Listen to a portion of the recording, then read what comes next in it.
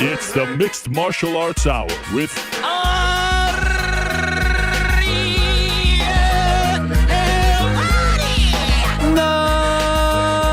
Mixed Martial Arts Hour is back in your life on this Wednesday, July 10th, 2024. Hello again, everyone. I sure hope you're doing well. Welcome back to the program on a lovely, lovely Wednesday, a summer Wednesday here in New York City. Some don't think it's too lovely. I love it. It's blistering hot outside, just the way I like it. And I'm on a high right now, my friends, because last night I got to go to MetLife Stadium in New Jersey, East Rutherford to be exact, to watch my beloved Canadian men's soccer team go toe-to-toe, head-to-head, face-to-face with the number one team in the entire world, the defending World Cup champions, Argentina. And yes, we lost 2-0. And yes, some might say we weren't ever really in it. But I would say the opposite. I think we showed up, we fought hard, we never backed down, had some chances, even in the final minutes. And I've never felt so proud to be a Canadian before. The ratio of Argentinian fans to Canadian fans must have been, honestly, in an 80,000 sold out seat stadium. I think it was like 30,000 to 1. It was just a sea of blue and white. And I was there rocking my gear, and we'll go through a little breakdown of my whole experience there later in the show. But I was there loud and proud, few supporters here and there. We high-fived each other. Well, if I'm being honest, a fist bump was more what happened. I don't love the high fives. But I felt very proud. We sang the anthem. I mean, never thought that I would get to see Canada play on a stage like that against a team like Argentina. You have to remember, growing up as a Canadian sports fan, other than hockey, we were completely irrelevant on every other major sporting stages for team sports. Soccer, basketball, baseball, kind of no real thing. There's a World Baseball Classic, but that came later. Soccer and basketball were the big ones. And now here we are. Canadian team makes it to the Copa semis. And tonight, Team Canada begins its journey to Paris against Team USA. What a time. Never thought that I would ever experience this. So I was very proud. I was very happy to be there. I was very grateful and appreciative. Day after my birthday, get to go with my brothers and my nephew. So I'm on a high right now, my friends. I'm feeling good. I'm feeling happy. I'm feeling alive. And what a show we have planned for all of you. Oh, I can't wait for today's program. You know we love Wednesdays around these parts. That's when we like to answer your questions. We like to shoot. You can still send them over at the Substack. arielhoney.substack.com is where we are gathering said questions, and we'll get to those back into the show. We'll also get the picks for this weekend from the Parlay Pals and, of course, GC as well. And as always, we are presented by our good friends over at DraftKings Sportsbook, official sports betting partner of not only this program, but the UFC as well. Prior to all of that, we'll be joined by Amanda Serrano, one of the best female boxers on the planet, pound for pound, top 3, top 2, whatever you want to say. And she is returning to action in about 10 days' time, exactly 10 days' time, in Tampa, co-main the Jake Paul-Mike Perry fight. She's fighting an up-and-comer named Stevie Morgan. Obviously, she was supposed to fight Katie Taylor on July 20th. That got postponed to November 15th. And so wanted to talk to her about why she's taking this fight, the postponement, all that stuff and more. Amanda Serrano will join us. Frank is very excited about this. Yes, Frank? You wouldn't believe. That would have been a perfect I am happy, thank you moment. All right. Well, but it doesn't work as well if I'm telling you when to do it. It has to be, it has to be authentic, spontaneous, off the cuff, I do know. That could have been a who me moment. But this is classic me trying to, no, I can't. I'm happy, thank you. See, perfect. Nailed it. Prior to that, we will be joined in studio, sitting right over here. We'll be joined by the Diamond himself, El Diamante. Dustin Poirier, first time ever in studio. Oh, I can't wait. We've been talking about this for so long. He is in New York City. Dustin Poirier in studio at 2:00. I cannot wait. Stay tuned. Prior to that, we'll be joined by Brendan Loughnane, who's coming off a great win in the PFL season, headed to the playoffs. That was the one with the massive gash. Remember that? That was just about a week and a half or so ago, June 28th, I believe it was.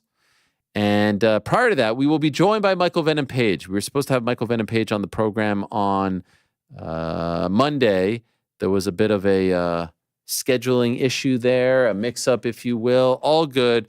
As I said on Monday's show, if there's one guy that we've been able to count on, and there's many, but I mean, Michael Venom Page is as reliable as it gets. So he will join us at 125. But first, as you well know, this weekend the UFC is back in Denver, beautiful Denver, at the Ball Arena, and the headlining act is Tracy Cortez, who we had on the show on Monday in her very first UFC main event, a big deal for her, against the former champion at 115, now on a run at 125, one of our favorites, Thug Rose Namajunas, getting to fight at home, or pretty damn close to home, in Colorado for the first time. And so this is a big opportunity for her, and we wanted to talk to her for a few minutes about that. And so here she is. Thug Rose is here. Hello, Rose. How are you? I'm good. How are you? Thank you so much for doing this. I appreciate it. A big week for you, a big opportunity. Actually, the first question that I was going to ask you, Rose, was: are we staying at home because you're fighting, close to home, or are we doing the hotel thing? This looks like a hotel, so I'm guessing you're doing the hotel thing. Yes. Yeah. Was there any consideration of staying at home? I guess for a second, but we quickly just realized no, it has to feel like fight week, and then that was kind of the initial I guess thought, or the theory was okay, we got to feel like we're at fight week, so let's stay at the hotel. But maybe if it comes up in my mind hey, let's go home, or the bed's uncomfortable or whatever, then we can always have that option. But actually but the closer it got, it was no, this is definitely the right move, because I'm just sitting at home it's great, I'm training hard, and there's nothing I mean, it's just I'm very comfortable at home, so I gotta be a little bit outside of my comfort zone. And actually, it's not like I go downtown that much anyway, so being down here, it does kind of feel like I'm somewhere else, Right. How far do you live from that area?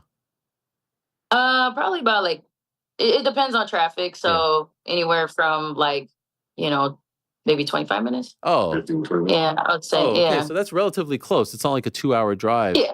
Or something like that. Yeah, no, I mean, if there's traffic, it could be a long time though. Okay.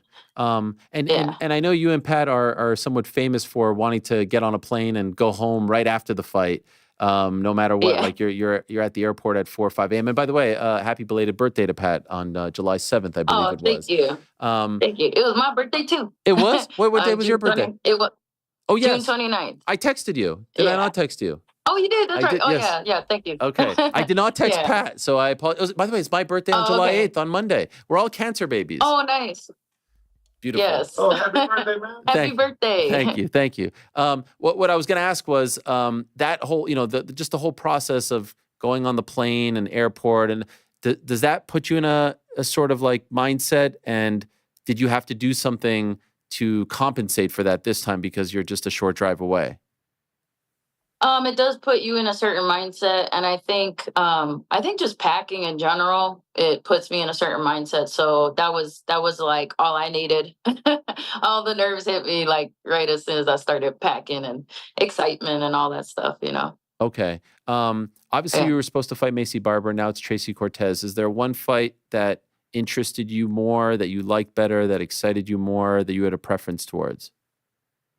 I mean, definitely fighting Macy was super exciting at the time. I was a little disappointed to find out, the news. But now that it's Tracy, I mean, it's just different. You know what I mean? So, I'm just as excited. It's I went through that process of being oh man, and then it was as soon as they were okay, we're working on Tracy, though, it was it took me a second to be okay. Well, we'll see, and then, but once I made that transition, it took me about a day to kind of process it. And then it was all right, this is what we're doing.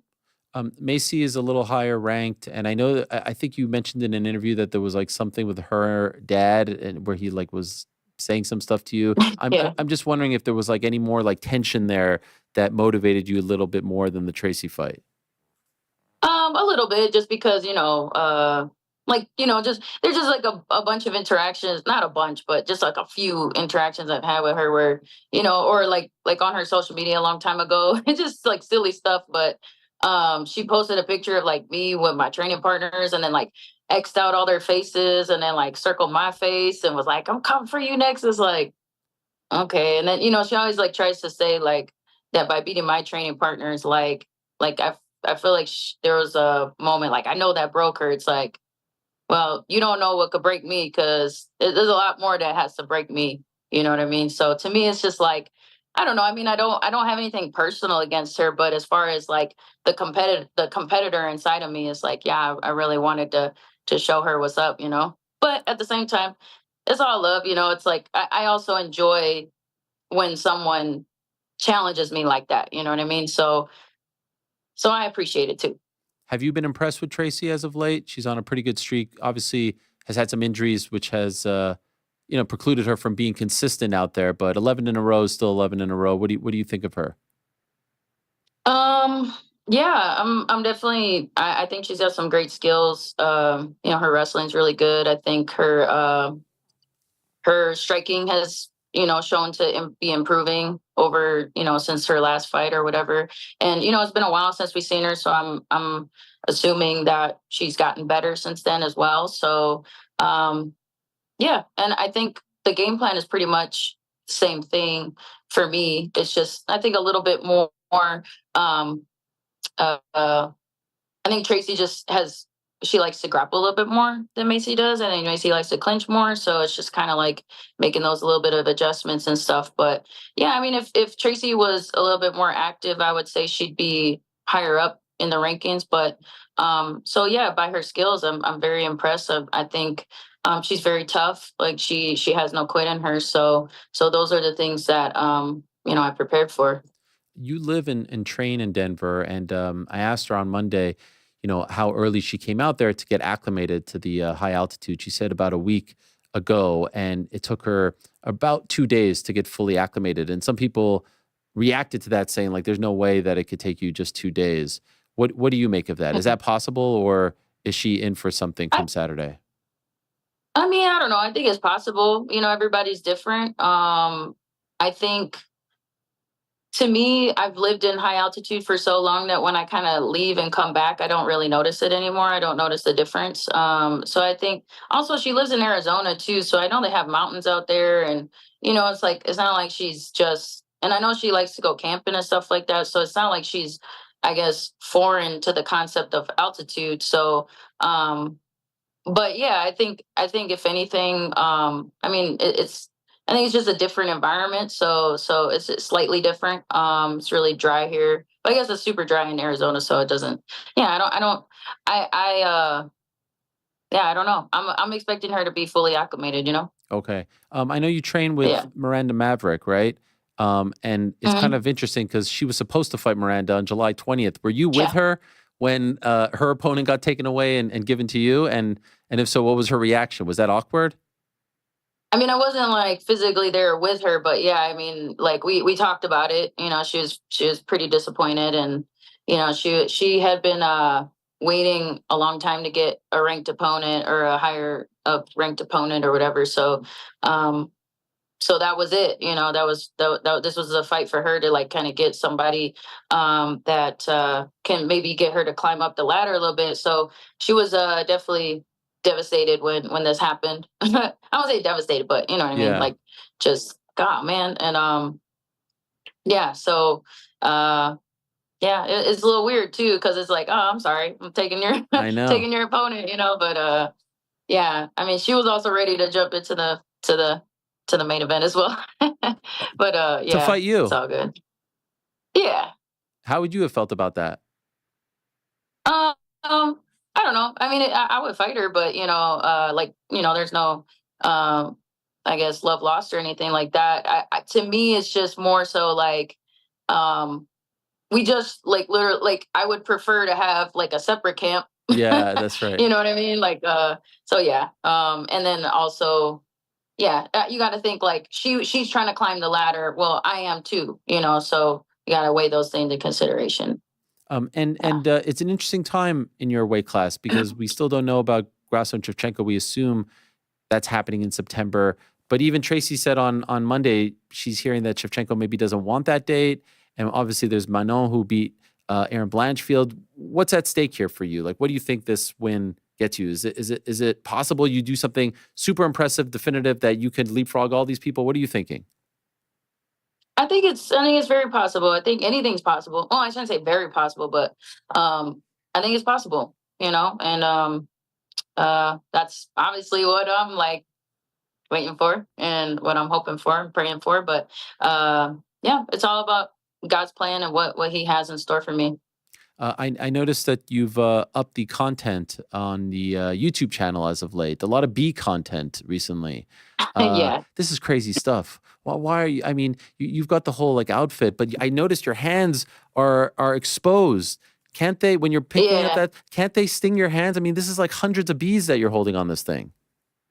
They can sting you, and if they sting you, it's because you kind of messed up doing something, So to me, I love bees. I think it's weird because I never was like an insect person. I love nature and I love animals, but when it came to like insects, I'm just like, ooh, But there's a few different I guess encounters with bees and things that I learned about them in my past that I just came to realize that they're very sentient beings, and they're and then also just the Lithuanian culture of me. It's just beekeeping is very heavy in the Lithuanian culture as well. I have some family members that keep bees as well, and it's all just a part of the whole my journey towards eventually becoming a farmer one day. So it's one of those, I guess, things that you want to know how to do, because you kind of want to offset any type of well, one, it just goes hand in hand with the gardening and everything like that. But two, like as of right now, my garden isn't producing as much as like other years because we just had really weird weather. So it's just a good security blanket for farmers sometimes to be able to also have bees, to have honey that can kind of carry you through some of those dry spells. But anyway, that's a kind of tangent. But I guess with the gloves, it's very important to be able to feel what you're doing. And some people like gloves, some people don't. I don't, because I want to feel what I'm doing. And I just feel like I have better control. And my bees this year are very calm. I like the last time I didn't upload this one, but the last hive check I did, I like dropped my tool and it kind of banged one of the the frames. And I was like, oh no. And then all the bees just went, like everywhere. And they were definitely pissed off. And I was like, oh no. But then I just kind of like let it calm down, and then I still haven't gotten stung. So wow, it's so far it's great. And are you producing honey that you can eat? Is that how it works? So this is like a new hive that I have. So the first year you're not really expected to produce any honey, because you want to leave some for them so that it can make it through the winter. So it won't be until the end of the summer will I know if I can take some or not. And then just year after year, the bigger the hive gets, the more producing it can be. And you said this is part of your journey to becoming a farmer. What kind of farmer do you want to be? Man, I'm not really sure, because I just feel like as expansive as MMA is, just as far as like the rabbit hole in which you can just dive into in this type of, I guess, line of work. I feel like it's way more expansive in farming. So it's just kind of like me experimenting right now and just finding out what it is that I like to do. It might even just be, for me, it's just like, I'm just trying to produce stuff from, like, it might even just be a homesteading thing, and find little avenues of ways to make money through that. But or maybe it's just, so there's a model in which I kind of am thinking, there's like many different options that I think about, but there's one lady in Durango. She runs Turtle Lake Refuge. If you're ever in Durango, Colorado, I highly recommend going to Turtle Lake Refuge Cafe, or Turtle Lake Cafe, I believe. And she just does so many different things for the community.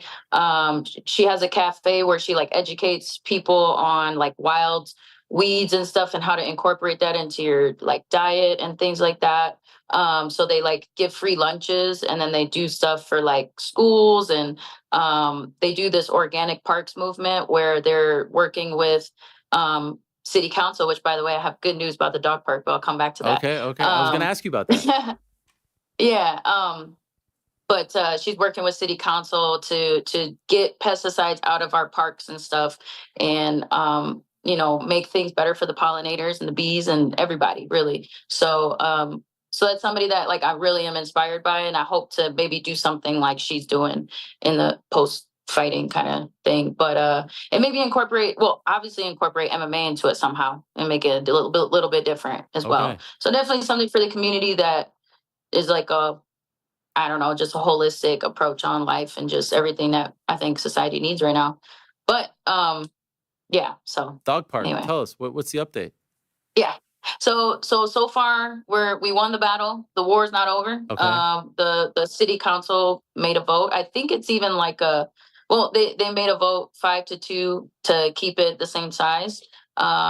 There's still a lot of, I guess, groundwork that needs to be laid out as far as like how to zone it or to rezone it, and to also restore certain aspects of the ecology and things like that. But yeah, it was a lot of work because it just seems like, and this is, I don't want to sound, well, it just seems like as if there's certain agendas that are really don't want this to be a dog park, but that's my conspiratorial mindset.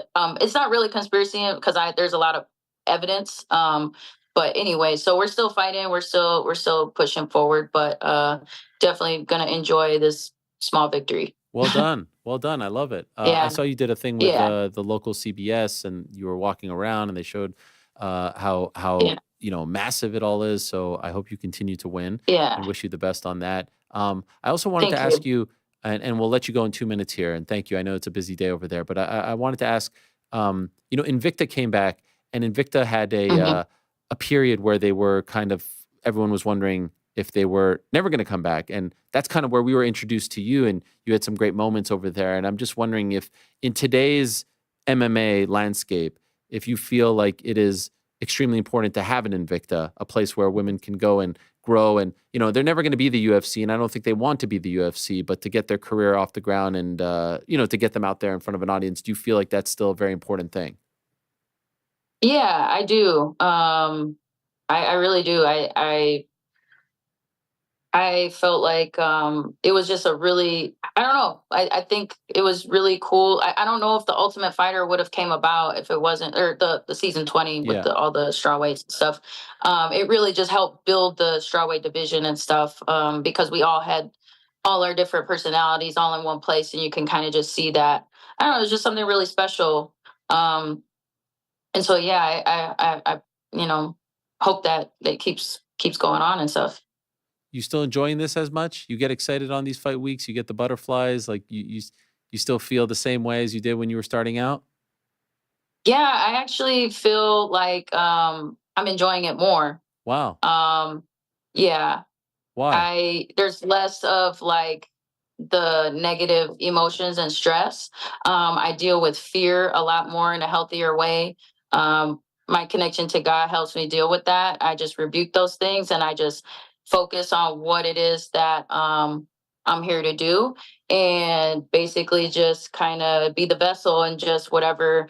I've just let go of control over things. Like it's not about me, it's about God and what He wants for me, and so that's really helped me enjoy this journey a lot more, and I get to be grateful for every experience. And I look back at my career, and all the things that I thought were like a big deal really aren't, and I'm also at a point in my life too where I don't really care what people think about me. I don't, I think to a certain extent I kind of didn't care before, but then it's just like I just have a lot tougher skin now, and I can just enjoy it more. Do you look back on the early days of your career and regret caring so much, or being so intense, or being so afraid, or whatever those negative things are? I wouldn't say regret is the word, but I guess like there's certain things that I guess if I were to go back, I would like have that knowledge. I guess it's just a learning experience, but so if it didn't happen that way, I wouldn't be able to enjoy it the same way that I do now. I just wish I could like remember stuff a little bit more and like remember people more and faces and names and just be able to remember also that like every opportunity that I interact with somebody, I can make an impact on them. And I remember that now a lot better, but it's like every moment there's an opportunity that you can shine your light, or that you can change somebody's life really in a small little way. And so it's like, I want to say regret, but it's just like now I know like it just I'm very glad actually that I have still some time to be able to do it better, you know. By the way, Yeah. before the Ioana fight, when you were reciting the Lord's Prayer, do you still do that at the weigh-ins? Yeah. I mean, not at weigh-ins necessarily, because I felt like there was some really dark energy there. Okay. Like, and then that's the thing too, is like you see it, but it's like when you're there, it's like I remember like Joe Rogan explaining it, like when he was there, it was like, it had a really, it was impactful that moment. Like just the energy, the spiritual energy was super strong. And so that moment I really needed that, because the other face off that we did, I was just saying my confidence, condition, composure, content, like so I was more just like in my flesh, whereas like at that time I was like in my spirit, because I needed some extra help. Whereas now it's like, I kind of just, I don't know. There hasn't really been any other girls that have came with that type of energy to this point, So I haven't really. It's more about like me and not me, but like my relationship to God at this point. So it's like, but I do, yeah. Anytime that I say the Lord's Prayer every day, and then especially in times of need. So if I have some need, I'm praying. Well, it's always great to talk to you, especially before a big fight. Good luck this Saturday. Can't wait for it. And thank you for the time on this busy Wednesday. We appreciate it. Awesome. Thank you so much. Thank you, Rose. Talk to you soon. There she is, the great Rose Namajunas. Big fight for her this Saturday against Tracy Cortez. Izzy, we killed an hour of time, Rick, GC, and I, on Monday as we were searching for the elusive Michael Venom Page. And there were some people who were like, yeah, you can't be asked back on. That's it. We're done. Banned for life for leaving us at the altar. Is he actually here? Is Michael Venom Page here? Ah, there he is. I told them, MVP, I said, this man is as reliable as it gets. He would never do. There's got to be a reason. They said, no, ban. Yeah, He left us scrambling. I apologize. What happened? I apologize. What happened? I was going to be at the airport at the same time, because I was coming from Hawaii to where I am now in LA. And when I got to the airport, for some reason, it wasn't connecting to the Wi-Fi at the airport. I was getting no signal, and I was just like and then I had to get on the plane. That's all good. It's funny because when I landed, I was getting messages from everybody. So I literally couldn't do anything. So my apologies. Apologies. It's all good. It's all good. And thank you for doing this big day for England. You're in California, so you're obviously. Will you'll be watching? Are you going to be supporting the boys? Yeah. Of course. I always want to tune in and see how they're. To be fair, I don't know how they've gotten so far. I don't think they've been playing very well. They've kind of been scraping through, and I think this is going to be the toughest game yet. Which is weird enough, talking football anyway. I was talking to a friend, and I was saying, as much as this is probably going to be the toughest game, because Netherlands attack so much, it's going to leave more space for like our runners, like the Fodens, because I feel like they haven't had space, because all the teams that we've been playing are very defensive. And now when you're going to get such an aggressive team, it means that we're going to have more opportunities the other end. So it might actually be a slightly easier game, tougher game. Look at you breaking down the football. I didn't know you had that in you, MVP. I like it. Okay, so now about you. Obviously, it's been about 10 or so days since we last saw you in the cage. How do you process? How do you feel about what transpired against Ian Machado Garry? Again, I would say like I'm tough on myself. I think there's a lot of mistakes that I made. I don't want to make too many excuses, but there was a bit of a weird build up as well, and I always try to just stay focused on what I need to get done, but I had a few issues I needed to kind of overcome in the build up to the fight, and got to the fight and just wasn't quite myself in there. For me, it just motivated me a bit more. Obviously, I was still able to kind of exactly what I said was going to happen in as much as Ian said he's this level of a striker, he's this fast. He didn't want to strike with me, like, and I tell people the same thing all the time. When I'm bouncing around in front of you, it's a very different game.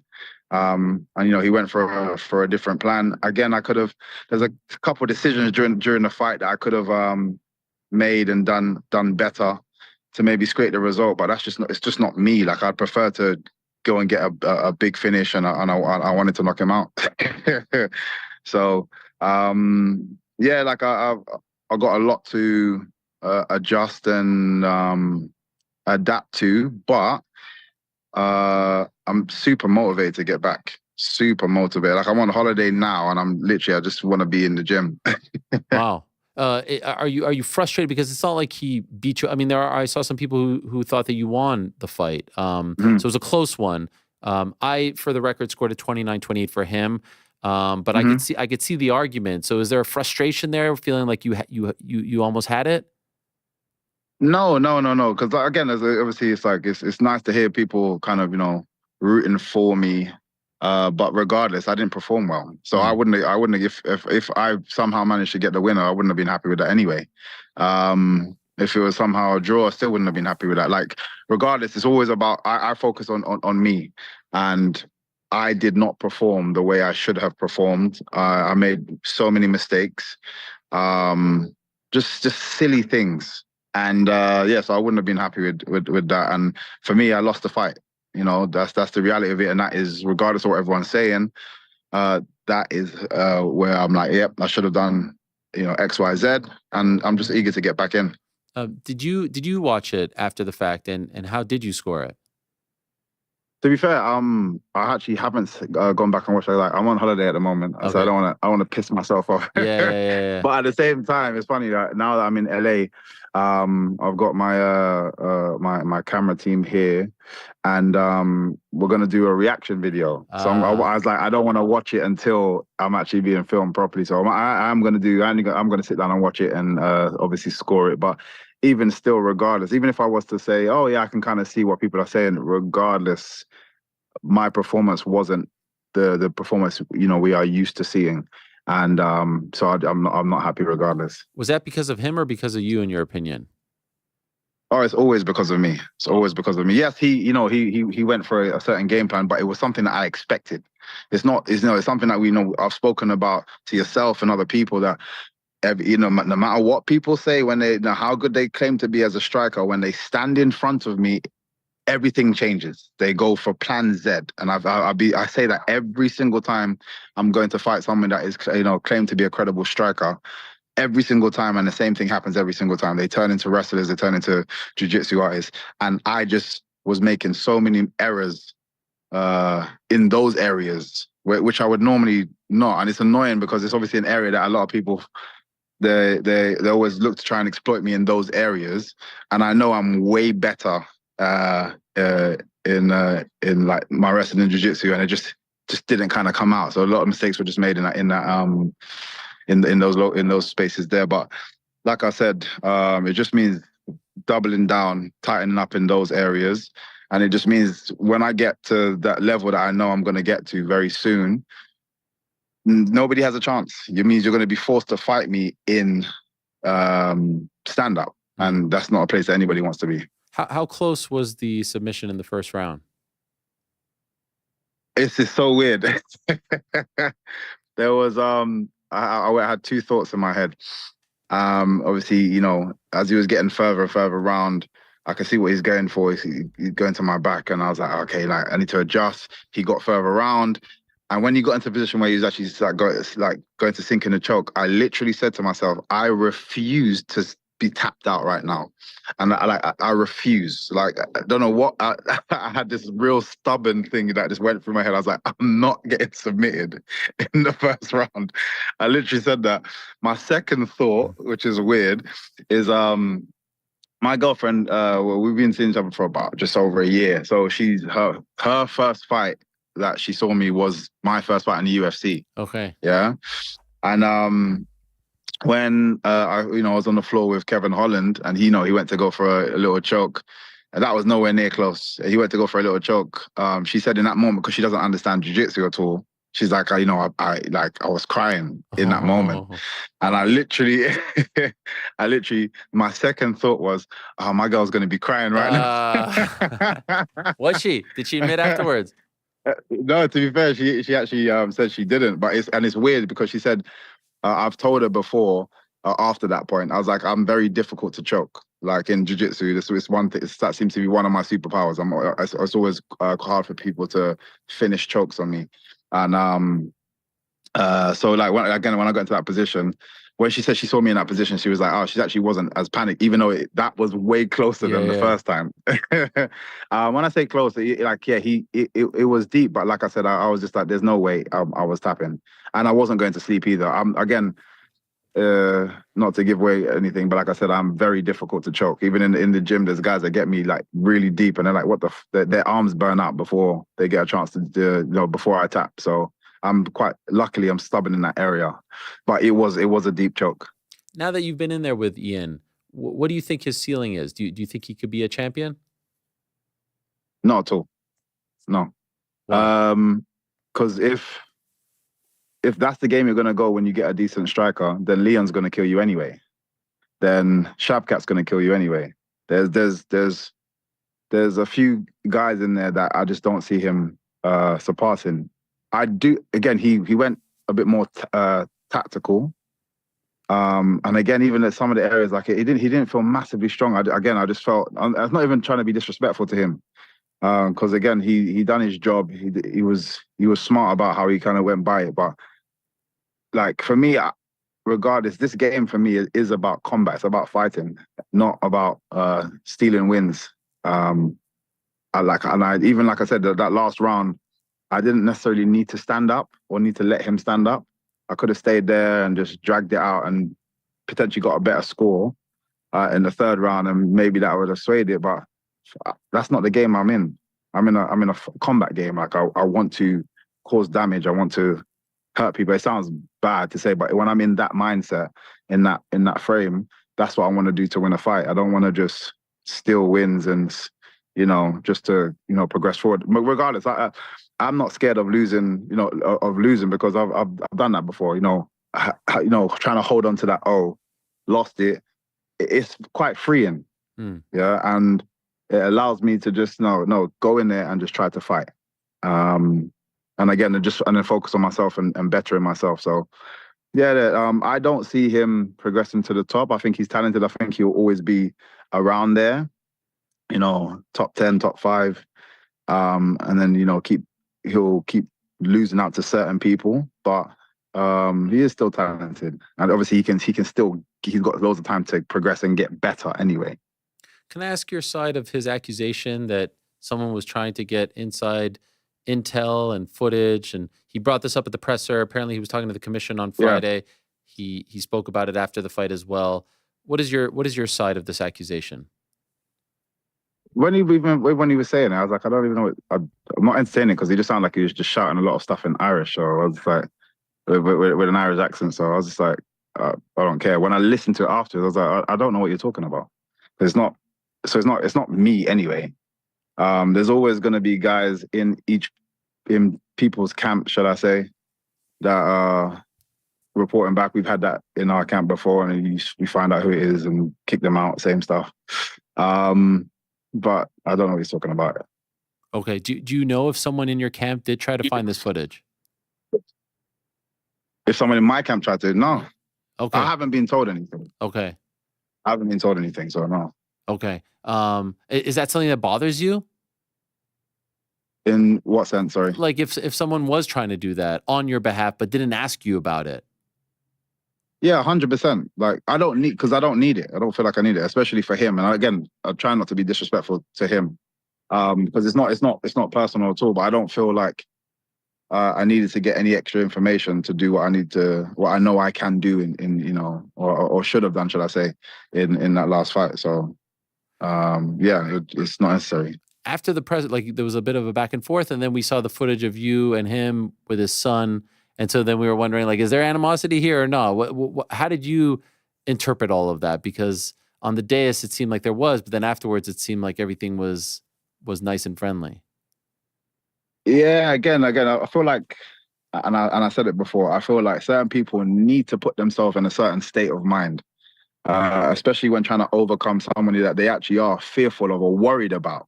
And I feel like he was, worried about. Like I said, I know for a fact he has seen my footages on his progression up to where he is now.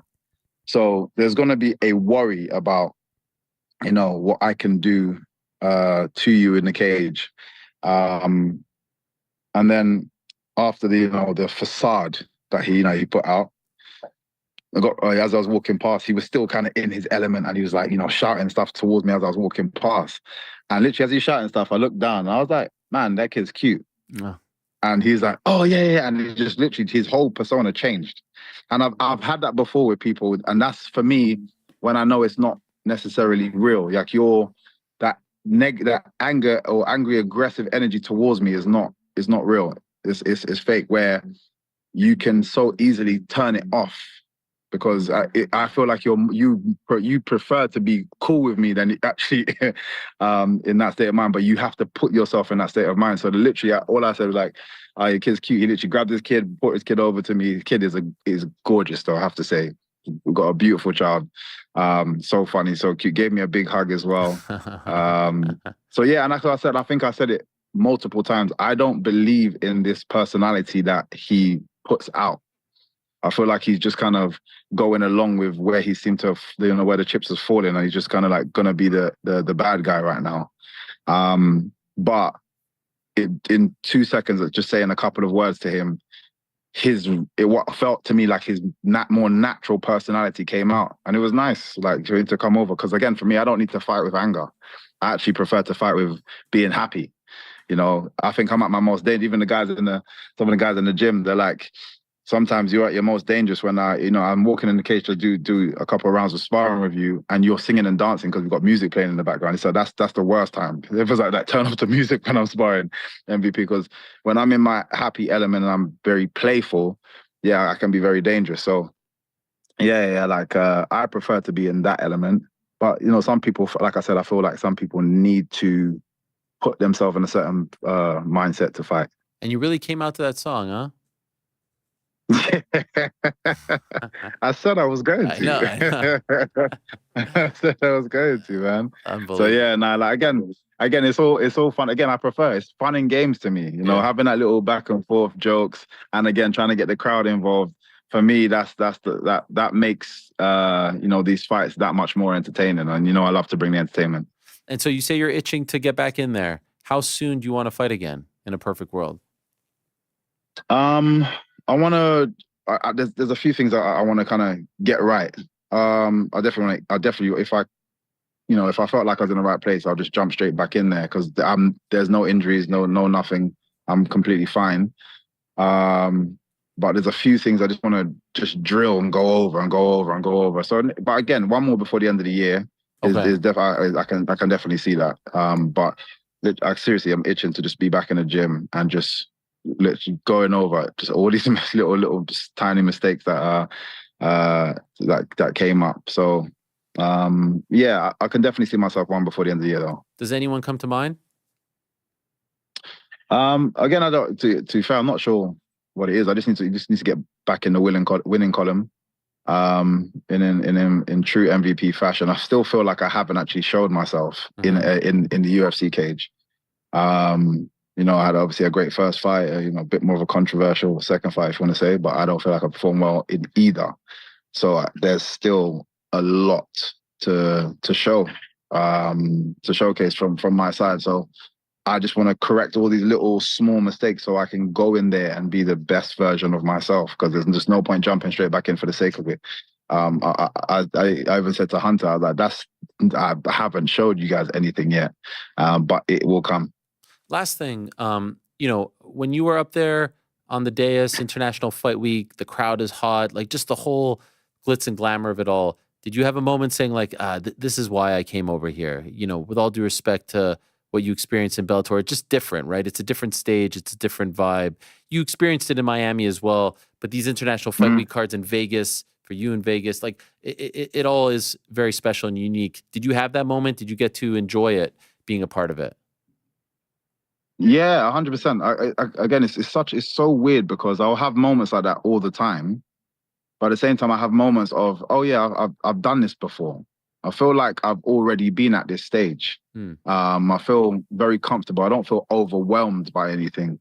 So it's a weird feeling, but some, like I said, some of the moments can be so small.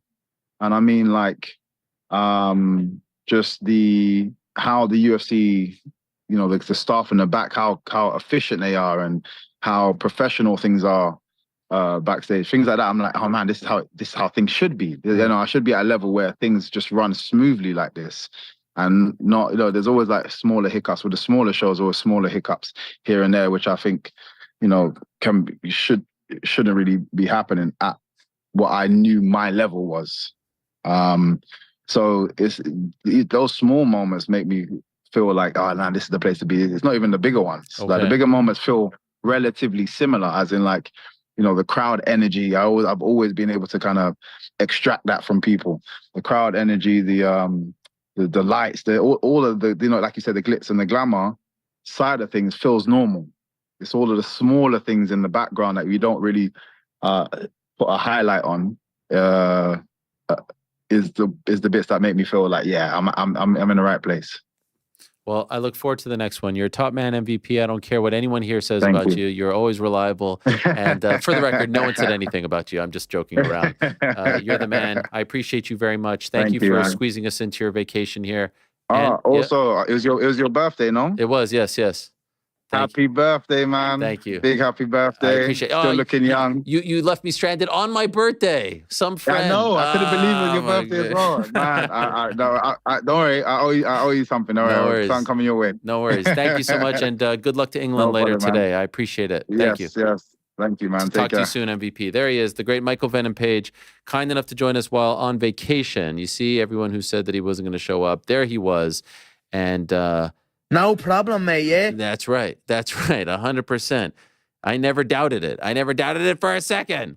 Now, our next guest, I presume, will also be watching the England match later on today, and he had a massive win the night before UFC 303 in Sioux Falls, South Dakota. Exotic Sioux Falls, South Dakota, a devastating second-round TKO win over Justin Gonzalez, which led to a rather gruesome cut. He is the former champion 2 years ago. He won the PFL tournament season thingy, and now he's back on the road to the playoffs looking to do it again. He is Manchester's own Brendan Loughnane.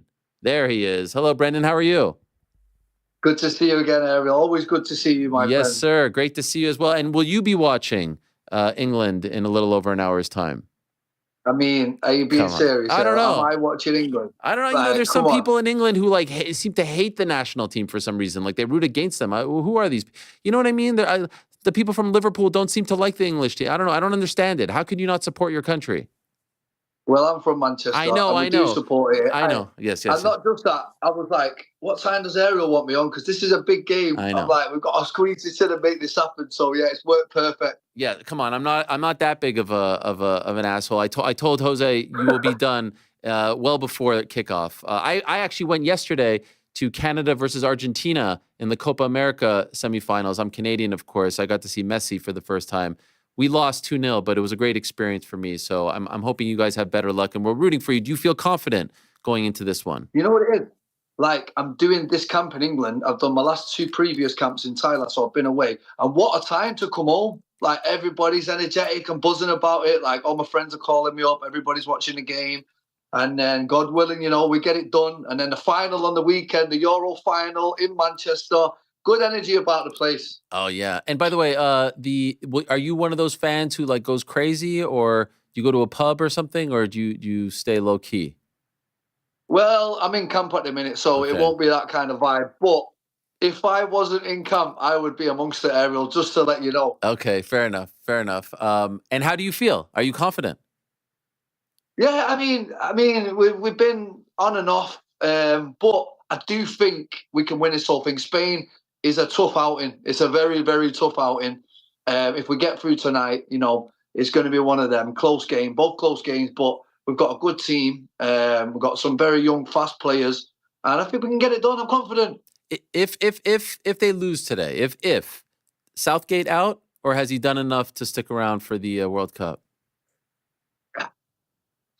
I mean, we're very critical in this country of managers. We're always throwing them out the door. I think semi-final, we'll take it for this year, but we won't really because we want to win the whole thing. So he probably will get the exit. But It's crazy. That's just how we are in England. It's all or nothing. It almost feels like if anything but winning the whole damn thing, he's out, which doesn't seem really fair. I mean, we are so critical on our national team. It's unbelievable. Like, unless they absolutely destroy every team, they're the worst thing in the world. It's so hard to be a UK international soccer player, let me tell you. Yeah. Luckily, you don't face that same kind of scrutiny, but you are doing big things on the world stage, and you're coming off that great win. When you saw that cut, there's actually a picture. I think you've probably seen it, where you're like pointing at him as the cut is opening up. This is a gruesome cut right here. I mean, this is nuts. What are you thinking when you see that? So, I mean, the fight started to go my way. I started to get my range and my time. He hit him with a good calf kick, made him switch. And he kept doing this in that stance because I could tell he was southpaw. He wasn't used to being in that stance, but he couldn't go orthodox because his leg was hurting. And he did that. And I thought, oh no, this is a gift. And I just timed it, boom, straight in. As soon as it landed, I just went, I kind of celebrated like I scored a goal. And then I just went, Jason, what are we doing here now? It's over. So, yeah, it was like a celebration. Damn. It was, that's one of the worst cuts I've ever seen. That was like, I don't know if you ever seen the Marvin Eastman cut from back in the day. I mean, like that looked like you hit him with a machete. So a well-deserved win for you. And now you move on. And you've talked, you're already back in training camp because I believe your next fight is August 23rd, right? Against Kai Kamaka. So you've talked about how grueling all of this is. How is the body holding up? These turnarounds, they're just insane, aren't they? Like, finish that one. I had less than 8 weeks to the semis. Kai Kamaka coming off a 5-fight win streak, won all his fights. But he had 2 very grueling fights himself. This is the 3rd one back-to-back. It's going to be his 3rd weight cut, first time in a tournament. And it ain't for the faint-hearted. This is my 4th one back-to-back, and this is where the experience is going to kick in. But do you feel like your body is fresh? Do you feel like you're okay going through this again? Best it's been. I'm just used to it now. Like, Brendan never would have took a week off after a fight. Young Brendan would have just been straight there Monday morning sparring, running up hills. Now, after every fight, I take a complete week off, eat what I want, go back in slowly, 1 a day, then introduce 2 a day. I feel like I've got the remedy. I don't think I could even go back to normal fighting now. I'm a tournament fighter. Wow. And how crazy do you go with the diet in the week after the fight? You know what? I like to eat healthy all year round. I don't like the feeling of eating in bad food. And so I say I go mad, but I'll just eat more. It's not too bad. Have a few pints I went to IB for 2 days. Oh, yeah. I spent some time with my friends over there. And now I'm just back in the swing of things back in Manchester. Like I say, there's a real energy and buzz about the place with the football and things. So I just feel really glad to be home. Do you go crazy over there with like the all-night parties and the raves and all that stuff? Is that what you're doing over there? I give it a good go. Listen, I'm all in with whatever I do. You know what it is? I don't do anything in life by halves. Right. If I'm having time off, I'm having time off. If I'm training, and that's kind of how I've been so successful. Okay, fair enough. What about that week that you had in South Dakota? You were very sick, right? I mean, yeah, is the cat out the bag now? Do we all know about this? I don't know. I mean, I heard about it. Is this the thing that was supposed to be a secret? Yeah, not really. No, obviously, I didn't want anyone to know fight week for obvious reasons. But yeah, I landed, and then honestly, I was sick as a dog, and I was just like, couldn't get out of bed, being sick. Like, it made the weight cut a lot easier, but I was really bad. Night sweats. It was all happening. It was either a bit of a bug that I caught on the way. Don't forget, it was a 30-hour travel from Phuket. Jeez. Yeah, it was ridiculous. Stopping in different places, like just getting boiled eggs out of airports, and it was just a bit all over the place. And then I landed, and for the first, I didn't train at all that week, really. Even all the cameramen, everyone said, "Are you okay, Brendan? You're not your normal self." I wasn't training. I was ill, and luckily Frank Hickman, my coach that was with me at the time, pulled me through it. Got me through that dark time, and then pulled out a world-class knockout. I mean, most people would have turned their nose and pulled out of that fight, but I'm so glad I went through it, believed in myself, and believed in the camp that I'd already had. and just thought, you know what, just switch off from what's going on now because it's going to be all right on fight night. And it was. Have you ever had to deal with something like that before, like being super sick on fight week? No, over 50 fights now, and that was the first time I've ever been sick fight week, honestly. Wow. Were you close to pulling out? It was a question at one point when I first got there, and it was in its peak. The first 3 days was really, really bad. I'm talking not leaving it, like Jose Diaz was on the phone every day, my manager. He's like, Brendan, like, I don't think we're good. And then I was like, and then once my coach turned up, he was like, listen, lad, we're getting this done. Yeah, I'll go and get you some Beechams. Yeah, from the thing. We'll put it down. I've seen you. You've had the best camp ever. No niggles, no injuries. This sickness will pass. But then we had to deal with the weight cut in between the sickness, and it was just like, I'm here now. I'm here. Jeez. You know what I mean? I'm not coming all the way to Sioux Falls again anyway. So let's get it done. And by the way, you mentioned like a really good weight cut because of the sickness. I would think it would be the opposite. I understand you're sweating, but how do you run? How do you lose weight while you're super sick? Because I was emptying and emptying. You know, it was that bad, huh? It was that bad. Oh, it was complete. I couldn't even. If I sent you a picture, you'd be sick about what was going on. Jeez, what was it? Just like a flu or something?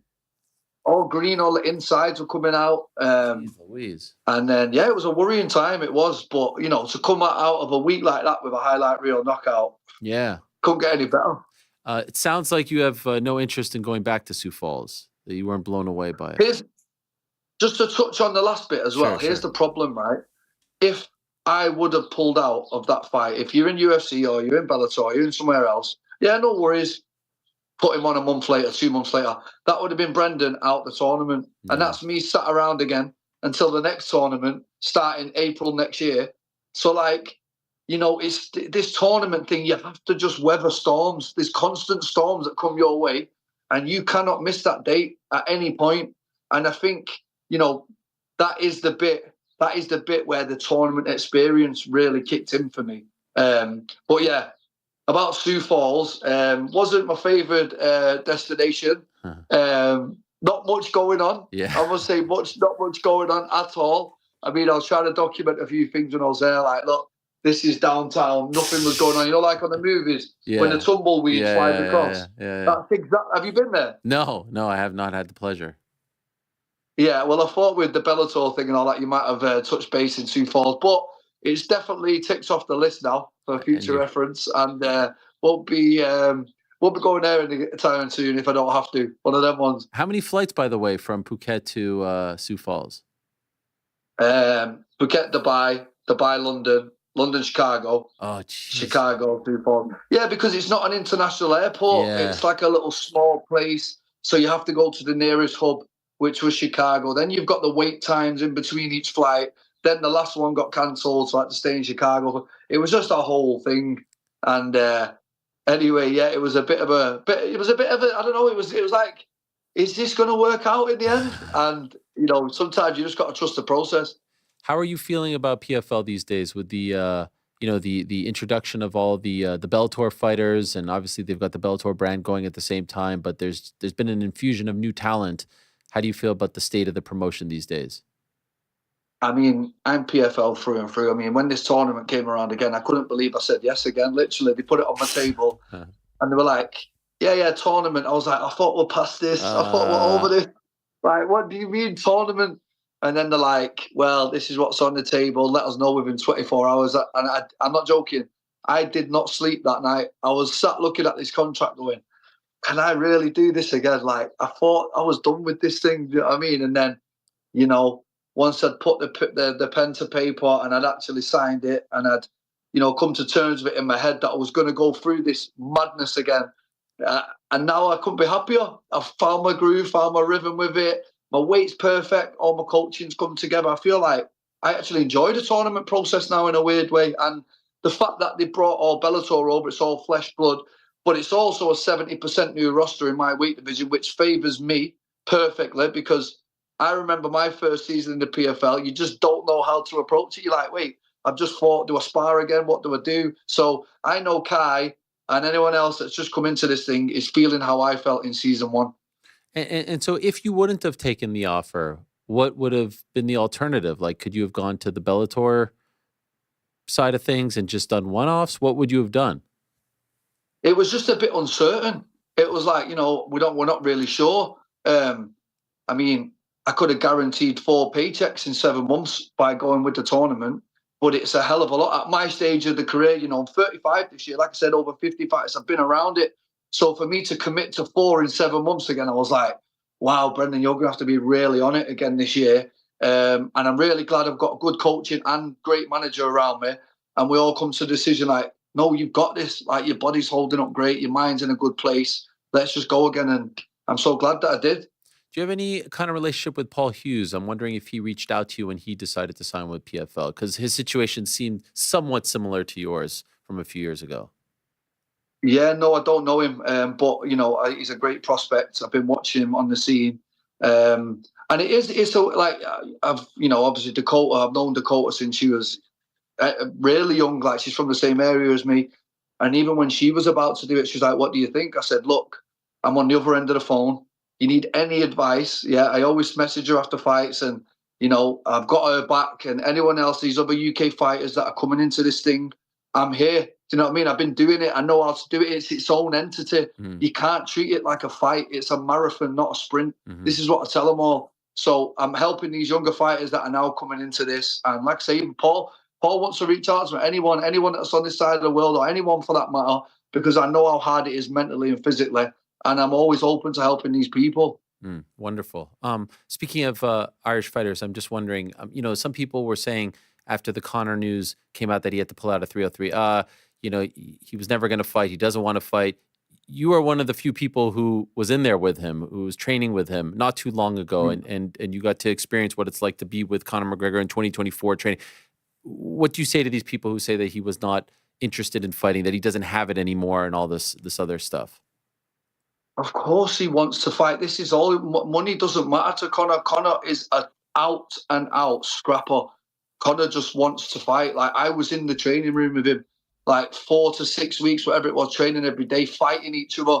Do you know what I mean? This guy is hungry for it. He doesn't have to do this now. He's touching billionaire status. Like, he's doing this out of the love of the sport. Yeah, guy loves it through and through. He's a martial artist. He wakes up every day. This is what lights the fire inside people like him and me.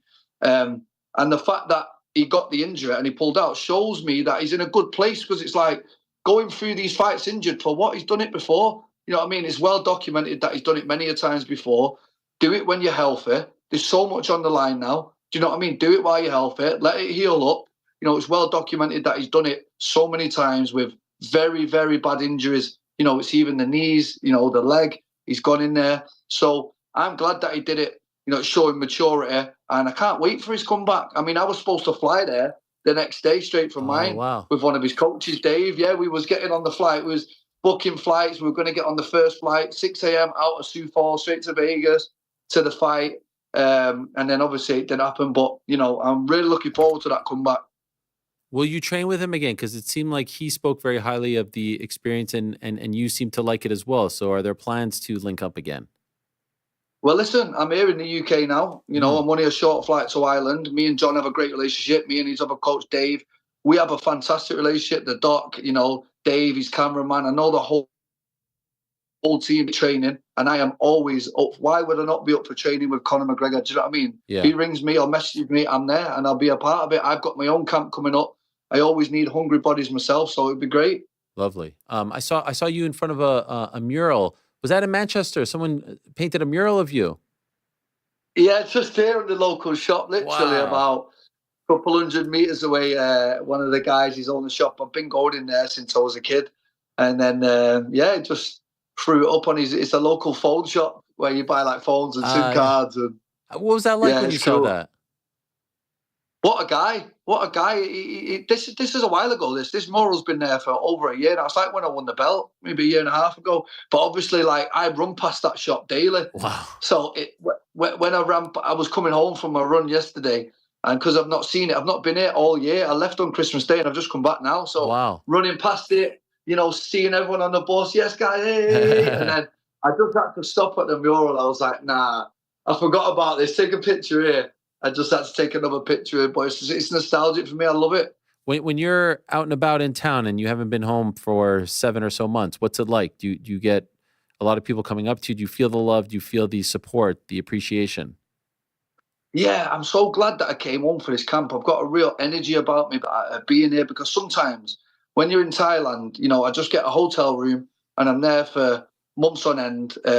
Sometimes there's not really many people around. So you're in the gym, and when you're not in the gym, you're sat in a hotel room waiting for your next session. But being home and being around, my mum, my dog, my family, all my training partners, my coaches from back here, and and especially, like I say, I don't keep touching it. But now that the football's on, everyone is out and about. Like, the streets are crazy. Like, tonight it'll be crazy. When we go through, it'll be crazy. It's a good time to be back home. So what's the prediction? Score prediction? I think a little 1-0. Okay. I think a little 1-0, but they're a very attacking side. Do you know what I mean? It's an hard one. It's a tough game, and it is. It's a tough one. I think you guys are going to be fine. I think you win it all. That was my pick before the tournament. I think you figure it out. Too talented. You guys are too, and I know a couple of those by the skin of your teeth you have survived, but I think you guys are too talented. And it was great to see them prevail on PKs a couple of days ago. I was very happy to see that, especially some of the guys who the fans turned against a couple of years ago. The fans are too hard on these players, man. I know they're millionaires, but come on. They're all good guys, I feel. They're good people to support. You have a good group of people on the squad, I feel.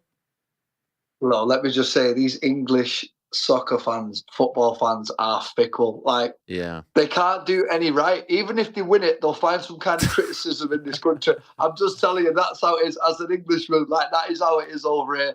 But I must say, it's coming home, innit? We've got another world title coming home. We've got a Euro coming home. Leon's going to do it. Tom's going to do it. It's a good time to be in England right now. It is a good time. And perhaps Dakota is going to do it as well. Sorry, Dakota as well. There it is. How could you forget Dakota? Great stuff, Brendan. Enjoy the game later today. Congrats on the big win. Congrats on the season so far. Things going very well for you, and looking forward to the return at the end of August against Kai Kamaka. Thanks as always.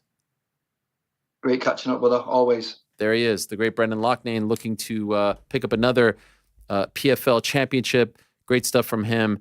And if you did not see that cut, I think we showed it while I was speaking to him over there. Really gruesome stuff. Very reminiscent of the Marvin Eastman cut from back in the day. All right, so 3 interviews. See, you guys didn't think that they would show up. Rose Namajunas, Michael Venepage, Brendan Loughnane, still to come on the nose picks, and of course Amanda Serrano. See, Frank? Yeah, you should be happy, but this is a big one. This is one that we have been talking about for years upon years. Oh, we've tried to entice, we've tried to bribe, we've tried to do all kinds of things, but finally the stars have aligned. Is he here? The pride of Lafayette, arguably the best fighter to ever come out of Lafayette, Louisiana. Is he here? There he is. The man himself. Finally. How are you? Great to be here. Great to have you here. Ben, good to see you as well. Please have a seat. We finally did it. We did it, bro. I can't believe it. And I got to tell you what. I thought you were in a basement somewhere. You did? All these years. Yeah. This is serious. This is the mecca of MMA news right here. You really thought? I mean, I didn't know. Are you doing the Chael Sonnen thing? He said the same thing. I didn't know what to expect. This is impressive. Not only this setup, the building you're in, it's nice. What about this? Right here. See? Always here. Yes, dude, I see it every week. I love it. Every week. I have you right here somewhere. I have your bobblehead. It's somewhere. Yeah. Okay, so now you actually amongst the legends. Amongst the legends. So now you feel better about the show. It doesn't feel like a rinky-dink operation. No, I thought you were... This is not like Theo Von show in like some bar or something. Right. Come on, we're a real thing. Yeah, no, this is legit. Wow, I can't believe you're here. You know, I was actually thinking about this. I don't know when's the last time I actually saw you in person. I feel like I see you all the time, like, because we're on Zoom and stuff, but in person, it's been a while. I think the last time we saw each other in person was in the airport. Remember, I walked up to you in like one of those little gift shops or something. You were... Damn, that was a long-ass time ago. That was like pre-pandemic. You're so big, I don't even remember. I remember. Shit, I'm sorry. It's okay. I thought it was like Atlanta. You know, when you fought Max Holloway. Oh, no, we've seen each other since Yeah? then. Mm-hmm. Okay. All right, well, it's good to see you again. Yeah, man. What brings you to New York? Doing a bunch of business stuff. I'm actually here with Samsung, Team Galaxy. They're launching some new products this week, and I can talk about them now. Go ahead, please. The ring, you've heard of like an Aura ring? Yeah. Well, Samsung been working on their own, and... That's it? Yeah, it's right here. A Samsung ring? Yeah, man. And what does it do? Like it tracks all your metrics, heart rate, sleep, your recoverability. Okay. Yeah, your stress levels, everything like all these fitness trackers do nowadays, like the Whoop strap and all that. It's right here. And what is it called? The Samsung Ring. Oh, really? Yeah. Okay. And it's available to purchase? They're launching this week. I don't know. You could probably pre-order it now, but it's Okay. going to be out soon. And how did you link up with Sam? Like that's a blue chip sponsor. Dude, most of my sponsorships are like organic. Really? I've been the Samsung guy for as long as I can remember. I had the first iPhone, and since then I've been Samsung. I know. Green text. Yeah, always. You're one of the few. You've never got a normal. No, it's always no. been green for as long as we've known each other. Because I've been Samsung that long, and that's how it kind of. Why do you like Samsung? Why should I switch? You should switch because I'm on the team. Okay, fair enough. But you're like one of the few, I have to admit.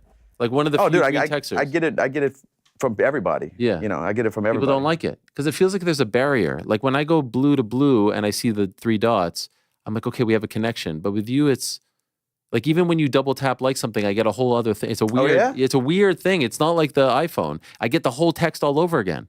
If you like it, yes, yeah, it's weird. It's weird.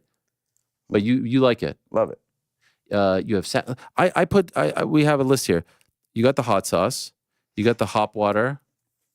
I had a hop water meeting this morning. Okay, you have the kettle and fire bone broth, which I actually just got on Monday. Yeah. I think I texted it to you, but it didn't go through because maybe you were flying or something. But I just got a whole package. It's great from your guys.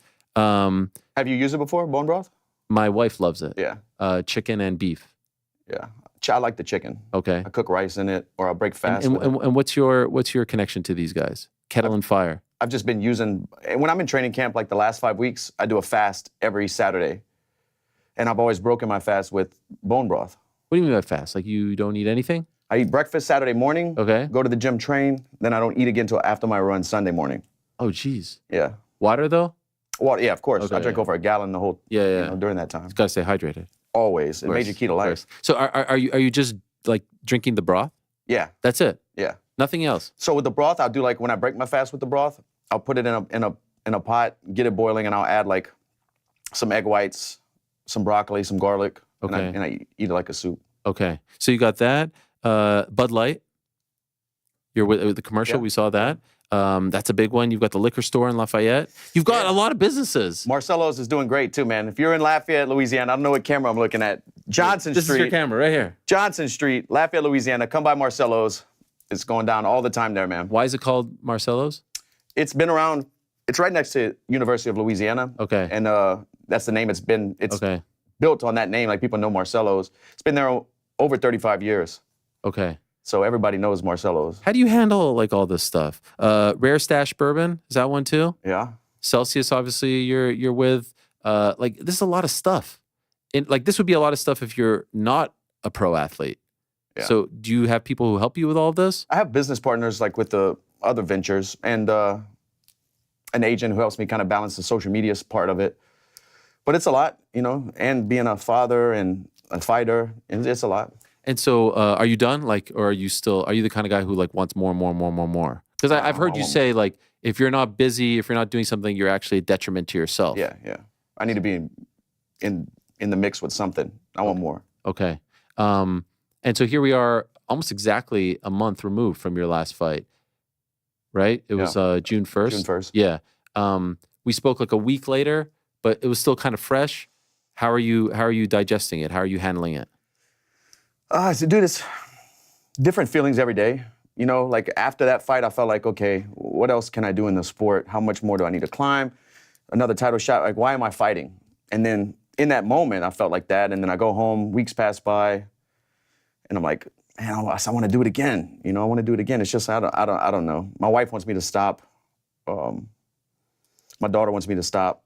But I know I can beat these guys. That's the problem. Why do they want you to stop? They want me to be home. You know, they want me to be into a routine. My wife doesn't want to see me take any more damage. Right.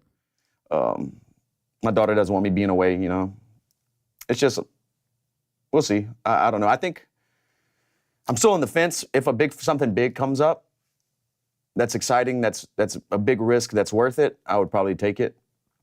But like fighting my way back to the title at 155, I just don't know if, you know, I have 5, 6, whatever run I need to go on to get back to that. I don't know if I have that in me. But 1 training camp or 2 training camps, big fight, I can probably do that. I just want to be excited. Yeah, no, and you've been saying that for a while. If you trained at home, like if your training camps were at home, not Florida. In Louisiana? Yeah. Like if you didn't have to leave for several weeks, do you think your family would be more open to you continuing to fight?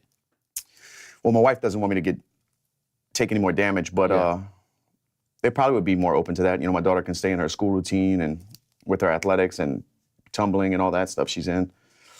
But it'd be a tough conversation. Right. We'll see. But I don't know if I can honestly prepare the way I need to in Louisiana. Just not the same.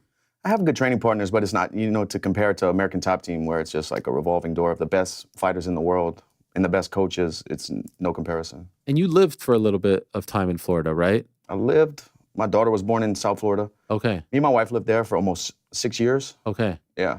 Was the plan to stay there or was the plan always to come back? No, the plan was to come back. Okay. But when I had my daughter, that like sped it up. You know, I didn't want to raise my daughter in South Florida. We had no family. Right, okay. Did you like it there? I loved it. Okay. It's easy to stay in shape there. The gym's right around the corner. Everybody's health conscious, you know, because the beach is right there. So Right, everybody's like always in bathing suits and stuff. Right. So it's easy to, like Louisiana, there's not a smoothie shop and a fitness place on every corner. You know, South Florida is like that.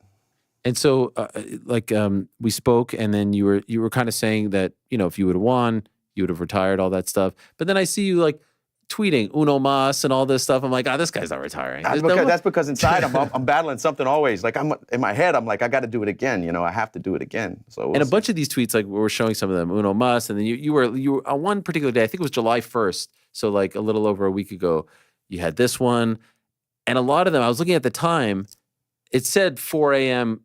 Eastern. I don't know if you're on the West Coast or Central, but like this is middle of the night stuff. So what is propelling you to tweet? Oh, that one I was on a red eye. Okay. I was on a red eye coming back home for that one. Yeah, those early ones are in red eyes. These are red eyes. Okay, Yeah, so what those are red are eyes. you just sitting there and contemplating, or are you just messing around? I'm on Wi-Fi on the plane. Yeah. And I'm bored. need to go to sleep. Yeah. Yeah. And why not? But is this you messing around, or is this authentic feelings? No, I need to fight something, I think. You do? Yeah. Okay, so you're not done. We'll see. I'm on the fence, but something has to make sense for me to do it. You know? But if you're feeling like this, you know what I mean? Like you're Muscle Milk Mike, you're going back. Well, I mean, come on, dude. Look, no thanks. Retire. We good. Who the fuck is we? You just got here, buddy. You're not one of us. You're not we. I've been here. You know? Right. Come on, dude. That annoyed you? We are good. Who's we? You know, welcome to the UFC, dude. You got one win in the UFC. That pissed you off? Yeah, bro. He's not one of us. You know, I've been cutting my teeth in the UFC since January of 2011 or 2010, you know. He just got here. Who's we? He's speaking for the lightweight division? Right. Dude, Muscle McMike needs to chill. What about Islam saying no thanks? I mean, he's the champ, and he beat me. It's not like it was a controversial decision or something like that where it needs to be run back. He beat me. And, you know, we'll see what he does next. He's probably fighting Norman, right? Which is a big fight and a good matchup. So, yeah. Michael said that they were talking to him about fighting. Dude, he hasn't fought since I came out here and whipped him, you know? So, I don't know. When we spoke, the fight was still on, the Conor-Chandler fight. It got canceled a couple of days later. How do you feel about how all that played out? Dude, a pinky toe, it's like I've fought with so much injuries. Like Conor said, he fought with a lot of injuries. He doesn't want to. I've fought with a lot of injuries over the years. But a pinky toe doesn't seem like a reason to pull out of a fight, you know? But I don't know, like giving him his respect, I also don't know the severity of it. Like, did he damage ligaments? Is his muscle in his foot? Or, you know, there's a lot of stuff going on inside of a foot. There's a lot of small bones. So I don't know. If it's just a pinky toe, I think that's kind of, you know, not a reason to pull out of a fight. Are you surprised that Chandler didn't stay on and fight someone else, or do you understand him waiting? I mean, he's risking the chance of losing the fight if it ever materializes, you know, but if he goes in there and loses to someone else, do they give him that Conor shot again? Right. If he takes another fight, does Conor move on and take a different fight as well? You know, the payoff of beating Conor McGregor financially and just for your career is worth the wait. But if you never get it, dude, you're wasting a lot of years and you're not a young man. Right. You know, these years are very important. We're approaching 2 years since your fight. Yeah. So at some point there has to be like a come to Jesus moment. Like, if you were him, would you wait? If you're in the exact same shoes as he's in, fought you in November of 2022, right? Yeah. It's crazy. And is waiting for this massive payday. And you know what it means to be Conor. You know what happens to you, right? Yeah. Would you continue to wait? I don't know the way his. I mean, sure, he's got intelligent people around him helping him with his deals. I don't know the way his contract's structured, but if it does come and it does happen, and he did the right thing on the back end, he's gonna be paid. You know, to set him and his family up.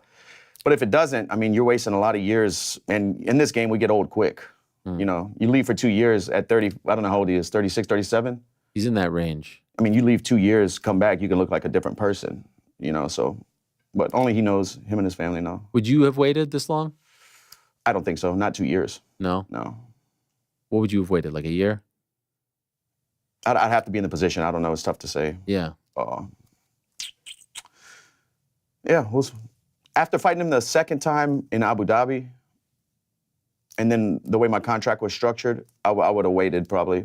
You know, I probably would have waited a year. The second one was different than the third. Yeah. It changed. Mm-hmm. Good for you. Yeah. Why is there still animosity there between you and him? Dude, he crossed lines you can't come back from, you know? Right. Yeah. And still. Yeah.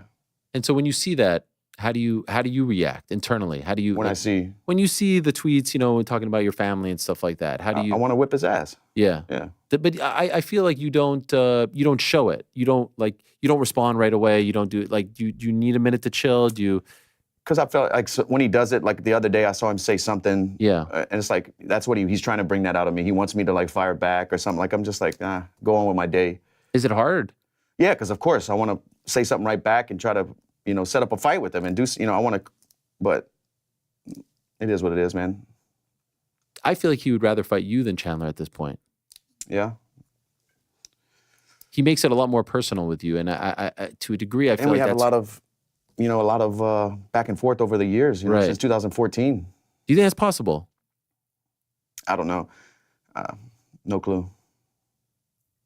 You're going back and forth with all these dudes. People were dunking on Chandler. Chandler's responding. It was a crazy time there for like a couple of days. Yeah, it was like a whole I saw some memes or some Instagram account posted like a bunch of people stomping somebody out. Yes. They put all of our names by the person. It was like all five of you, like this, like, I don't know, this, I don't want to say quartet because that would be four, but it was a weird time. And that's when I was like, he's not done.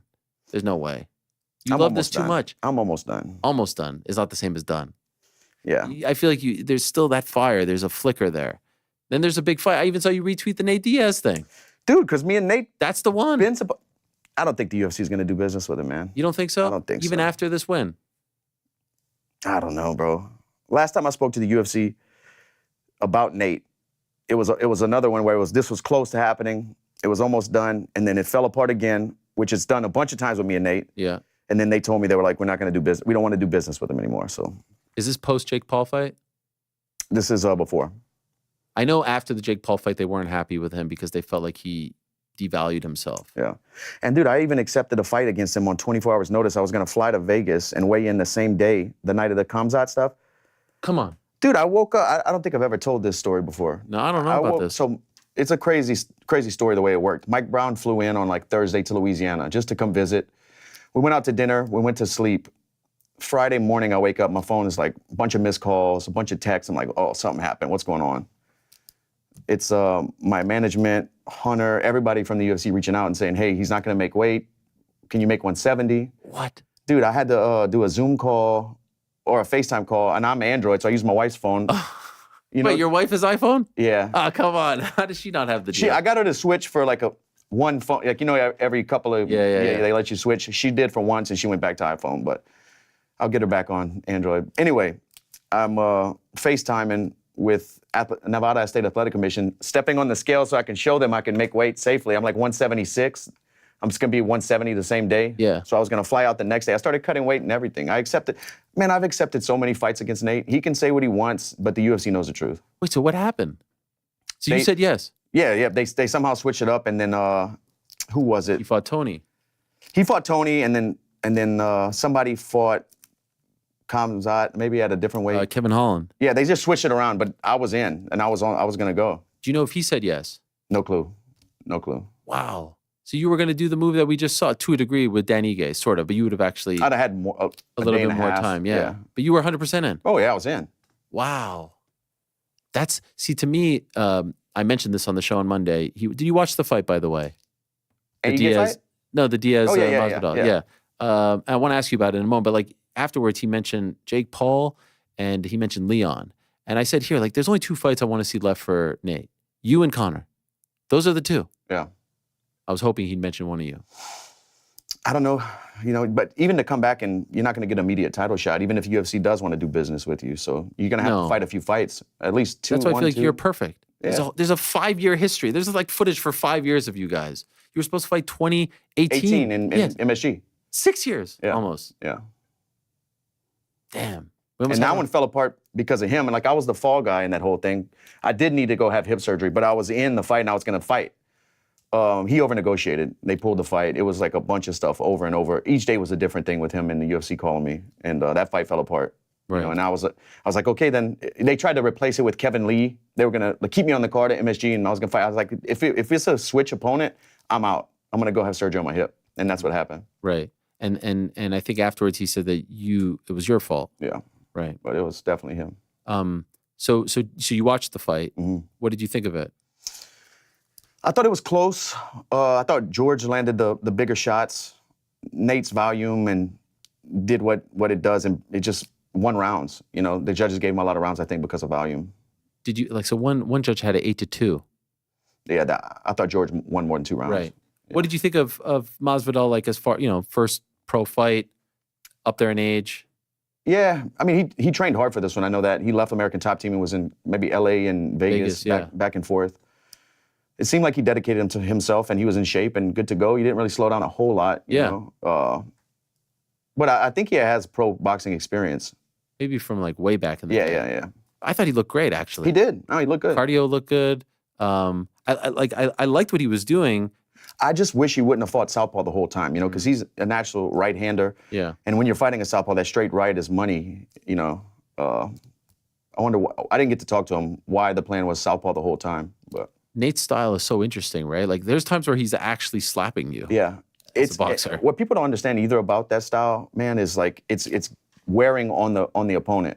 Like, when a guy's always in that range, walking you down, your body's always like in fight mode. Like, you never have like a circle where you break and kind of regroup. So that pressure, like mental pressure and physical pressure, your body's kind of like always in fight mode, and that slows guys down. Suffocating you. Yeah, for sure. So you were to a degree impressed. Is that fair to say? By Nate. I mean, he did what he does. Better than the Jake fight, right? Yeah, for sure. Better? Yeah. I think I whip him though. Yeah. When you watch that, is there a part of you that's like, because I know you've talked about boxing, like, man, I want to do one of those. I would love to. Yeah. Yeah, that would be fun and exciting. Why can't something like a switch of change? Jorge's a UFC fighter. They gave him the out to do this. Mm-hmm. Have you asked? I think he's a free agent now. Like, he's completely out of his contract. No, what they did was they said, like, here are 10 to 15 names that we're giving you permission to fight. So if you want to get a fight against these guys, we'll give you the green light. Huh. You can't fight. I thought he was out. No, I don't know the full He still has details. like 6 or so fights left. Okay, I don't know the full. Yeah. No, I'm telling you the details. Okay. The nose knows. Yeah, man. Why don't you ask? I will. You will? Yeah. Should we ask him right now? Let's go. Call him up. Would that excite you? A boxing match? Yeah. Yeah, of course. Even against anyone? Yeah, no, of course. For that one, it doesn't have to be about the opponent. That's just the challenge of doing... Just a change of speed, different training camp, just something different, I've been doing MMA a while, and I still love the training camps and love fighting, but to go to purely boxing, the whole training camp would be a lot less wearing on my body, no wrestling, no jiu-jitsu. It would be boxing, running, swimming, that's fun. Yeah. That's fun stuff. Did you have a dream opponent for boxing? I'd box Nate. Oh, man. That would be fun. I'd box Nate. What would you rather, Nate in MMA or Nate in boxing? Either. I'd rather Nate in boxing, I think. That was a good crowd too, right? It looked like it was sold out. Yeah. That's a big arena. I fought there in Anaheim in 2012, I think, up against Pablo Garza. Oh, wow. Yeah. Old school. That was the first UFC on Fox. Yes, November of 2011. Yeah, first UFC. 2011. JDS knocked out Kane. Mm-hmm. You fought on the Facebook prelims. Did I? Remember that? Yeah. Every single fight other than the main event was on the Facebook prelims, including the co-main, which was Benson Henderson, Jim Miller. And that was the number one on that. They had a bunch of good. T-City might have fought on that card. There were a bunch of good fights. Yeah, that was the number one contender, but it was just the main event. One fight, and then it lasted 61 seconds. Yeah. Remember that? Mm-hmm. Crazy times. You've been around a long time. Dude, JDS is still... out there battling every day in the gym and training. He's so much fun to be around. He's so much good energy, dude. Really? Singing and dancing everywhere he goes. Yeah, he's fun to be around. Always smiling. Yeah. Tremendous shape too. Oh yeah, for sure. He's on that good stuff. Yeah, the Flintstone vitamins He's got the paying off. freaking abs. I see him. Did you watch his fight, the bare knuckle? Yeah, against Alan Belcher? Yeah. Yeah. Would you do that? I don't think the money, I don't know. Like, are you intrigued by it? Or do you feel like it's too gruesome? It's more of a pure way of fighting. I think chokes will be easier. Grappling is easier with no gloves. Oh, bare knuckle MMA. Yeah. What about the bare knuckle boxing? The Mike I'd Perry have stuff. to get paid. Yeah. You know, I'd have to get paid. It's just like gruesome. you're going to get cut up 100%, no Right. matter, you know, how you fight defensively, you're going to get cut probably. Do you like watching it? Yeah, but I've been to a few in person, and watching it and being there close to the ring is two different things, man. It's brutal close. Really? Yeah. Yeah. More so than TV? Yeah, because you can hear the knuckles bouncing like off the skull. You can hear it. Geez. You know, yeah, it's nasty, man. And I for- was there for the Lobov, Oh, Paulie Malignaggi. no, Jason Knight.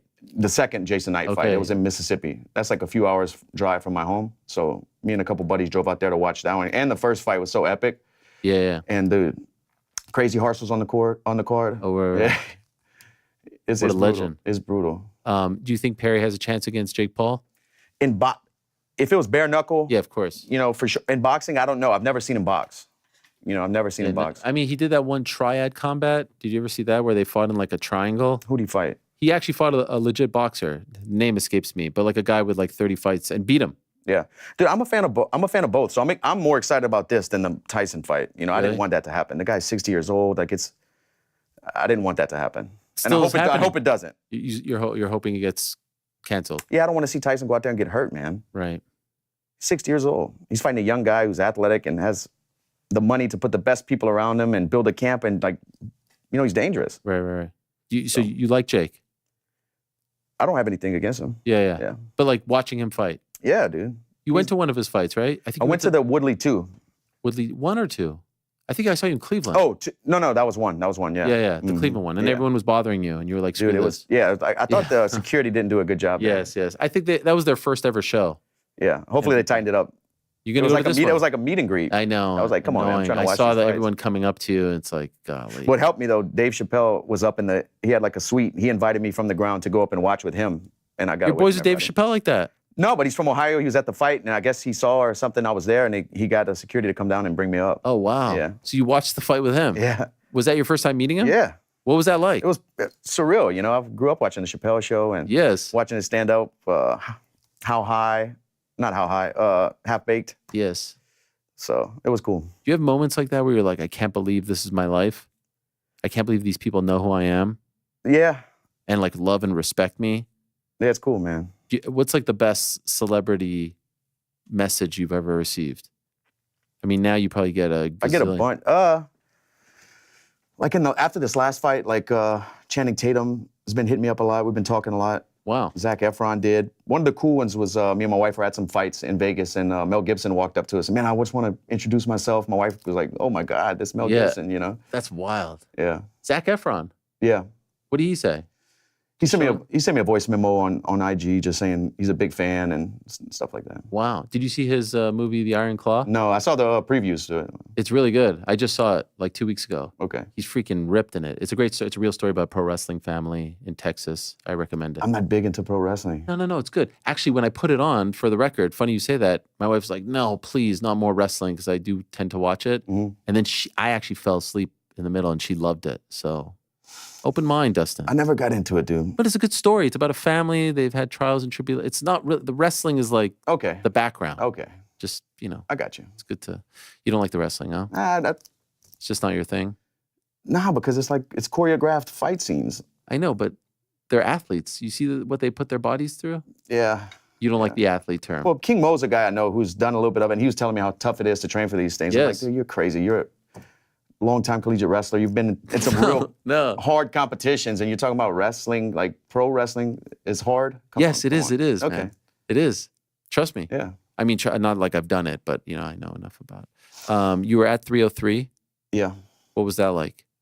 It was cool, man. A lot of fans, crazy. Like the actual, I don't know if you call it an expo, but the fan experience Yeah, thing yeah, was insane, dude. So many people were there. The lines were in the building, going out the door for some fighters. Like it was a lot. You know, Does that ever get I've been a bunch of times, but I've never actually gone to the actual thing. It was a lot going on. Is it overwhelming? Yeah. Yeah, because it's kind of all open and stuff like that. So every barricade, people are yelling, you know, leaning up against the thing. It's just like, it's policed well in there. It's just, you can hear everybody, and especially doing live TV, we're on live. Oh, right, Yeah. that's right. Yeah. And so like the love from the fans and all that. Oh, dude, the crowd got into a chant, one more fight, one more. Oh, really? Oh, yeah, yeah. Damn. I mean, it's amazing though, because like 10 years ago, people, you know, you worked your way up. I saw so many like jump the guillotine shirts, and it was cool. Were they legit or were they bootleg? No, these were legit. They were? Yeah, yeah. Okay, like I saw some bootleg shirts out there too, though. Yeah, but you know. Yeah. What about the analyst stuff?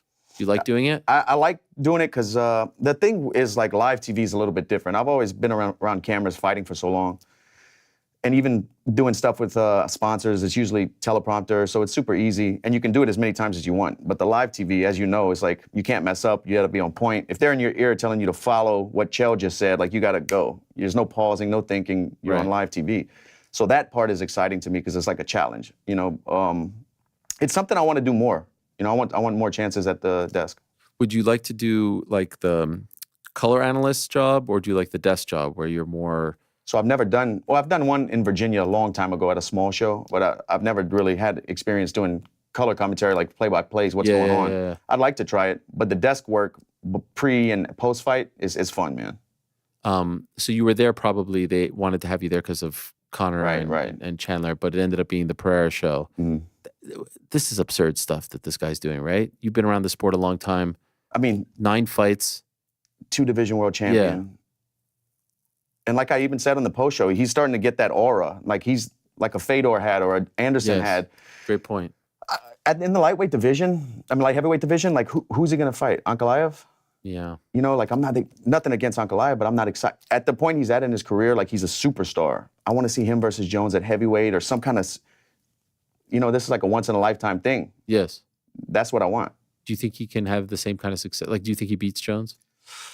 Dude, I think if Jones wrestles, but even Jones is a lot bigger, longer. I don't know, you know. Jones has never been knocked out. I think he has a very good chance. Of beating Jones? Yes. Jones isn't going to play the game with him. He's too smart. Yeah, but I mean, he's getting up there in age. Jones is? Yes. But also Inactivity. moving to heavyweight kind of might prolong his, you know, give him some longevity. Heavyweight's shelf life is a lot longer. 1 fight in the last 4.5 years. Not great. Yeah. And even with the heavyweight division, bro, like Stipe's been out a good bit, you know. And like I was saying about Chandler, like we age quick. Stipe could come back and be, you know, completely different person. I think Aspinall's the tougher fight. For Jones? No, for Alex. Because of his boxing. I don't want to see that, though. You don't want to see it? No. No, it doesn't do for you? Nah. I like Aspinall. I do too. It just doesn't have the same sort of... Yeah. Aspinall is like, obviously legit. Yeah. He's an interim world champion. He's beat some good guys. But he doesn't have that aura that Alex and Jones have. Yeah, he's newer. It's the perfect time for it. So you would do it now? I would. Bypass the Stipe fight? Yeah. And it's bigger. Yeah, it's a blockbuster, bro. It is big. It is big. But then Ankalaev gets screwed. That's the thing. Sometimes you have to weigh the you know, the sexiness and the meritocracy. But that means UFC's done some crazy stuff. Yeah, no, I know. Like, is this a legit sport or is this entertainment? That's what you got to figure it out, you know? If it's legit sport, I guess the next guy in line at 205 would be Ankalaev, and you have to do it just for the respect of the game. But if it's entertainment, dude, John Jones versus Alex is the one. Is maybe the biggest non-Connor fight that they can make right now. Sure. Connor's still the biggest. Yeah. No matter who he fights. Yeah. What do you think? Is it sport or is it entertainment? Like, what would you like them to lean towards? Sometimes it's sport. Sometimes it just depends what day of the week, I guess. Like when they bypass some dudes for title shots, then you're like, you know what I mean? Like when some guys have to go, like when Bilal Muhammad has to keep winning.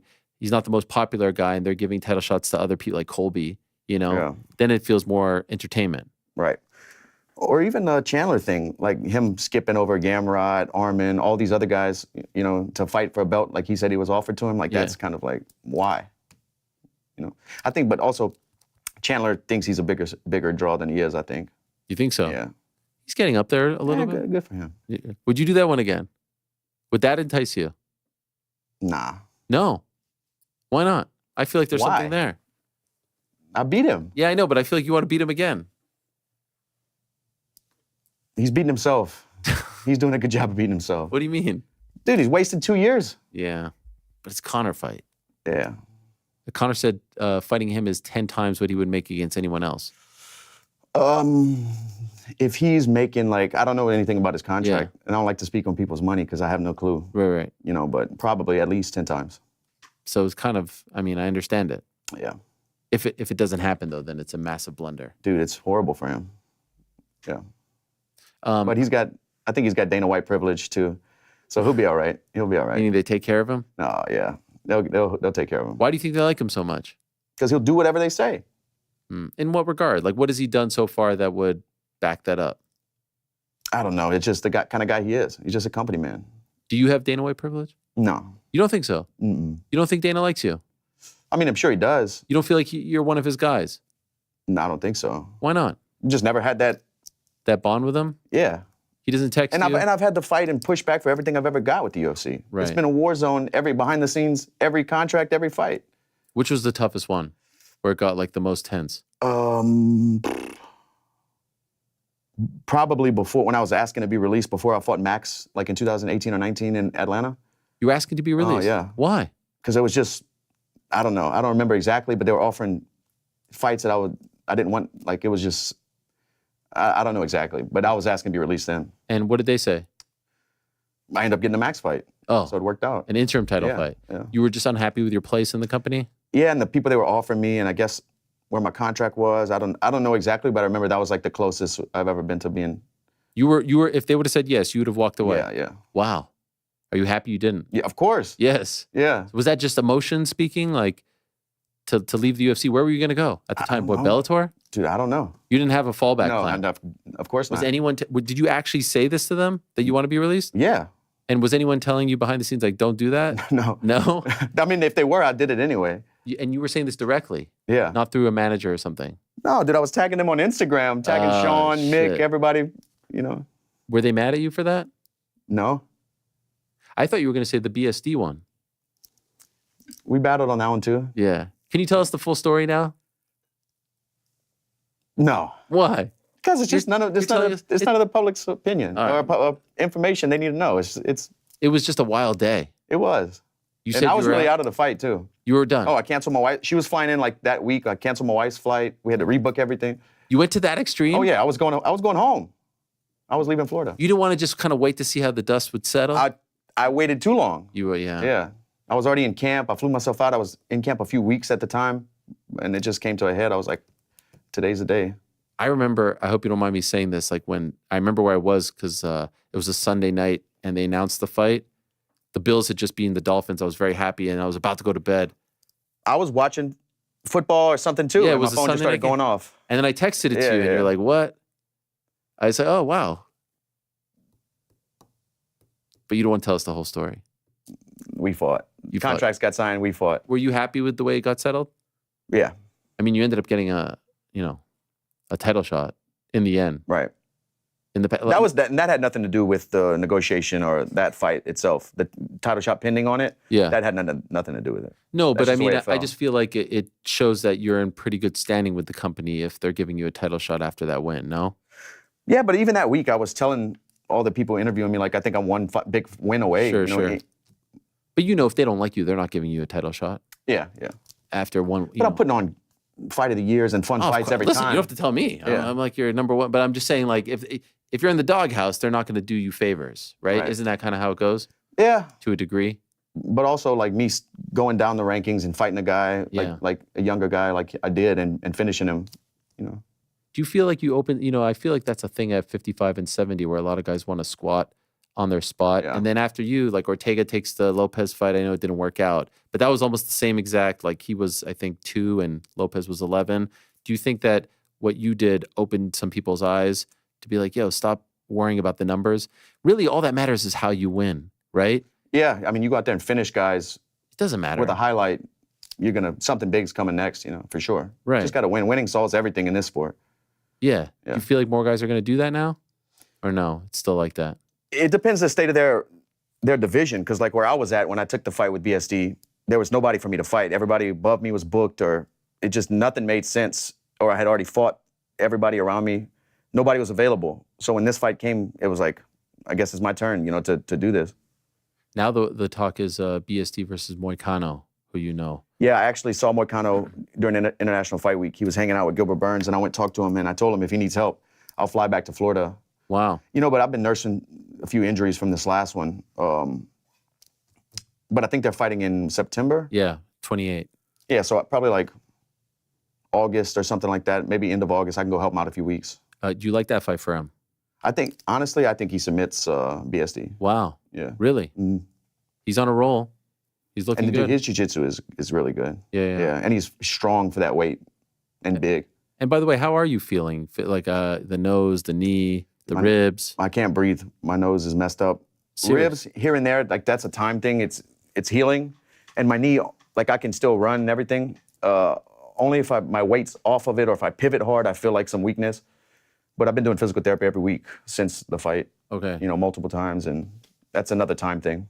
So no surgery? No surgery. Oh, my face needs surgery. They want to do it in October. Why so late? They wanted to do it Monday after the fight, but I had the ESPN thing coming up. I had a commercial shoot with Samsung, and I couldn't have, my face is going to be busted up. I'm going to have stents in my nose. Jeez. Yeah, a cast.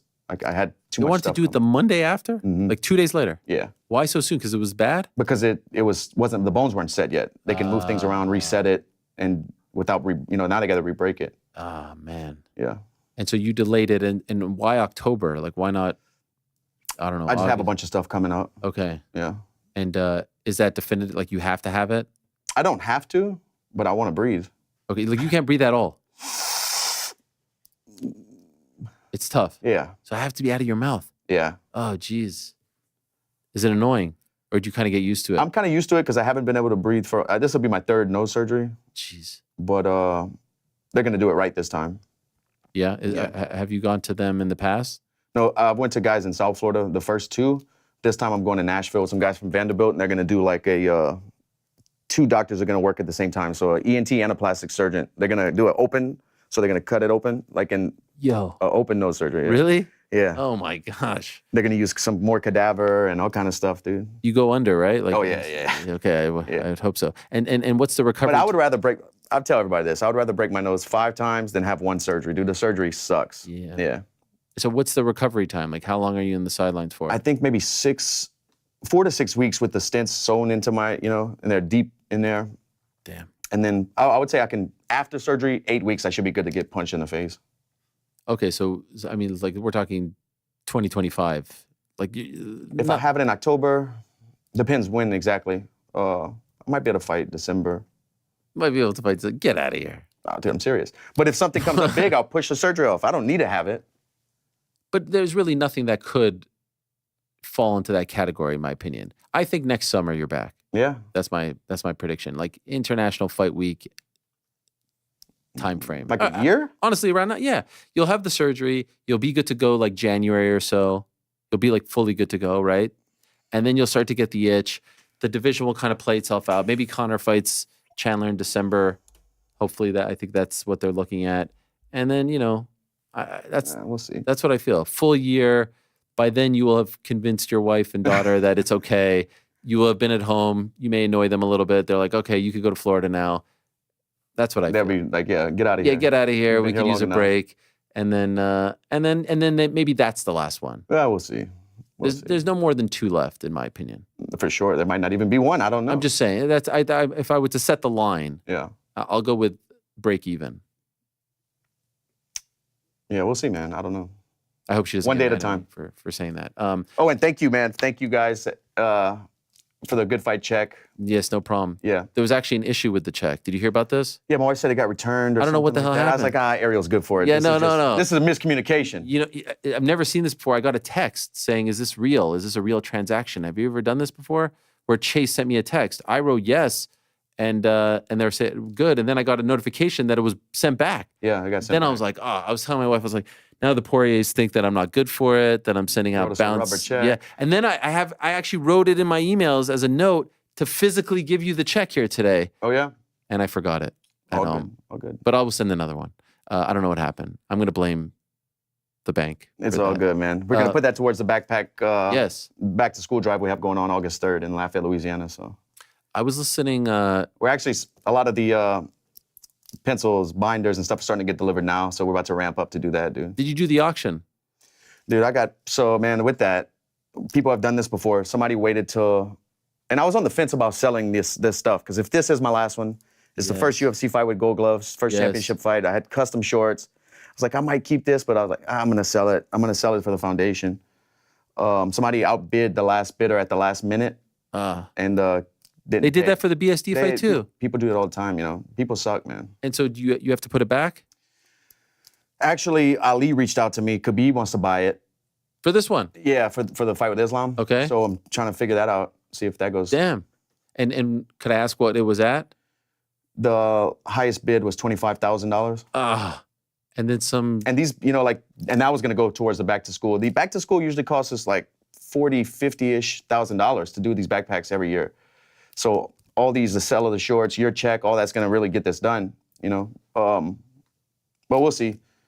We'll see what happens with Ali and Khabib. If they do, if not, I'll relist it. It just loses a little bit of that momentum because it was right after the week after the fight, you know. Yes. And did you list the BSD one? We sold that one. Was it for the same amount?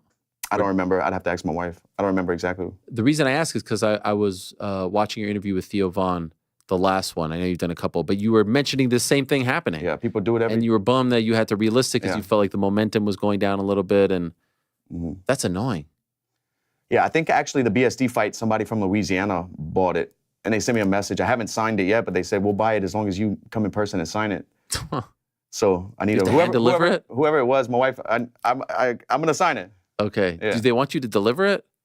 No, we already shipped it off to them. Okay. Yeah. By the way, in that interview, which was great, it's clear that you guys are friends.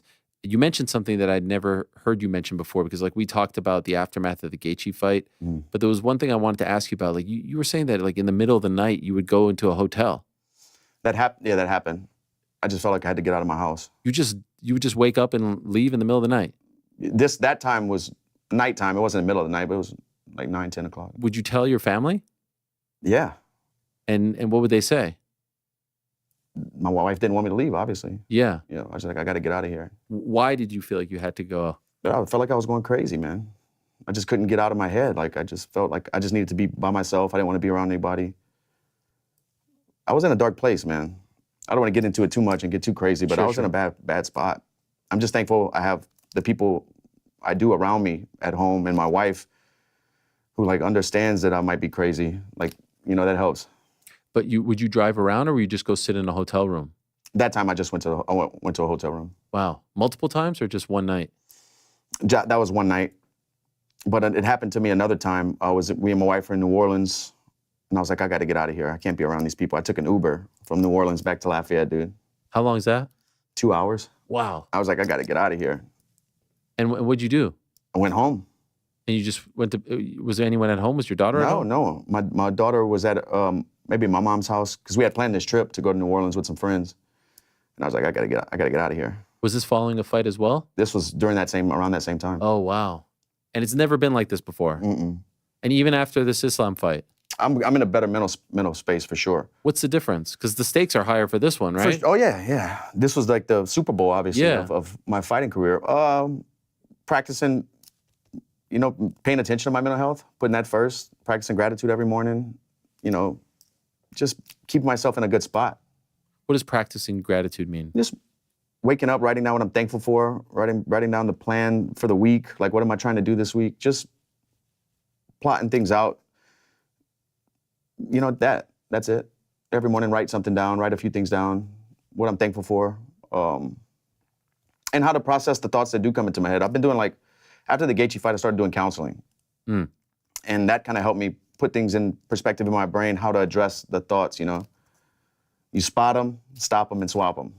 I like that. Yeah. You still do it? Yeah. You still do the counseling? Yeah. No, I haven't been in a while, but I wouldn't mind going back. Because I'm fine. Yeah. You know, but I wouldn't mind going back. I think, you know, and speaking about it, like, people think you're tough and you can't, as a man, like, you don't talk about going to counseling or stuff like that. But, dude, we all have voices we're always talking to ourselves. We talk to ourselves more than we talk to anybody.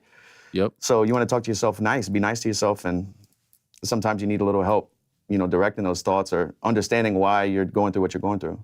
And I'm not scared to admit it. The writing. I'm very interested in this topic because I've gone to therapy too, and I feel like I am in my head a lot. I've never done the writing stuff, the gratitude. Oh, dude. Is it possible that you're doing the same things every day? Like, Oh yeah, a lot of days it's the same stuff. Same stuff, and that doesn't feel redundant. Really? No. So why do you have to do it? Just to remind yourself? It just starts your day off on a. You have when you write it down, you just have so much. You realize like, oh man, I'm living the life. I'm blessed. Like my family's healthy. I have everything I ever could ask for.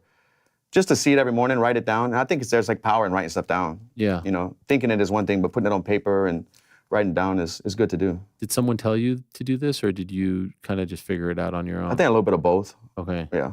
What's interesting though is like this fight was so much bigger. So that was the first thing I thought of when you lost the fight. I was like, because I remember us talking how intense it was, and so I was worried that it was going to be worse this time. I never dipped down bad after this one.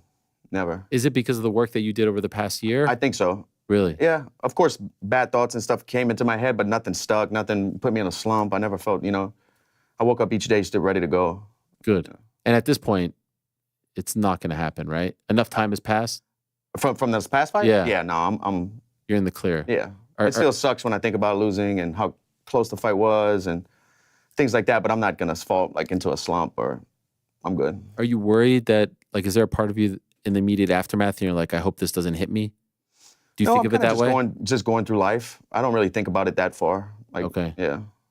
And because so much was put on like you finishing the story and all that stuff, I'm looking at that from a different. This is my story. If it's meant for me, it won't miss me. I really believe that, and it wasn't. Maybe it's not meant for me to be the undisputed world champion. I don't know. I'm just going at it that way. I'm looking at it from a different perspective, man. Like, wow. This is my story, and the way it's supposed to be. What's supposed to happen happens, and I did everything I could. I tried my best. Like it is what it is. How did you come to that conclusion? That's a very mature conclusion. Because I was just going to ask you, do you feel like it clouded your entire legacy and career? I did it all except the big one. This is a much better way of looking at it. No, this is my story. Like everybody, of course I would love to have been undefeated and been the undisputed world champion, but this is my story. This is the path I've taken, the way my career went. It's not that like if I would have been doing things where I can look back and say, man, I wish I wasn't partying, or man, I wish I would have trained harder, or focused more on my, this martial art or whatever. No, I did everything I could. What else can I do? When I look at it like that and think about everything that was put into these fights, like I got beat. It sucks. Because I still feel like I can beat anybody in the world. I feel like I'm the best in the world, but this is the way my story went. I can't rewrite things, so I just take it and keep moving. And against like three of the greatest of all time. Some people get like an easy road to the title.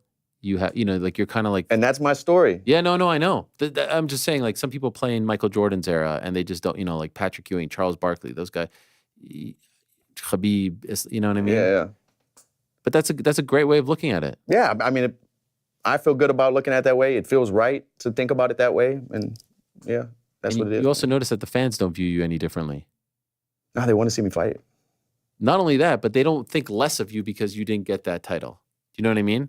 Yeah. I think a lot of them were on the journey with me too. Like I've always said, the Fightville documentary, and it's been documented, a lot of my career, has been documented. So the longtime fans have seen the ride, the roller coaster this career has been. And I guess they appreciate it because I'm just like them, I'm not like, a lot of times fighters get like this, like we were just saying, an aura or like, but I'm just a man out here trying to chase my dreams and fight people and be the best I can, make mistakes, get back up, do it again.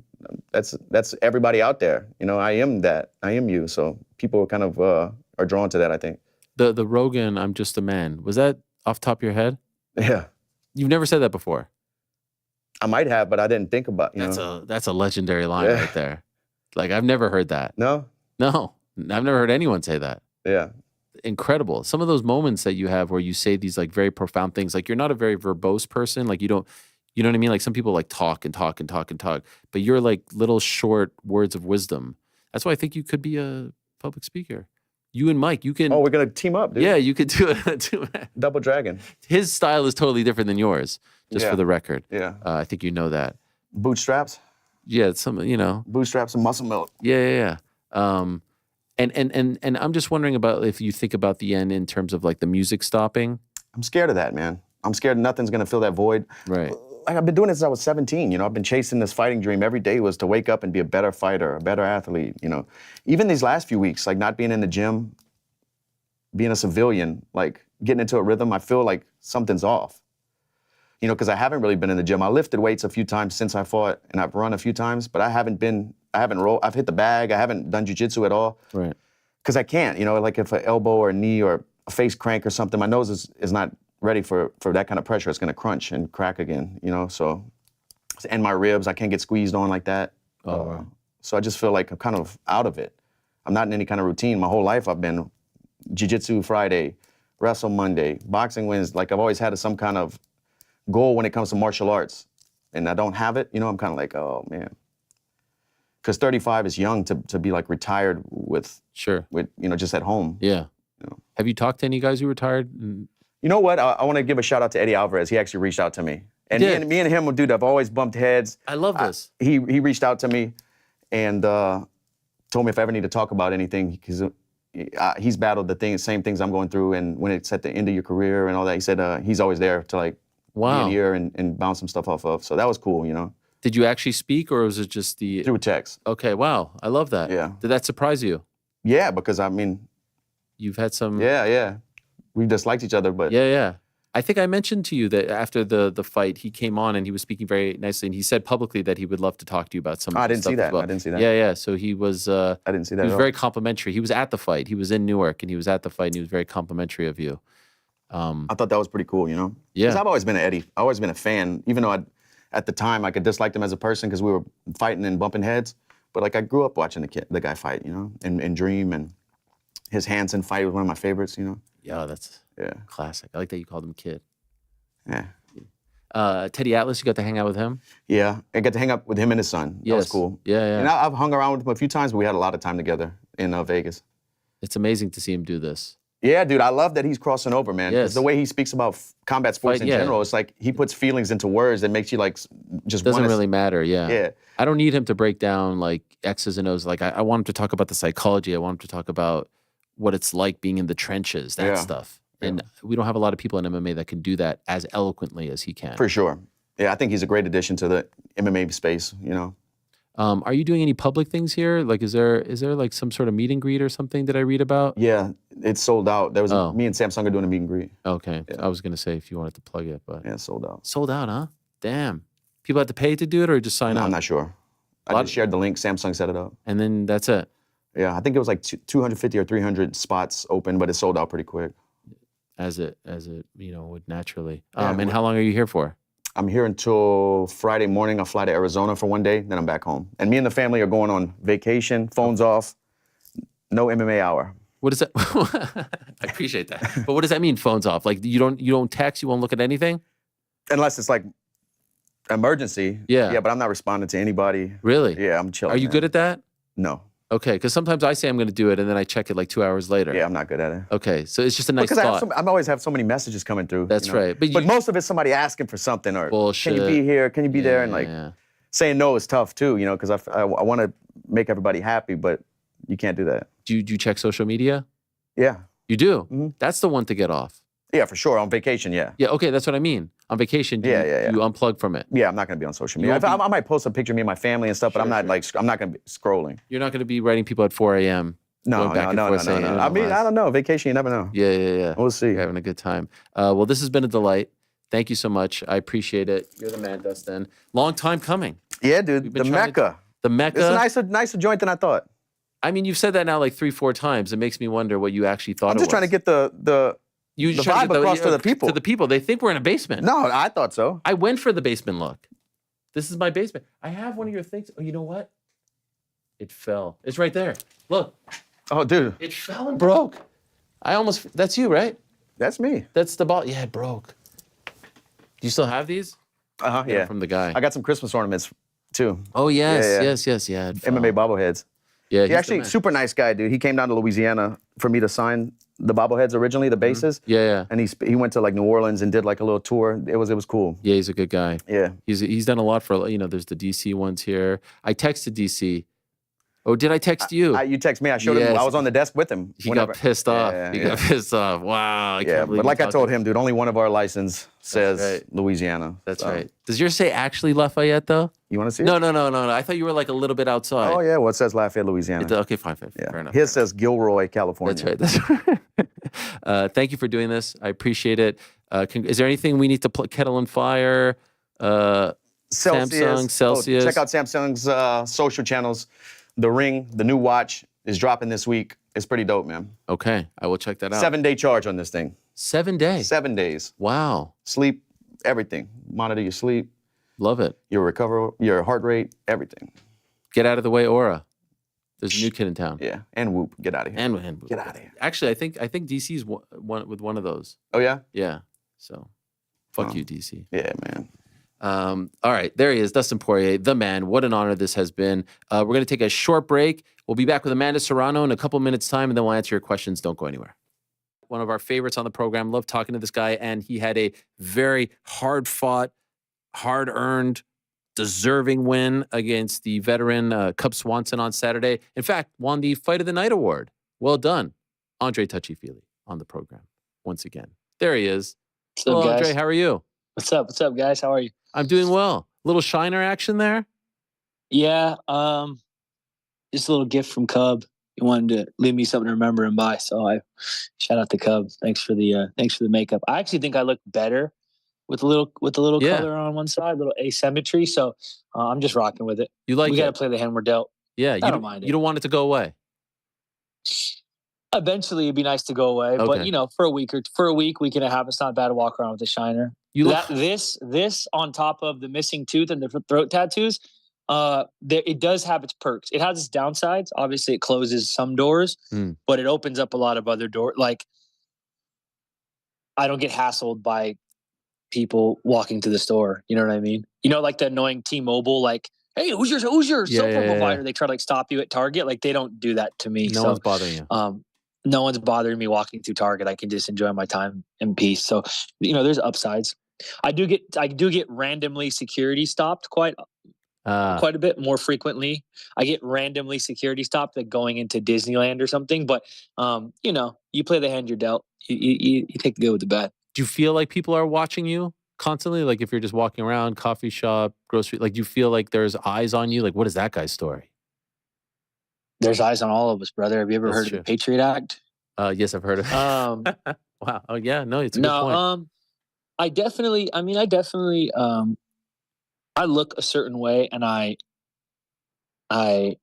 look a certain way. I think, sometimes people give me side looks, but I've learned to live with it. And I also take a lot of joy in sort of subverting expectations. Like Whole Foods is my favorite place in the world. Like it's my favorite. Like Whole Foods is church for me. Like I go to Whole Foods 3 or 4 days a week after training, and I just walk around and have like pleasant interactions with like older, upper middle class white people, and just have like pleasant interactions. And like there'll be a 65-year-old lady walking down the aisle, and she'll kind of give me a side eye, and we're in each other's way, and I just go, "Oh, excuse me, ma'am, after you." And I watch her face like light up and go, "Oh, well, thank you, young man." Walk by, and like I live for that. I also think there's something to be said, like people look at me a certain way because I'm covered in tattoos, but like I chose to get covered in tattoos. Like I think a lot of heavily tattooed people have it wrong, where they like sort of like have this like sort of fuck you attitude, like, oh, like you look at me differently. It's like, of course people look at you different. You decided to get covered in tattoos. Like that's part of it, We're human beings. We profile everything all the time. That's how you survive. Like you should judge a book by its cover. Like you should. I recognize most people, like I'm a person who takes pride in being nice to people and being kind to people and helping people when I can.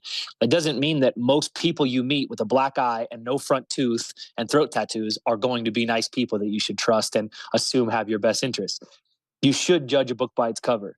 If you pick up a Tom Clancy book and it's got a picture of a soldier with an AR-15 and you open it up, you kind of know what to expect. It's not going to be a romance novel, right? Like you should judge a book by its cover. So long story short, yeah, I do get looks, but I understand that most of that's on me, and I kind of enjoy the opportunity to prove people wrong and subvert expectations. And also when I just want to be left the fuck alone, you know, it's like a poison dart frog that, you know, it's got all these bright colors because, you know, you at least should leave it the fuck alone. I think you really like the juxtaposition of looking this way, but then also being a sweetheart.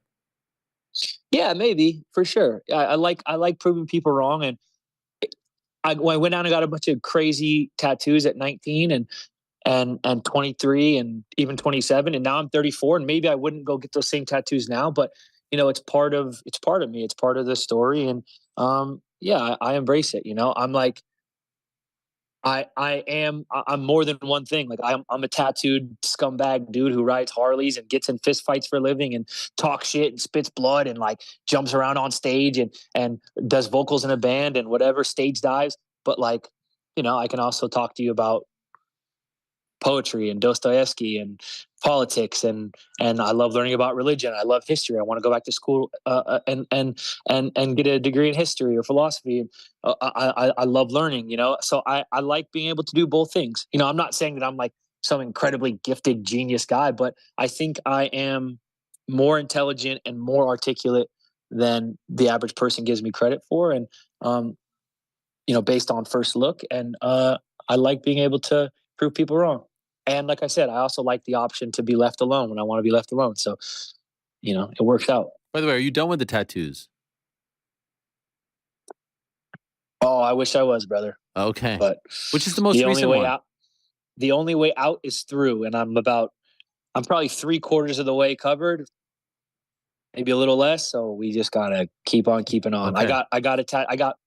I'm headed to Orange County. Headed to Captured Tattoo in Orange County in Tustin, where I get tattooed. Shout out to the Captured boys. Great shop. And I got 3 days back to back booked to try to fill up the rest of this arm and a couple other spots. I'm going to do the next one. Is that what you asked? What's the most recent one, or what's the next one? most recent one. Like, and what does it signify? The next one. So 2 things. The next one, I'm getting a portrait of my bulldog who passed away, my bulldog Harley. So that one's going to be special. And then the most recent are I got an eagle, like a big eagle, which is, I mean, eagles. First of all, eagles are just cool. They're just a classic American tattoo. So I you know, I'm unironically patriotic. I love America. Also, my dad's father is from American Samoa, and so it's the American Samoan flag has an eagle. Also, it's got a bunch of lightning around it, and in Native American culture, the Thunderbird was a vision of a Thunderbird was a real significant vision for a lot of the chiefs, like the Lakota chiefs. I believe it was Crazy Horse had a vision of a Thunderbird, which signified being a Heoka, which is sort of like in Lakota society was kind of like a sacred clown. It's like you play the role of like a clown and someone who kind of points out inherent contradictions, and it's a sort of a societal responsibility. Not that I'm necessarily that, but definitely inspired by those stories of those historical stories. The other one that of really great significance is I got this big Jesus. Oh, this big Jesus piece, and I wanted to specifically do a Jesus that wasn't blonde hair, blue eyes, and light skin, because that doesn't make much sense. So I did a little darker skin toned. It says in the book, skin of bronze and hair like sheep's wool. So we tried to be a little more historically accurate, and we also wanted to do a Jesus that was in the midst of his suffering, because I think that's the takeaway. Whether you're Christian or not, you know, I'm not a deeply religious person, but especially in the last few years, I've felt myself be like just be more moved and motivated by the story of Jesus Christ, because he willfully accepted this immense suffering because he knew that it was going to make the world a better place. You know, I think the willful acceptance of our own responsibility is one of the keys to a meaningful life, you know? And he's a great example of that. So yeah, those are the two most recent. And for everybody that thinks I'm a pretentious prick for taking 5 minutes to explain my tattoos, no, I also have like 40 other tattoos that have no meaning. I just thought they looked cool and I had space open. So they're not all like that. Yeah, There's plenty of tattoos that are just fun, dumb, cool looking tattoos that I wanted to get so I could look tough. Like they're not all like that. I like asking people about that stuff because I like to know if there's a meaning behind it, what it means to you, what it signifies. So that's on me. Yeah. Could I ask, this trend, it continues. Win one, lose one, win one, lose one, win one. So now you're back. How do we go? How do we go on a bit of a run here? What needs to happen? Because now you're back in the winner's circle. Yeah. I wish I had a clean, perfect soundbite answer. I'm a pretty good soundbite guy, I think, but I don't know if I have the perfect, clean, pretty soundbite for you for this one. I can just all I can do for success in my career is continue to be true to myself, be authentic, work my ass off, and enjoy this journey. And remember how blessed I am to do what I love every day. I've gotten back to enjoying this fight game, enjoying this process, enjoying this journey. And I believe it's going to set me down a path where I get on a win streak. I really make some noise in the division. I climb the top 15, top 10, top 5, and I will be the undisputed UFC featherweight champion of the world before I retire. I'm going to be a world champion. It's been a very rocky road, but I wouldn't have it any other way, man. It's just our style, I guess, outcasts and underdogs. You say you got back to loving it. So when did you stop loving it, and how did you get back? It's like, man, I've been doing this. This has been my job since I was 15 or 16, and I've been doing it full time since I was 20 or 21. I've been in the UFC since I was 23, and I just turned 34. Like I'm only 34, but I'm deep in this game, man. This has been my whole life, and this is like any other thing that you love. It's like it's a marriage. It's not always going to be the honeymoon phase. It can't be. So at some point you show up and you just go through the motions, no matter how much you love something. You're a dad, you're a husband, right? Like you're a good dad, you're a good husband. But I'm sure there's days where at the end of the day, you're laying in bed and you go, I probably could have done better today. I could have been more committed. I could have been more understanding today, more patient today, more generous with my time or my affection, or set a better example. It's the same thing with fighting. You show up and you work your ass off and you put your hours on the mat every day, no matter what. It doesn't matter how you feel. That's what separates that's what separates professionals from everyone else. It doesn't matter how you feel. I show up, I train 3 times a day, I bust my ass, I work hard, I take pride in how hard I work. But there's still some days where you go like, at some point in the past 15 years, there's been days, there's been weeks, there's been months where you go, yeah, I'm going to work. I clock in, I zone out, I do the work. I'm guilty of that, and that's just being real. There's going to be guys who say that that's not true for them. I think they're liars. I think everybody along a long enough timeline can say that there have been times where this turns into a job. Thankfully, I was disciplined enough in those times where even when I didn't feel exceptionally motivated, my discipline made sure that I still stuck to my core values and made sure that I still got the work in. Now I've sort of come out the other side of that, and I'm having fun again. I'm enjoying it, and part of that is a conscious decision to remember how blessed I am and be grateful for the fact I get to fight in the UFC and the fact that.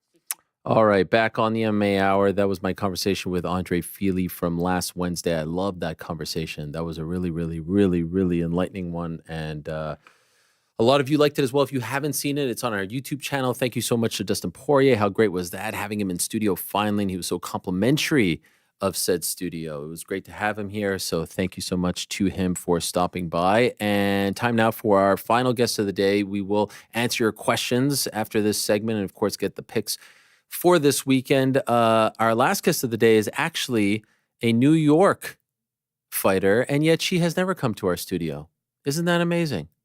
Let's ask her why. The great Amanda Serrano is here. There she is. Amanda, you're like a stone's throw away from the studio, and yet you never come here. Why is that? No, I was gonna go today. I really do want to go because I want to see all your beautiful toys and stuff like that. But I have fighters meeting a little later on today, and I've been busy. I'm training for a fight. So. Okay, fair enough. Fair enough. No hard feelings. I know you are very busy.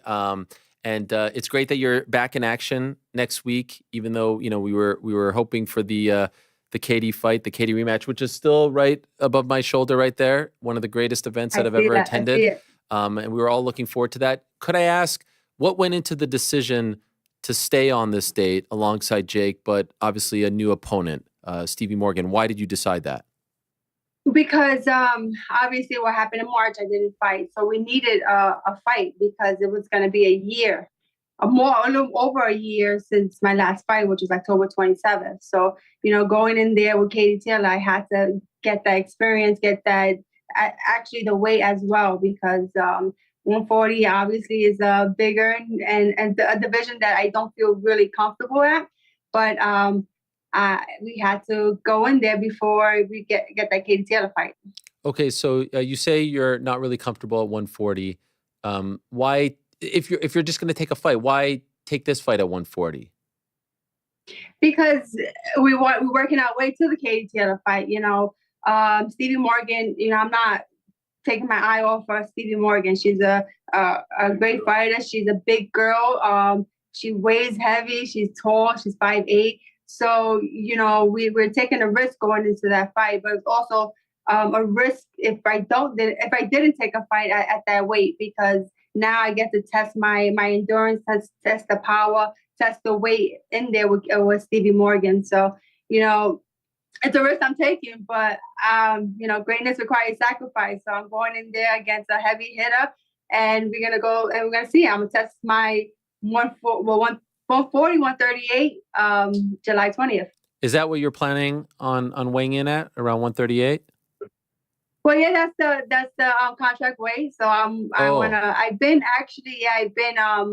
consistently for the last 3 weeks, 4 weeks. I've been at 137, 138, which is shocking. I did hire I flew down a nutritionist for the last 3 weeks, and he's been feeding me good. I feel good. I feel strong. So yeah, we've been working different stuff. I'm in one of the best shapes in a very long time. I feel good. I feel confident. Definitely different than the first fight with Katie and the first fight I had at 140. It was a different type of weight. I was eating a whole bunch of junk stuff that wasn't really gonna help me in my fight. Because I needed just to get up and weight. So I was eating so bad, and I didn't realize what you put in, your body puts out. And I'm realizing that now. So we're working with Elliot Griffins, and we're working this fight, and then we're going to continue to work with him for the Katie Taylor fight. And just curious, when you say you were eating so bad, like how bad is it? Like, because when I think bad, I think like that, like McDonald's burgers. For real? And, you're eating burgers, really? and like cakes and cookies, and yeah, because I'm a natural featherweight. I'm really small. I made 114 at one time. I'm a naturally small girl, and you see me in person. Yeah. I'm a little girl. If I made 114, come on. And I actually lost it when I went from 140 to 114 in a matter, I think it was like 2 months or a couple of weeks. So I'm naturally a small girl. So for me to put up that weight, I had to eat like junk, and I was eating. It was fun. I was eating cakes and cookies, but I just didn't feel good. I didn't feel the way I feel now. Like I felt sluggish. Actually, in the beginning of the camp, I did feel that way too. I felt slow. I felt sluggish, and I'm like, damn, why 140? But right now, as the weeks got on, I feel I'm in better shape. I feel fast. I feel strong. How much did you know about Stevie Morgan before this was offered to you? Nothing. I mean, I didn't know. I don't follow boxing too much. I'm being honest. Like I watch the big fights, yeah, sometimes, but I'm not the type that sits down on social media, on YouTube, and watch old fights, watch my opponent fights. I don't do that. So I didn't know anything of Stevie Morgan, but they did tell me her record, and they told me her name was the Sledgehammer. So when her name the Sledgehammer, you're like, okay. And she took the fight really fast. So I'll say, okay, she's a tough girl. She's gonna come forward. 13 knockouts out of 14 fights. That says something. That says she likes to fight, and she has a punch. So I'm excited to see that. I embrace that in fights. I love when fighters come to fight, and I'm excited to to share the ring with Stevie Morgan. This is her time, and she's going to want to prove to the world that she belongs in there, and she's doing it against Amanda the Real Deal Serrano. So let's see. And then plus, she's a hometown fighter. She's from Tampa. I know she's gonna show up and show out in front of her fans, and it's gonna be a good test for both of us that night. And just curious, like, are you the type of fighter now that you know the assignment, you know the opponent? Will you watch a lot on her, or will you just leave that to your coaches? No, I leave that to my coaches. Wow. I don't. You don't want to know. Yeah, You're not curious. You don't want to see her tendencies. No. No, you know what? Because I don't like to watch fights, because when you go in there, they change. It's a different fighter. They're fighting Amanda Serrano, so they're not fighting the opponent that I'm watching. And we have different styles, we have different power. So it always tends, if I watch a fight and I go in there with a girl, it's a totally different girl, with a totally different game plan, and our game plan that we worked on goes out the window. So we work on everything in the gym, so we're able to adjust when we're at the fight. This fight, 2-minute rounds, not 3. Why did you go that route? Well, okay, you know my thoughts on the 3 minutes. I really wanted to continue my 3-minute journey in this fight, because I wanted to show that women can do it. We're capable of doing whatever we put our minds to, and that was my choice. That's our choice, and I really wanted to do it. I honestly thought that Katie was gonna do it. I heard her before in interviews say that she was willing to do it, and she chose to do the 10-2. That was like the number one thing that her team kept insisting. It has to be 10-2, it has to be 10-2. So it was like, okay, it's Katie's belt, it's Katie's weight, 10-2, okay, it's 10-2. So we were scheduled for the 10-2. So to fight Stevie Morgan, we're working our way to the Katie Taylor fight. That pace, 12-3 and 10-2, the pace is totally different. Obviously going out there, losing that extra minute, you're going out there and it's just like, it's a sprint. I believe 3-12 is a marathon and the 10-2 is a sprint. So you have, the pace is completely different. So that's why we're working with Stevie Morgan this fight to work on that pace, leading us to the November 15th fight. And just curious, was there ever any talk of just keeping the Katie fight on this date, or was it always paired with the Jake Tyson fight, and you knew that once that fight was off, that you guys were going to be postponed as well? Yeah, no, I believe it was always with the Jake and Tyson and Netflix. I mean, it's a great opportunity for both of us. We're both deserving of that great platform, and I think a lot more people would have been able to see a great female fight. And there was no part of you that thought, like, this is such a big fight, the Katie fight, let me just wait a few months and not take it. Sometimes the fighting gods have weird plans. Like, look at what happened with Tyson Fury and Francis Ngannou, and they announced the Usyk fight before that fight, and then Francis almost shocked the world. Like, was there any part of you saying, like, let me just chill for the next few months so that nothing weird happens between now and November? No, because it would have been a risk for me too to wait that long. My last fight was October 27th, and it would have been over a year since I've been in the ring. So I think I needed to go in the ring. Training in the gym and fight is two different stories. So I needed to go out there and perform in front of a crowd and fight. And then now we got this great opportunity to fight again in Tampa. At the weight where I'm supposed to be fighting Katie Taylor, so I can feel comfortable at that weight. That's why we didn't go back to 126 to defend my titles, because my coach Jordan said it doesn't make any sense to go back down, to come back up and feel comfortable at 138. So at least when I get to the Katie Taylor fight, I know I feel comfortable and I'm confident in the weight. We spoke briefly on the stage there a couple of months ago in Harlem at the Apollo Theater, but we haven't had a chance to actually speak in an interview setting about March, about Puerto Rico, and so when I was getting word, I was in the ring after Jake's victory that night, and they told me to stay in the ring because you were going to come out to make an announcement. And I remember standing there talking to you, and the look on your face, I mean, you looked broken. You were so sad, and I know it was such a big deal for you to be back home headlining. Can I ask, that night, did that feel like a nightmare? Did that, we don't see things like that before. And how did you get past it? How did you, the next day when you woke up and you thought about that night, how did you process it all? Unlike anything we've ever really seen. And I really felt for you, and it was so hard to see you in that moment. I mean, you were quivering, and to even come out and make that announcement, most people wouldn't do. And so I give you a lot of credit for that. And so I'm just wondering how you dealt with it all. Yeah, I was completely torn that night. It was very devastating for me. I came to the arena that night to fight. I was ready. I was willing to fight, but the doctor just called it off and said I wasn't capable of fighting. But meanwhile, I'm a fighter, so I would have went in there with one arm if I had to. But yeah, it was pretty devastating.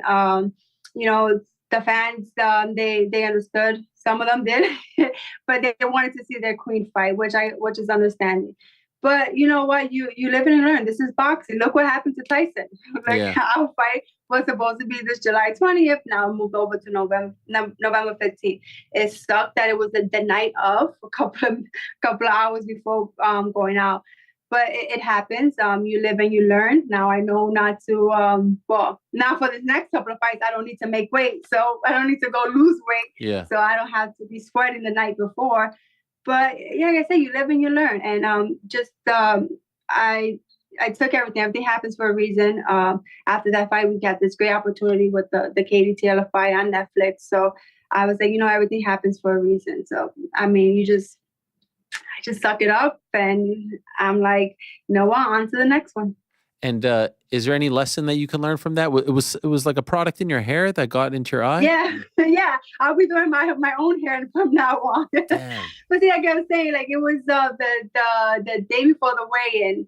I did, because with this, everything was we had a lot of interviews to do. Then we had the press conference. We just had so much to do, and I scheduled my hair appointment later in the evening, but I still had to do a couple of things during the afternoon. So when I went back home, the girl was already there to do my hair. So we did my hair, and I still had to lose a couple of pounds, which is what I normally do the day before the weigh-in, but I never do my hair and then go for a little run to lose the weight. So I did that. As soon as I finished doing my hair, I didn't let the hair set or dry, and I just went for a run. And I just started sweating, and I didn't realize it. But it was a chemical that went inside the eye that I was able to even taste it. I was like, oh, it tastes funny. But I'm not. I'm just going through the movement. And I'm like, I'm going. And then the next morning, it wasn't as bad, but I felt it. I was like, okay. Then after the first weigh-in, the official weigh-in, I told Jordan, I said, I need to go to a pharmacy. And lucky from the hotel, if you were there, in the corner, there was a pharmacy, and I was there, and I had to get some eye drops, something, because my eye was really, really burning me. And then I put the eye drops in, and it burned the crap out of me. Like, it burned and burned. I was like, oh my God. Jordan was like, oh, it's not supposed to burn. I was like, I know it's not supposed to burn, but it's burning me.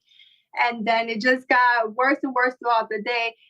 But I was like, I'm still going to fight. I still want to fight. So the day of the fight, it wasn't 100%, but it was better than it was the day before. So I was like, I'm going to fight. I want to fight. I have to fight in front of my crowd. MVP did an amazing job promoting the fight. I was ready to go in there, and then the doctor just called it off. So that was like heartbreaking, because I was just ready to throw some hands like I always do. What was the moment like when they were determining if you could do it and then ultimately said no? Like, did they put you through some kind of test that you couldn't pass? What happened?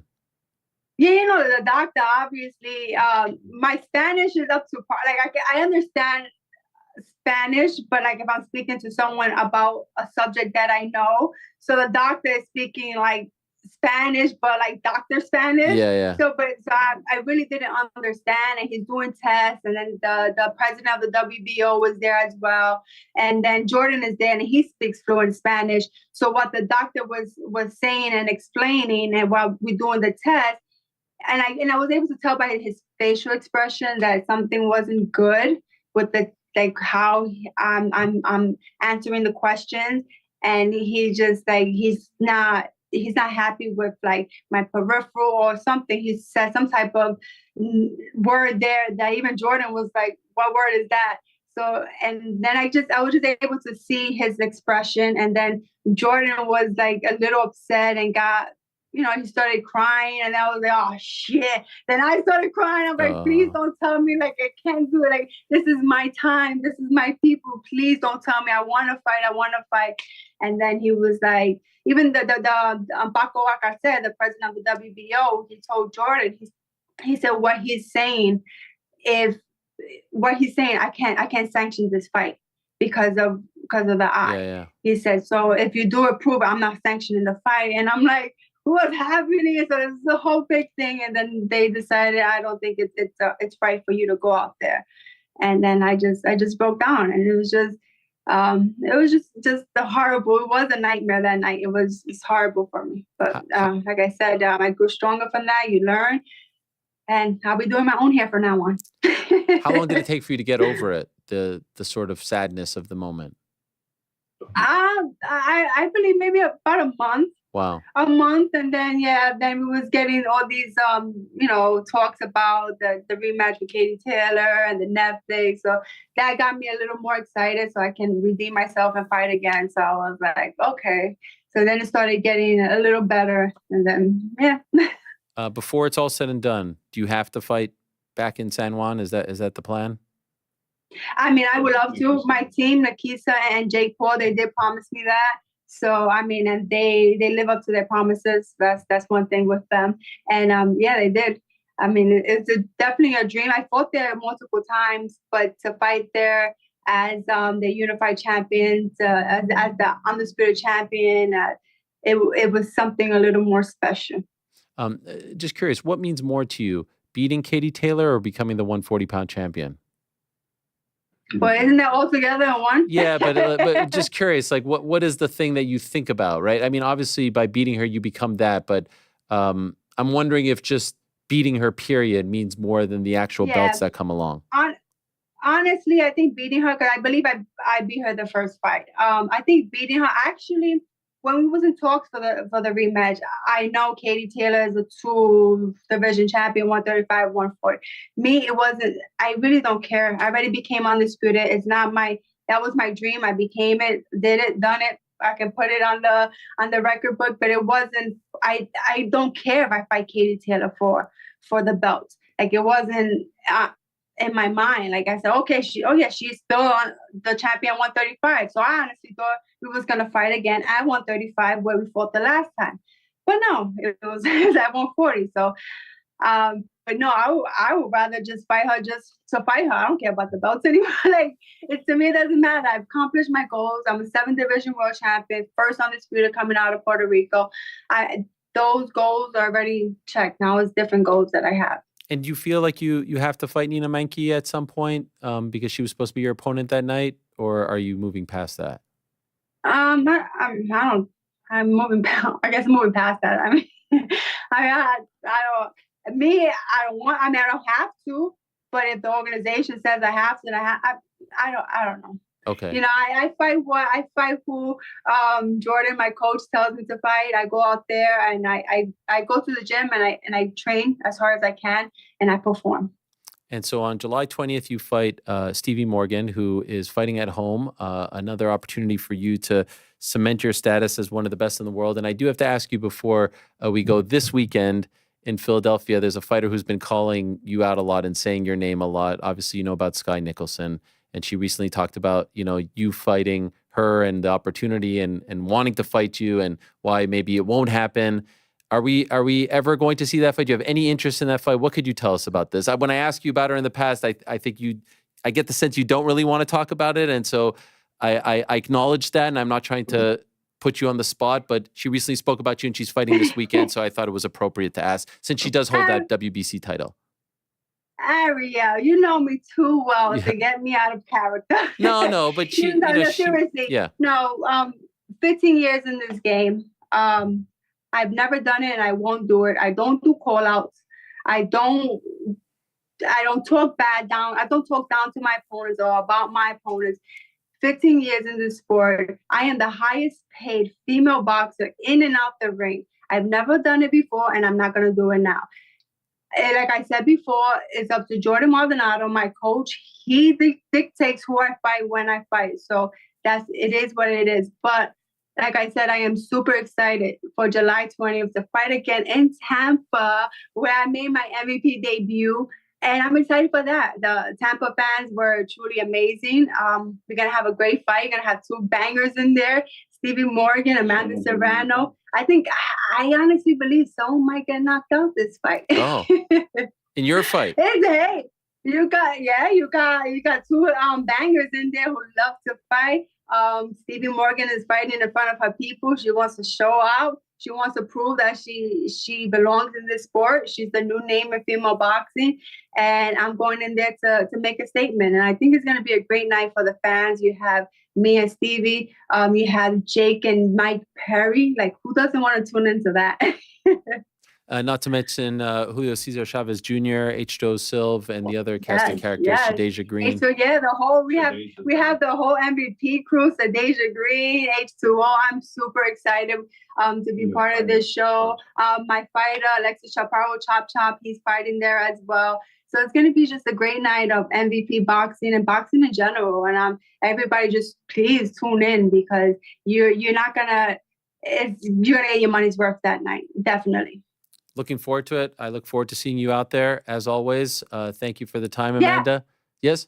Ariel, also, I'm super excited about Mikal Bridges. Let's go, New York. Oh, yes. This is what I like to talk about. Oh, my God. Yes, I know. I heard you yesterday on the Knicks Fan TV. I mean, we're going to have a good year. Yes. So I can't wait. I'm looking forward to October and definitely November 15th as well. Oh, my gosh. Now you're just warming my heart. I mean, you showed up wearing the dress of my favorite athlete of all time, Patrick Ewing. Was that custom, by the way? Where do you get such a thing like that? No, I bought it in one of those stores. Really? Stores. Damn. Well, that was well done on your part. I'm trying to win you over to the Serrano team. I'm over. Peace and love. Yeah, I don't know. I don't believe it. You don't feel it? Excited. You don't feel it? Come on. I show you all the love. I call you one of the greatest of all time, regardless of gender. One of the greatest of all time, period. 7-division champion. What more can I show you? What more can I do for you? Thank you. But I think we're gonna have a good season with the New York Knicks, and I'm excited. And I know you're a big New York Knicks fan, and I don't know who's the bigger, you or my brother, because you guys are two really big Knicks fans. So I love it. I love everything about it. Thank you so much. Thank you for bringing that up, and good luck in the final few days. And safe travels to Tampa, and we'll see you out there. Thank you, Amanda, as always. Thank you so much. And you definitely won me over. You're one of my favorite journalists. Thank you. I appreciate that so much. Thank you. All the best. Have a good one. There she is, the great Amanda Serrano. Amanda, the real deal Serrano. What do you think about that, Frank? One of her favorite journalists. What do you have to say for yourself? Me. I was, you know what I legit thought when she was like, what? When she mentioned Mikal Bridges, I thought she was going to say, is Mysterious Frank coming? Yeah, I think it was implied. No, I'm not sure if it was implied, if I'm being honest, but I legit thought she was going to say that. And, well, she didn't. I mean, I think we saw right there. But I feel like, initially I thought that Amanda didn't like me, and now I feel like she's fully on board with Team Helwani. What do you think? Absolutely. Yeah. She likes to give you a hard time because she likes you. That's right. Mm-hmm. Great stuff there. Looking forward to that. And that is on DAZN pay-per-view. They also announced today that DAZN pay-per-view will be the global home for the Terrence Crawford Israel Madrimov fight, which is going down August 3rd in Los Angeles at BMO Stadium, home to LAFC. And that is a big-time card. That's the one that has Jared Anderson on it, Andy Ruiz, Andy Cruz, and many others as well. So, big things for our good friends over at DAZN. I will be working the Tampa card, then coming home, then doing this show on the 22nd, and then going to Paris on the 23rd. Olympic Ariel, here we come. Paris, yes. Great time. And very excited for the Team Canada, Team USA basketball game this evening. Game 1, exhibition game. Happy trails, Kawhi Leonard. And what is going on? Do we have an update, GC, if he is there, on the England match? What do we got? Oh, 1-1. 42nd minute. Oh, yeah. Netherlands came out, scored. right off the rip, just an absolute, just lethal strike from the guys in orange. And then Harry Kane comes down, gets a penalty, converts it, 1-1. England's been looking pretty good. I'm not going to lie. The 3 Lions. Better than... Looking revved and ready to go. Look at you, man. You're fully decked out. Is that... Listen, I bought this for the Euros. I can wear it for... This could be my last day wearing it. You got to get your money's worth out of it. So I got to wear it at every opportunity that I can. That jersey's sick. Oh, it's great. Is it legit? It's great. No. We went over this. I got bamboozled. Yeah, what the fuck is that? What the fuck is paid the real price for it. It's not real though. Yeah, this is a very sorry badge. It's a sorry. By the way, but yeah, this is. Is there even a logo? Is there even is there a Nike logo there? No, there's a little Umbro action. It's kind of sick though. That's kind. How do you know it's fake? Nice. How do you know it's fake? This is just this patch. Like I can't get it. I don't think the camera is HD enough. It from far away it looks all right. Just up close, it's weak, man. It's definitely you can tell you can tell it's bootleg. Hat's real though. The loom tag. Hat is real. Yeah. Man, Frank getting in the jokes, huh? Well, I hope if you are watching the England match that you're maybe watching us at the same time, or maybe watching us after, or maybe watching them afterwards. 44th minute at the moment, and they just got a shot on goal. I believe was that. I don't know who that was. Harry Maguire, maybe? No. So anyway, was it Harry Maguire? No, Trippier. Was it Trippier? I mean, I'm really good at soccer play-by-play, but I was at the Canada-Argentina. Can I tell you guys about my experience? Oh, this was unbelievable. You know, I was debating whether or not I should go, and I decided to go. Unfortunately, my boys couldn't come because they're at sleepaway camp. Man, they're going to be pissed. They are going to be pissed when they find out about this. I've been writing them emails every night, but I can't get a reply. I'll get a reply a week later from them, like referring to things that I wrote about. Like I wrote about the Mikal Bridges trade, and then they'll write to me a week later being like, "Oh, we're excited about the Knicks player." I had a great letter from my son Walter a couple of days ago where he says, "I just had the worst meal of my life. It was fish sticks. Other than that, the food at camp is pretty mid." He wrote, which I thought the second part of the sentence was going to go completely differently. I thought he was going to say, "I just had the worst meal of my life. Other than that, the food is pretty good." But he went with, "Other than that, the food is pretty mid." He's quite the character. But anyway, I got to go to the game with my brothers, Mark and David, and my nephew, Jared, who has been here to the studio, the big MMA fan, met the likes of MVP and Israel Adesanya. And I drove to MetLife. And as I started to get closer to the stadium, I started to realize I am entering the belly of the beast. It's like I took a left turn into Buenos Aires because all I saw were cars with Argentinian flags on them. And I was starting to hear the music, and I was seeing the helicopters on top, and I was like, this is amazing. I like being the underdog. I like marching to the beat of my own drum. So I loved it. I prefer that over being in a stadium where it's all, Canadian fans. And so I parked the car, and shortly thereafter, a couple of, it's just a sea of blue and white, just a sea of flags.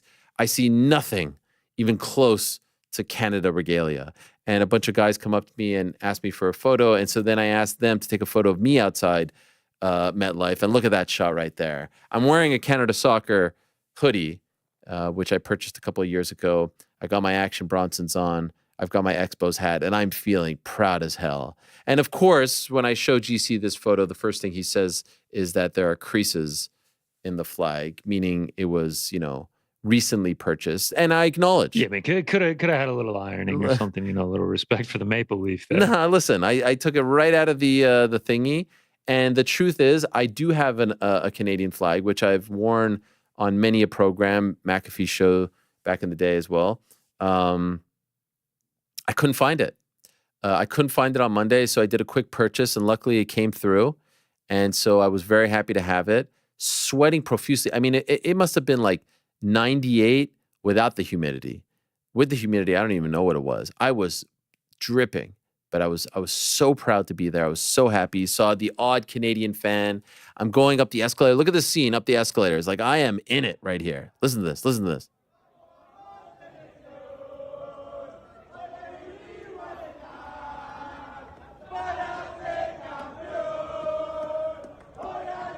There is not a Canadian shirt in sight. Like, it was just all Messi shirts. And I'm loving it. I'm absolutely loving it. I get to my seats. We paid a pretty penny for these seats. No freebies, by the way. We paid a pretty penny. I get there. We're pretty much at the midfield line right there. Look at these seats. Look what I have. I got the game face on. I got there earlier than my brothers. Ready to go. That's the fight face. There's the happy face. I mean, I see Alfonso So you're Davies. sweating your ass off because you got the hoodie on. This is the only like Canadian soccer merch you had, so you had to rock the hoodie. No, I got other. 98 degree I felt like it was apropos. Okay, what are you trying to imply? I've worn this on the show. You remember that before the infamous Belgium game. So it's not like it was like recently purchased. It's almost 2 years old. I'm not saying you recently purchased it. I just felt like it was saying, you had the Canadian soccer merch. It just happened to be a hoodie. Yeah. But like you're living and dying with the team. Now you're, sweating your ass off because you have a hoodie on in 98 degree heat. That's all I'm saying. Hell yeah. Absolutely. And I felt good about it. The boys come out. We sing I mean, you have to understand, for you, American fans, English fans from, European countries that are dominant in international sports, like, this is old hat. Even seeing the odd Canadian merch, amidst the sea of Argentinian stuff, like, it was surreal.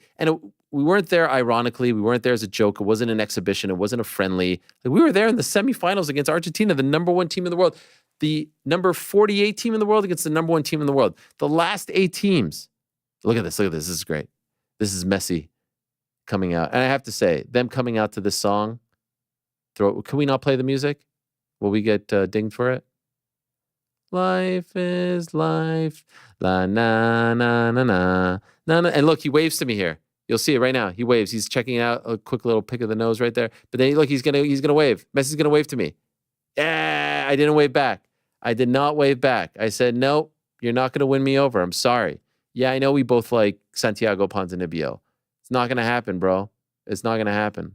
I was more excited to see, Jacob Schaffelberg or Max Crépeau, Alfonso Davies, Jonathan David, Ismael Kone. I was more excited to see those guys. That's who I was there for. I couldn't care less about Argentina. And what about all the diving? What about all the faking? So we were in it. We were fighting hard. They had their chances. Beautiful touch from Julian Alvarez, scored a goal. Even though we were down 1-0 going into halftime, I was still feeling good about things, honestly. But then they scored again in the 51st minute. Messi, and I think he was offside, by the way. I really do. And then we had a couple chances. Did you watch the game, GC? I watched until it was 2-0. You didn't see the final? Like, in the 88th minute, we have 2 legit chances. Oh, wow. Wow. I didn't see any part of you when you're watching this, you're like, wow, there's American Jesse Marsh leading these guys to the semis. How did Team USA not hire this guy? Nah. I mean, I'm not a big Burkhalter guy, but no, that's not what I was thinking. You were happy for Canada. I was just hoping. I was hoping you were having a good time, man. I mean, that's a special experience. They come right down the road from your house. You get to see them against the number 1 team in the world. That's great stuff. The final 8 teams, the nephew. Yeah, the final 8 teams in the Euro and Copa America: England, Netherlands, France, Spain, Colombia, Uruguay, Argentina, Canada. I mean, how does this happen? It's an unbelievable story. And now we've got something to build. We almost didn't even make this tournament. We had to play in like the final qualification match against Trinidad and Tobago just to get in because they lost to Jamaica when they should have beaten them and gotten in like back in October or November. They had to play them in March in front of no one in Houston. They didn't have a manager as of mid-May. They had no one. Jesse comes in, turns the whole program around. Now we have something to build on, something to be excited about for 2026. It's a great time. Great time. Look at me. Look at me up there. This is halftime. The boys come out down 1-0. I'm telling them, hey, I'm here. You see, I'm wearing a red t-shirt. It's a Canada t-shirt, by the way, just to rebut what you were saying. I got the flag. They're the boys. You're getting real defensive about this, man. No, I'm just pointing out. It's just, you had to rock the Canadian. I got a red merch. t-shirt right there. You see that? I'm wearing a red t-shirt. Yeah. Red t-shirt. I own some red t-shirts. I would have fit right in. It's the color. I'm trying to stick out amongst, the boys came out. I see them looking around. They're like, God, there's not one fan here rooting for us. That thing was a sellout too. You don't see MetLife sold out like that too often. 80,000. They got to figure out the pitch though for the World Cup. There's a lot of seams, like some of those pictures. And also they came out with like a freaking gigantic hose to water the grass before the game. And then I felt like it just never, like the water never absorbed because the whole time they're kicking the ball and there's like huge splashes of water everywhere. Usually it, usually it absorbs. Someone asked me on the chat, them pants. Those are, Nike SB bathing suit shorts. And I felt like it would absorb the sweat better. What do you guys think of that move? Yeah, it goes perfect with the red. Yeah, that's what got a splash of red on there. Yeah, I thought so too. Anyway, it was a great time. Still buzzing. We still have the bronze medal game, which is always a weird one, right? In these tournaments, bronze medal. I actually didn't even realize that Copa did that. Yeah, we got the bronze medal game on Saturday.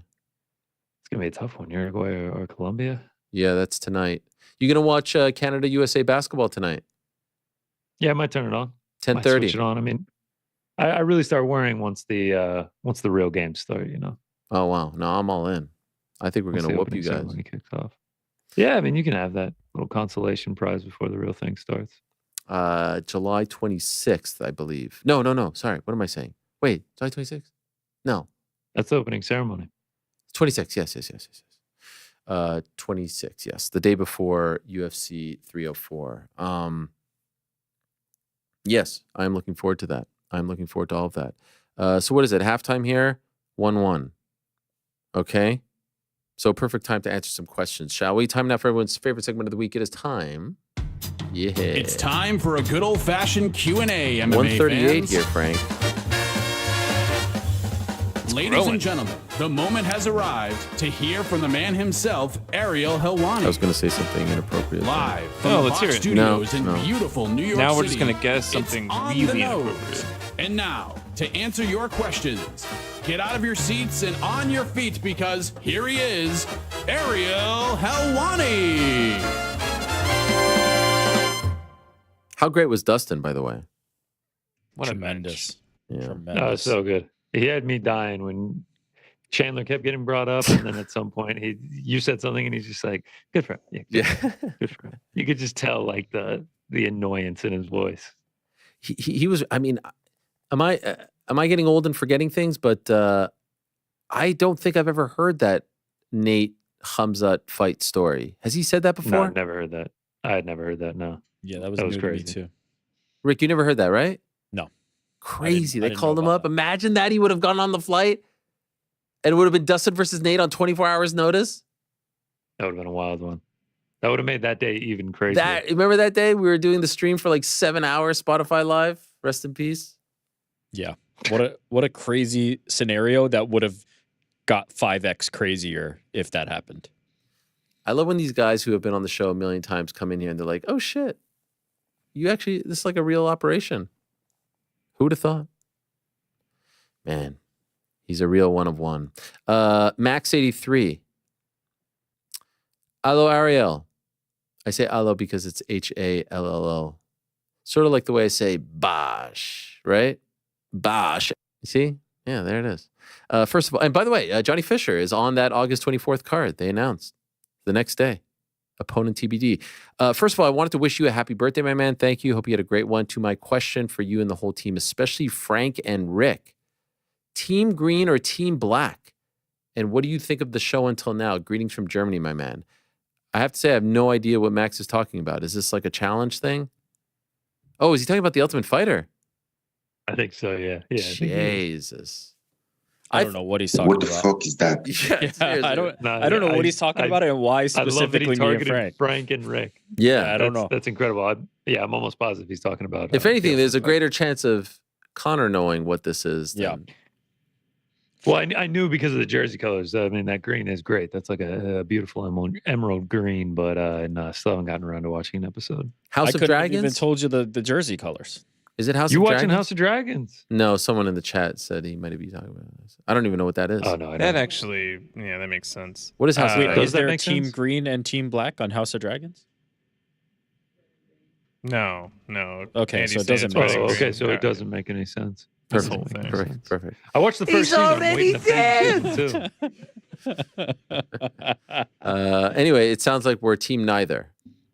Have you? Okay. I'm Do Team better. Green, I'm Team Green. Do better. Team don't give a What is shit. this? Okay. No, Okay. I'm This Team is Green. how we Wow, the start? disrespect I don't know. in here to the Ultimate Fighter. Can I just say Is that Give me a UFC break here. or- Season 33. I legit thought he was referring to the challenge or something. I wish he was. I would have talked about that all day. Who calls it Team Black or Team Green?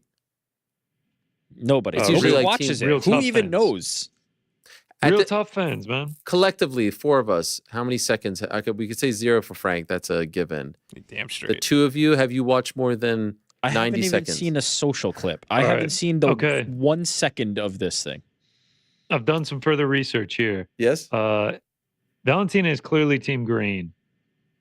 Alexa looks like a navy blue. This doesn't look like black. Wow. So it could just be off the mark. Maybe they're wearing black shorts. Yeah. Maybe he's talking about something else. Maybe he's talking about something else. Yes, this is. We'll never you know. just have to Google. This is something with House of the Dragon. I don't watch that show. Frank? Look, after Game of Thrones screwed up the 8th season, I'm Oh, not wow. investing. So in basically, this. I think this person pegged me and Frank as like nerds who like fantasy and sci-fi in this, and he was just off. I identify as geek. Wow. Not nerd. You don't have to be a nerd to watch that show. Man. I mean, there I go. The diehard that I am, I'm so locked in at all times that I You're like, oh, it's immediately two went to colors. tough. Must be tough. It's a bit embarrassing, I have to say. I mean, I'm just that much of a tough stan. All right. A little stumble out of the gate there. Jesus Kit's Christ. Corner. Hello, Ariel and the guys. Nate versus Jorge was great. I was so impressed with Jorge, especially the cardio. But the most impressive thing about that fight would have to be the promotion. Pretty sure the fight changed dates and locations. That's usually a bad sign for butts and seats, but those two sold out an 18,000 plus arena. Phenomenal. So close, so proud. And then a bunch of Canadian flags, I think he's referring to last night. Yeah, I mean, let's see. Spoke briefly to the Famio guys. They're planning on sticking around. So wouldn't tell me what the next one is. But, any place that is willing to pay fighters like that, God bless. We can all argue, is that good or bad for business? It's their money. And so I'm all for it. And the fight that everyone was joking about and posting the seating charts and all that stuff, like you can't, give credit where it's due. It was a fun card. Yes, it went on too long, but they filled up the joint and the fight was the best fight of the day or night. Was it not? I thought so. Eric Pastrana, Mr. Helwani, longtime listener, first-time commenter. I love and appreciate the crew, but a small request for whoever does the timestamps. I love your interviews, I love your interviews, but my favorite part of the show is the back and forth banter with you and the crew. Is there any way to add the intermission between guests in the timestamps? I often have to find the sweet spot when I go back to listen after work because the stamps don't include when it is just you and the boys talking. Thank you guys for everything you do. Frank, is that your domain? Yeah. And do you want to give me like an address or an email address I could send an invoice to? I'll be more than happy to get those in there for them. You don't want to put the banter? I mean, the banter's great, but like, listen to the whole show. Please? I mean, we edit the whole thing. There's a lot of people, people used to say this about the Howard Stern show back in the day. They used to say they like the banter more than the actual interviews. The first book I ever read. Oh. If you give a mouse a cookie, yeah. When you turn the page, it says they're going to ask for some milk. So you got to cut it off at some point, right? Like we're doing 4 hours or more. We edit the show. We put timestamps. Like it'll never stop. It'll be like, I like the way the Ariel pronounces certain words. Can you timestamp those words so I don't have to listen to the whole show and I could just listen to those words? Mm-hmm. Not going to do it. I actually, I thought that this person was going to say that the timestamps were off. That's been a criticism in the past. That's why I hit the I'm coming, because I'm like, we've addressed this several times. Okay, fine. Don't get so defensive. Hi, Ariel. This is from Jiggles. Do you know if the UFC will ever come back to Chicago? Last time they were here was like 2018. Also, would you ever put the actual video on Spotify, not just the audio, but the video? That's interesting. We used to put the MMA Hour, I think the pre-2018 show and beat on iTunes. I don't know why we don't put this on Spotify. Does anyone know? Okay. I think we talked about this before too. Just never actioned on it. Let's circle back and Okay, we'll do that. yeah, get some viz on it. Yeah. All right. BCC me. Coleman with a really hard-hitting one. Ariel, sup, dude, sick show. Do you like peanut butter and jelly sandwiches? Honestly, like top 5 favorite meal, snack. I adore them. Oof. I thought you were about to drop us that you don't like them. Adore. I mean, anything peanut butter. Yeah, I think when you you guys hit have us with seen. the honesty, No, when you no. hit the honestly, I was waiting for the worst there. Adore. PB&J's top tier. Top Adore. I've seen this man eat baby carrots and peanut butter. I can eat anything with peanut butter. I adore peanut butter in the smoothie, peanut butter just by itself, peanut butter and crackers, carrots, peanut butter and apples. Adore. Peanut butter and jelly. And the jelly is strawberry, right? Love strawberry. Love the 4 fruits. There's a 4 fruit one from Maison something. What's that one with like the cover has like the plaid? We've talked about this. The gingham on top. Yeah. Like that's the classic. Smuckers? No. Nothing with high fructose corn syrup. I don't like that. There's a problem in our household. My wife really likes cherry and raspberry. I don't like cherry and raspberry. I like together. No. Like cherry jam, raspberry jam. I think that's weird. No, I can do it. What's weird about it? I just think it's a little too. It's a little too like sour, a little too tarty. Tart? Yeah. Okay. I could see that. I like the strawberry. I don't mind blueberry. I like the 4 whatever it is. Is it the 4 fruit one? This is something that Any of only us, you specifically know. Like none of us are on the same page Yeah, with- I've never heard of it before. Any of us trustable guys. How many different fruit spreads are in the Hawani fridge right now? What do you mean by there's a raspberry, there's a cherry, there's a 4 fruit, whatever that thing is, and then there's a strawberry.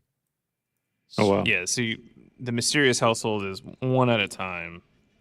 I like that. No. Just one spread. If we're not into it, we'll throw it out after a few months. Oh, this is what it is. You also don't have 3 Rugrats running around, you know? Yeah, man. Okay, so first of all, that company is Bon Maman, the one with the thing on the top. You know what I'm talking about? Gingham style. Not even a little. Come on, type in Bon Maman right now, and you'll see the picture. I couldn't even tell you how to Mama? spell that. How do you spell that? BONNE MAMAN. Oh yeah. I know this. Of course, I've seen this. Is like the most. It's pronounced Smuckers. gingham style. No, it's not Smuckers. Get out of here with your Smuckers. And then speaking of Smuckers, we just rammed right through, just drove right through the anybody uncrustable guys here. Any uncrustable takers? I don't want. Wow. I'm more a fan of Chandler's one. What's Chandler's one? Yes. He sent me it. It was a hit. Shout out to him. I actually bought a pack of them. Basically, I went right through them. They were unbelievable. I'll eat them right out of the freezer, 2 at a time. Do you see it, Rick? Bon Maman. I see it. You recognize it? No, well, yes, but like, there's lots of jams. Nah, this is the one that have recognize it, but it's always been out of my price range. I mean, I look at the price and I have to run away. This is goated. This is goated right here. I believe you. I actually went and bought the strawberry one the last time we talked. And for the record, I'm looking at it right now. Smuckers $5.99 on Instacart. Bon Maman $4.99. For a bottle that's 1/3 the Smuckers. size, I'm sure. Okay, 18 Smuckers, ounce, 32 ounces, 18 Bon ounce, Mama, 18 2 ounce, 18 ounce Smuckers, $5.99, 13 ounce, $4.99. Give me All a right, little give me less, give higher me the quality. Per ounce. Give me the per ounce. 13. Let's do the math on it. Okay, it's 5 less. Yeah. Listen, I can appreciate you loving your jam. I love it. What kind of bread? What kind of bread? $4.99. I'm gonna guess it's called mixed berries, strawberry, or 4 fruit. Marbled rye. My wife likes like this. Sourdough? No, she likes the Wow, sourdough could be a move. I like that. It's all good. Die-hard sourdough guy. Love sourdough. Give me some bananas in there, but she Iron likes Kids. she likes the what is it? It's like a gluten-free, like grainy one. Udi's. It's kind of a disaster, if I'm being honest. Ezekiel? That's all we got. Sometimes you got to take the reins and just go gluten, man. Yeah. My daughter likes the white. My kids like the pure white. You know? No, that's fine. That's for a PB&J. Let it go, man. Let it rip. Yeah, but like have a little fun. Let your hair down. You can't spread on the regular white bread. Challah roll is nice with it too. Wow, you guys are throwing out some options I never even considered. Oh, man. bro. Oh, by the way, I'm thinking post show, I'm gonna rip myself a PB&J. You ever I'm go jealous. Big Mac PB&J Is where the you food of go the bourgeoisie? bread, jelly, peanut butter, bread, and then you hit it with another peanut butter jelly bread. So now you're eating a Big Mac PB&J. a lot of bread. Real quick, I'll be honest. I want to go less bread. I don't want more bread. Okay, I don't want alright. the middle bread. I want bread out. You're Double getting up more the peanut bread, butter. but you're also doubling up the peanut butter. So I'll put the peanut butter on the other side of the bread. Oh, yeah, all right. I like this. Hold Now it. we're dealing with a mess here. But I'm saying you're going 1.5x on the bread. You're going 2x on the peanut butter and the jelly. So technically, you're still It getting works. more peanut butter. and jelly. The math tracks. I see it. I see Big the Mac vision. PB&J. I'm just saying the vision's there. The I see the vision. execution, if you're really feeling it. Drink of choice. I mean, milk and a PB&J. Milk. Just to me, that's Tea. perfection right there. coffee, Yeah. a beer. Coffee, great. I'm aligned with Coffee. we're starting to get. Into I'm not a weird big milk territory. guy. Just You a big know, stout. you could just have a love glass of milk. Yeah. With a PB&J, absolutely. Maybe a Capri Sun with a PB&J. Bring me back. That's Whoa, that's little the move. poolside action. Yeah. Couple Doritos on Let's the side. do it. Let's Don't do mind it. if I do. Do not mind if I do. I kind of feel like the thickness of the peanut butter is so great that water is fine, or a nice You gotta have peppermint something tea. to cut it. You Nice gotta have something. peppermint tea. I'm not tea. sold on that one. Bro, trust me. No. You love it, man. Is there You something love that it. peppermint tea doesn't pair with for you? No, it's perfect. Yeah, you Okay, like so then youth. that's more about the It's tea than the perfect. sandwich. What does it help with? Is it good for like digestion? You just enjoy That's the it. taste of it. Nailed it. Digestion. Yep. You know what else? Try it out. Ginger. Ginger's You good too. can't eat berries after 5 p.m. No. or you'll have. By a the tummy way, ache for a I week. mentioned this last week to my wife, and she thought that you guys were out of your minds About what? about Eating, the eating like, dinner? fruit after dinner. Oh man, it's the best dessert. Oh my god! And I then we ate were an wondering if entire just something carton was of wrong with us. blueberries. Yeah, Yeah, there's I'm thinking definitely so. something wrong with you guys. Jews Yeah. have very sensitive stomachs. That's not even true. It's I've heard 1,000% that. No, true. that is definitely That is No, a food 1,000% started true. that. Okay. that is That is a thing. definitely That is true. 1,000% a thing. Look it up. IBS and all that stuff. It's no legit. I'm telling you. Yeah, I believe you. I believe you. It's just Someone's it's faith just- it's determines how funny. well their It's not constitution. faith. No, It's not faith. It's not. Heritage. It's heritage. It's All right. genes. It's Yeah, genes, Eastern DNA. European. Yeah, Frank. Oh, speaking of genes, I'm finally getting that 23andMe done. Got it on the way Oh, to the yeah. house right now. Find out if I'm Irish, English, where I come from. Well, if you're Irish, exciting you're some gonna have stuff to. going little over here. Connor Burke's clones in 20 years running around. Great. Yeah. Listen, Shama. if you're Irish, you're gonna have to take that off. You know, whatever Sorry, it I is. got an you want. Irish jersey as well. Yeah, so someone was coming at me, calling me cringe because I'm not from England. I'm like, well, I'm not from any European country. I had to bet they on don't get someone it. to win the Euros. They don't get it. They don't understand. It's all good. Chris, hey Ariel, with all the speculation about who's headlining the Sphere, O'Malley, Merab, Max, Ilya, Connor, Chandler, is there any news on who might headline, especially without Chandler hinted at the Sphere date the other day? Thanks, Ariel. No, it's not Connor Chandler. At this point, if I had to put money on Connor Chandler, if I had to, and this is not me reporting it, so don't get all crazy, but the way the wind is blowing at this juncture seems to be December. I don't think they're going to create a date. If I had to, at this second, it changes.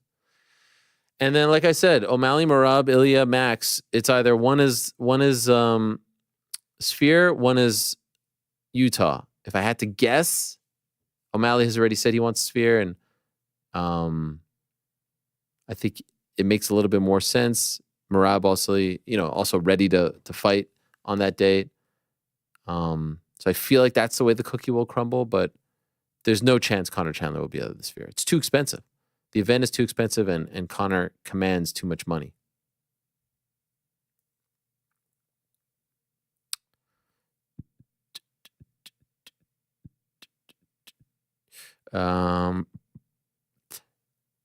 Stefan, good afternoon, Mr. Helwani and the crew. Hope you're all doing well. I've been watching your show since the buildup of the second Connor Nate fight. Thanks for making this a great show. You always have the best interviews. Thank you. What are your predictions for the Euro 2024 semifinal tonight and the final this Sunday? Well, I think as of right now, 53rd minute, I think England prevails, and I'm sticking with them. That was our pick at the beginning, and we are sticking with the boys. It seems that Spain is in a league of its own. They've won every single match, and so I don't refute that statement, but I still feel like England figures it out. Our Dutch Lions will eat the English up tonight. Okay, well, let's see. Second question, what do you think about a Pereira-Rico Verhoeven match in heavyweight? Poatan has called Rico out in the past. In my opinion, this would be a legendary fight. Thanks. Greeting from Utrecht, the Netherlands. Stefan Ackerman. P.S. Watch out for a Wout Weghorst tonight. Let's go. Mr. Rick, Rico Pereira, was this ever a real thing? No, I don't. I mean, I can't say that like I was following that scuttlebutt too closely, but no, I don't think so. I mean, obviously he had challenges at light heavyweight in Artem Bakitov, who, by the way, like is chirping at him now, and it seems like they're having a bit of a back and forth. But no, that I don't think that was like seriously discussed. Maybe it was, but it doesn't seem like that was in the cards. He was at middleweight and light heavyweight. Who wins that fight right now? Rico. Kickboxing, Rico? Yeah. Rico is massive. Like he is a massive man. And also he's been kickboxing for his entire life and is the best heavyweight of a generation. Like, yeah, that's I don't know. Look, Alex has done some incredible things. I just could not see a world where he's beating Rico. You would be the one to best answer that. There are a couple questions here on the chat. One from Nini. Why does Ariel read the newest submissions first? Sometimes I feel like they're a little more on point. But as you can see, I was proven wrong this time. And I bounce around. I'm just trying to look for like the most interesting stuff. So there's no real rhyme or reason. And Jack says, is it better, or asks, is it better to submit questions right before showtime? No, there's no difference. We move along now. Guy, hello again, Ariel. Was Neon Masvidal's doing? I'll never speak on this again. Thanks again. I don't know who's doing. I didn't really look into it, but you know, I mentioned after that whole embarrassing scene at the press conference that promotions will plant these influencers, YouTubes, these press conferences to create some sort of scene, some sort of buzz. And I know that for a fact, and they've done it often. And they don't mind having them among media, asking questions that are very disrespectful to fighters. And they will even look at the buzz that got and say like, oh, see, it worked. It got us some attention. It created buzz. It created hype. It created promotion. And I think this is incredibly short-sighted and incredibly disrespectful, and I'm tired of it. And like I said last week, you will never hear me say that, you know, people coming into, especially combat media, because it's a little more, you know, Wild West-ish, loosey-goosey. You'll never hear me say like this person doesn't belong, that person doesn't belong. Anyone who's trying to do this and make a career out of it, be different, be unique, I say that's good. We need more different voices and personalities, and there's nothing wrong with it. But when you have these people pop in to grace us with their presence and ask BS, disrespectful questions to men and women who are about to put their lives on the line, I don't say that lightly. People have died in boxing rings. People have died. People have suffered life-altering, career-altering injuries. To go up there and say, when you get your ass whooped or when you get knocked out, and think that that's funny, it's not funny. This is real life stuff. This isn't a game. And so I don't appreciate it, and I know the fighters don't appreciate it. And I say to any promoter, new promoter, anyone who thinks that this is smart, it isn't. It's not worth it, because the fighters aren't going to want to fight for you anymore. It's embarrassing, and there's no place for it. And then you see what happens when these idiot kids show up and speak like this to fighters, and then their teams attack them and go after them. I'm not trying to condone that type of behavior, but you get what you deserve. You can't talk like that to fighters. And I love the people saying like, what's the difference between what he does and what you do? Like, what? What are you talking about? Show me one time that I've ever talked to a fighter like that. Show me one time that I've ever talked to anyone in the fight game like that. Now, it's different when you have people who are like calling me out and making up lies about me. But even then, I don't say I want you to get knocked out or what is it like when you get knocked out. I don't speak like that about anyone. I would never do that. I have way too much respect. So I know that there's, stupid trolls that are just trying to whatever, get a few likes by saying, what's the difference between him and you? Like, yeah, I know there's enough smart people out there who can tell that there's a massive difference and who know that I've never done anything like that or said anything like that or behaved any way like that. I mean, even remotely close to that. That dude was trying to get a little hit. He was put there. He was probably paid to be there. He has people following him as Diaz's team is running out the door to attack him. And then he's crying like the punk that he is in the corner, begging them not to touch him. You can't speak like that, especially not to a Diaz brother. I thought the stuff with Better Derek was whack and disrespectful, and there's just no place for it. And I also think, I thought it was interesting, people saying like, oh, this is what Jake Paul has done. Jake Paul actually goes in there and fights people. Jake Paul actually, gets people big-time paydays and walks through the ropes and fights against some of the baddest dudes in the world or in the history of MMA and has had the other boxing matches, whether you think that those are tough guys or worthy opponents, it's still a boxing match against another professional.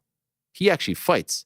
He doesn't just talk shit and not actually put his life on the line, put his livelihood on the line, put his health on the line, his safety on the line. He actually goes out there and walks the walk. So you can't tell the difference? You that dumb?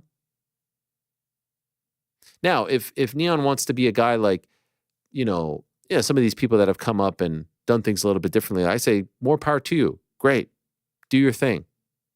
But that's just you trying to get a rise out of them for a couple of hits. It's not the place to do that.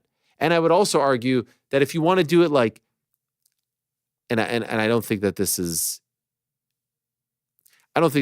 acceptable, but it's one thing to do it on fight week. It's another thing to do it out of a camp, out of fight week, random time. You want to mess around a little bit? Not a fan, but all right. 3 days before the fight, you want to talk about when you get knocked out? You want to be disrespectful and then backtrack 4 seconds later? It's just whack. It's whack. So I don't know who planted him there.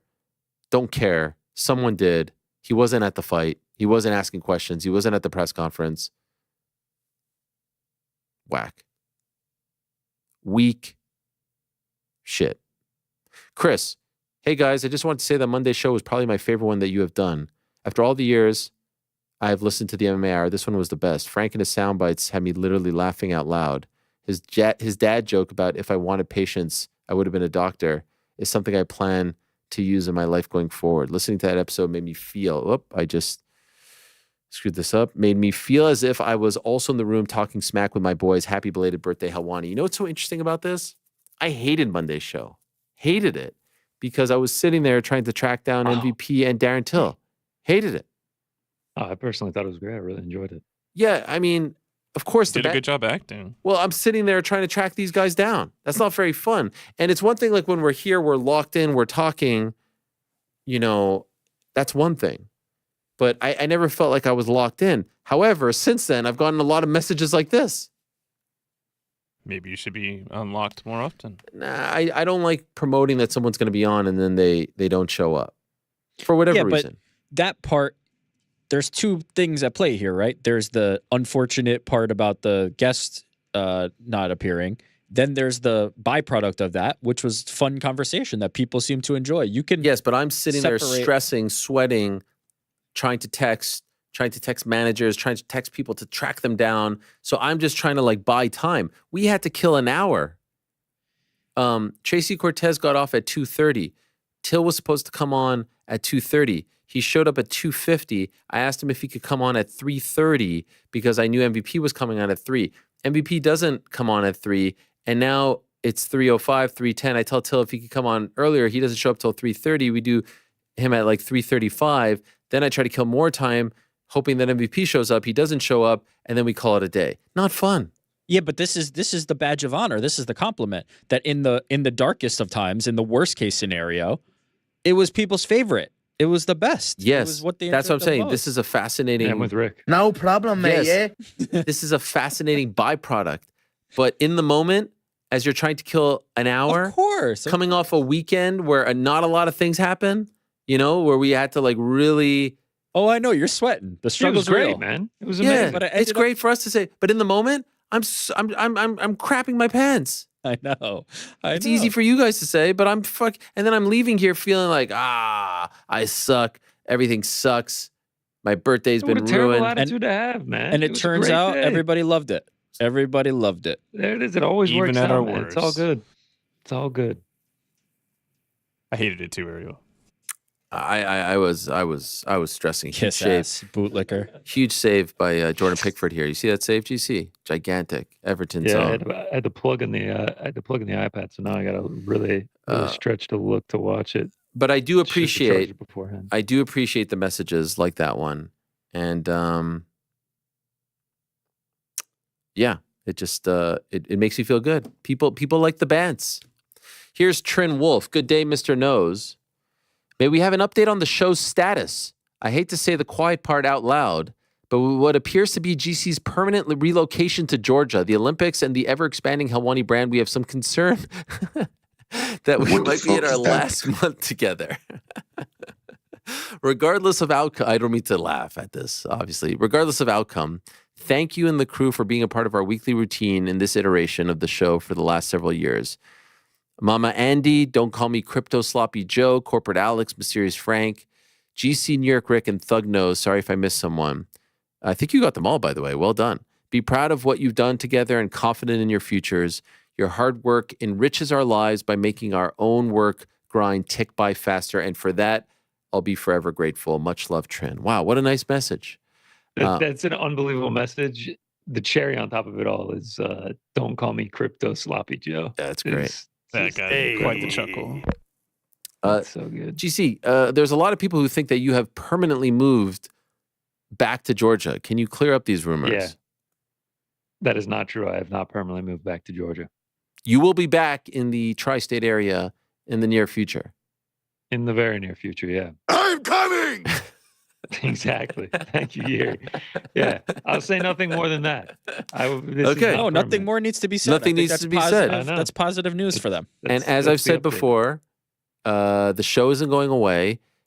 Yes, we're in this period now. And there's another question here that I saw earlier. It was like, you talk to everyone about free agency. We should be able to ask you. I'm like, I'm answering the questions. What do you want me to say? I don't have a specific announcement to make.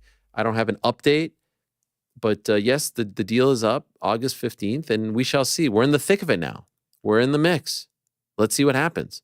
And this is on my life. God is my witness. I have nothing concrete to say to any of you. And that's not because I'm trying to withhold any information. We're in the mix. So let's see. But it's a fascinating time. And yes, I understand that there's some concern, but there's nothing to be concerned about. You just heard it from GC. He isn't going anywhere. He'll be back soon. And we will be back. And we'll be back, and we'll be better than ever. I got to find a full English for UFC 304 down here. I'm struggling, man. Oh yeah, that's right. You can't get that in Atlanta. I haven't been able to find one. I'm gonna have to dig deeper. See if I can locate one. I hope to have something to tell everyone by I don't know, the end of July, maybe early August. That's the hope. But let's see. Some of these things are out of my hands, believe it or not. But moving along, very excited about the future, very excited about what is being discussed. We are, as the great Pat McAfee once said, it's up to something season over here, okay? Can I steal that from him? Very excited about that, and I think everyone else will be very happy once everything falls into place. There's a direction that we're moving in. We're just not quite there. We're not quite in the red zone, if you get the analogy. Mystery Balls? Is it embarrassing Dana doesn't know how to pronounce a main eventer's name, let alone a former champion? Would he learn to say Rose's full name if she goes to Power Slap. Yes, he calls her Namajunas. There's a few people like this that he hasn't said their name. He used to call Alex Gustafsson, and there was another one. What's the other one, Rick? There is definitely another one. This is out of my expertise. No.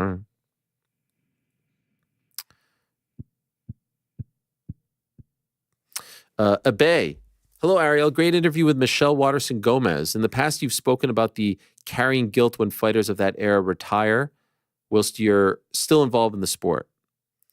Curious to know whether you still battle with this. If so, I want to highlight you do a great job of shining the light of fighters of yesteryear, especially ones underappreciated by today's fans. For example, last week, you told fans who don't follow her Invicta run to watch the Jessica Penne fight. So I did. Then watch the Tamata fight, the PVZ fight, and many of her other great fights that I otherwise probably never go back and see. Same thing when you told newer fans to watch the Matt Brown versus Eric Silva, Lawler, and Sanchez fights. I hope that's enough to alleviate some of that guilt. Much love, your boy, Abe. I appreciate that, my friend. I really do feel that. And I guess like the duty that I feel is to try and tell people to go watch, especially the ones that kind of leave on a losing streak or maybe not in their best form. Go back and watch them when they were in their prime and put some damn respect on their names. Legends of the game, trailblazers, pioneers. We're still in this era where there are trailblazers and pioneers who are active. And so appreciate that. That won't last forever. She's one of them.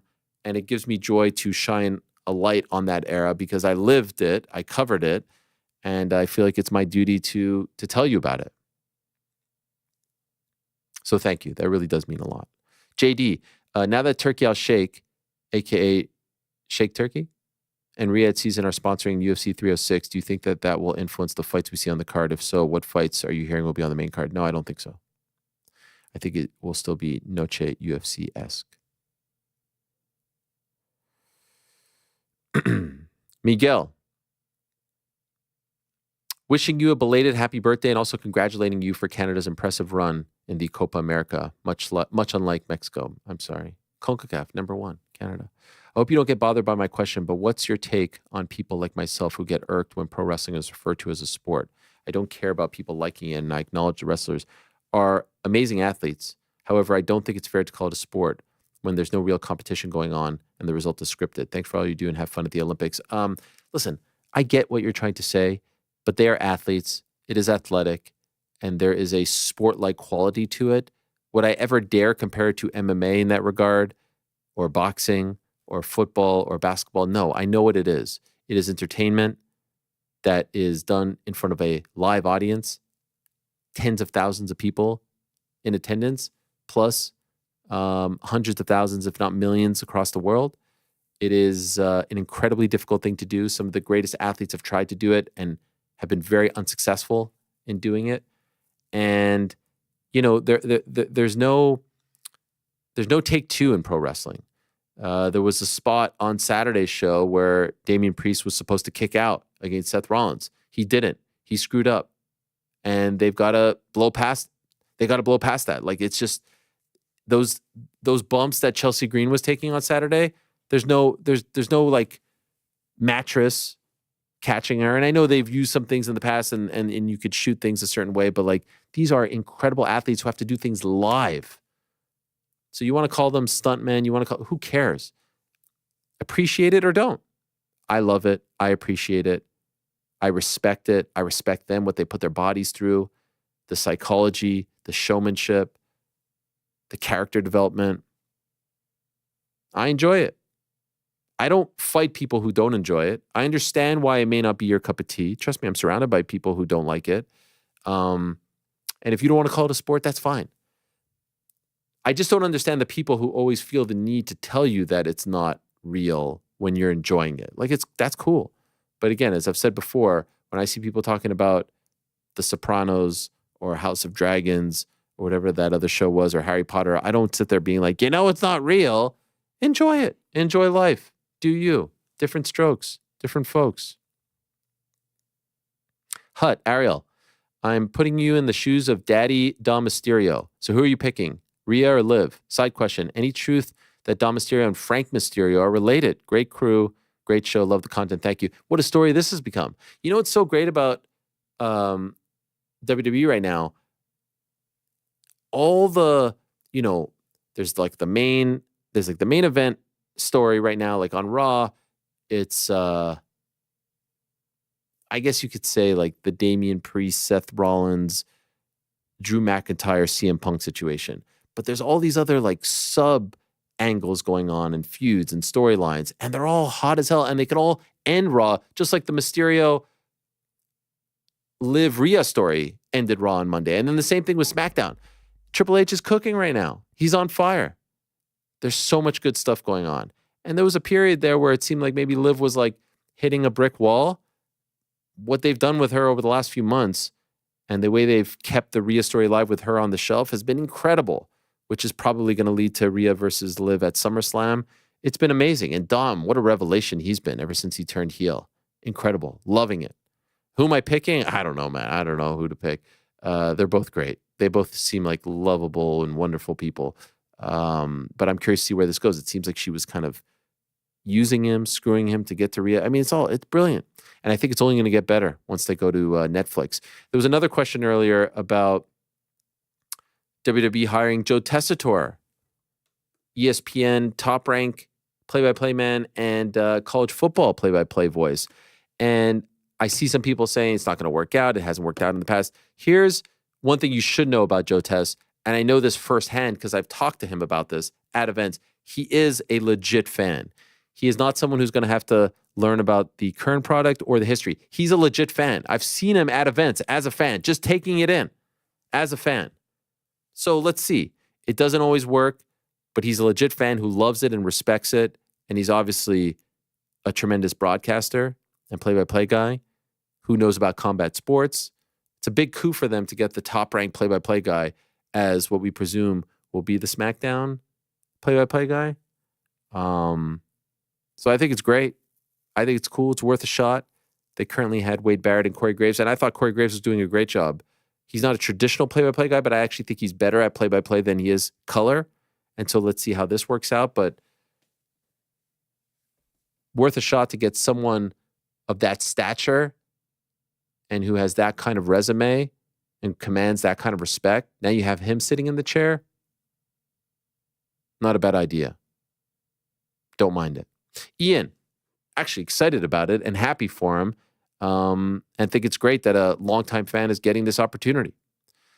Hello, Ariel and crew. Did you see CM Punk attack Drew McIntyre at Money in the Bank? Because as the brawl is over, Punk has stood on the announcer's desk. Michael Cole proclaims, amazingly, that Punk has stood there saying, "Who, me?" in a very similar way to you. Get it on the soundboard. Ian from Manchester. Shout out to Wigan. I saw that, and I saw a lot of people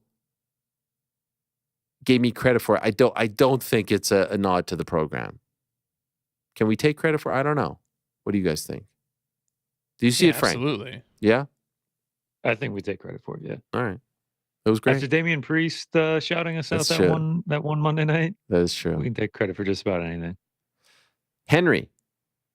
Hello, Ariel, and my condolences to your hardworking Canadians. Thank you. My question is for the whole crew, but specifically Rick. Shakur Stevenson is clearly a defensive mastermind and a huge prospect in boxing, but he just can't seem to find his moment. Will he always provide highly skilled performances that don't lead to viral moments, or is he simply not fighting the right guys yet? Special shout out to Rick and GC, whom I enjoyed chatting with over Zoom earlier this year about the career paths. Go Tar Heels. What was that about? That's a very sharp and smart young man that I had the pleasure of speaking to, and sounds like GC did as well. Freshman in college and like ahead of the game. Smart kid. Killing it. I mean, and also like he's asking me a question directly. Like he's obviously brilliant. We know this about this kid. He just needs a good promoter. He just needs, and the flirtation with Eddie Hearn continues. He just needs a good promoter.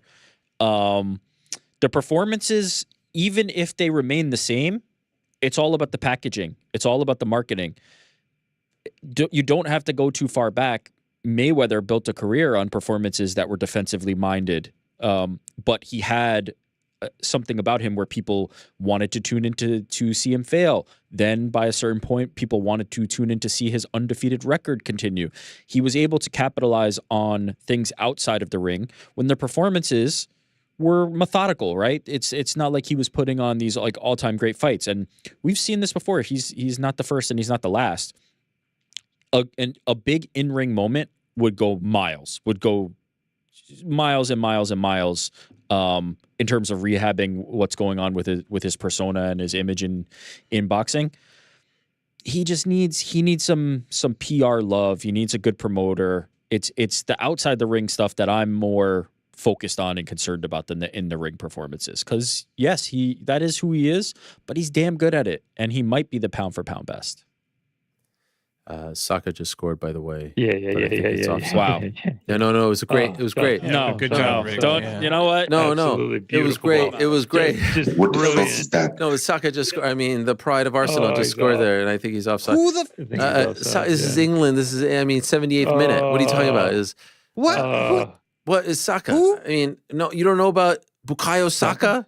I mean, come on. He's already dead. Yeah. Devin Haney, shout out to, Everything Boxing on Twitter? You follow them? Yeah. Great account. He actually just tweeted this like a few minutes ago. Haney, Paro, William Zepeda, Andy Cruz. These are the 4 guys that are probably available to Shakur Stevenson if he signs with Eddie Hearn, and I think he should. He needs a little bit of a character refresh. Yeah. And he needs a fight like one of these. The Haney. Haney ain't fighting him. Haney's gonna wait for Garcia. That just doesn't. Shakur Stevenson. Look at what going to Australia did for Haney against Kambosos. Go to Australia, fight Liam Paro, who just got a big win, enemy territory in Puerto Rico. Get out of the comfort zone of Newark. All the fight. I know he was just in Vegas Super Bowl weekend, but like travel. Say, all right, I'll be the bad guy. Get off Twitter. Stop trying to beat up everyone. No, he's definitely leaning into the bad guy thing. Don't come at Mason Cameron. Like that was a big mistake. They bodied your ass. Like that was brutal. Don't do that again. But if you're trying to be the bad guy, I guess that might be a route.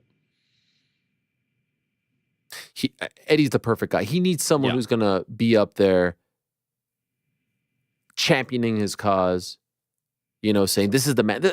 Look. By the way, he's said as much himself. Yeah. He's been like, look, Top Rank is not doing this for me. Like, I need something. Like, I think he understands it. Look, at the end of the day, he's a really, really damn good boxer and a smart person. He will figure this out. I think it will all come together for him.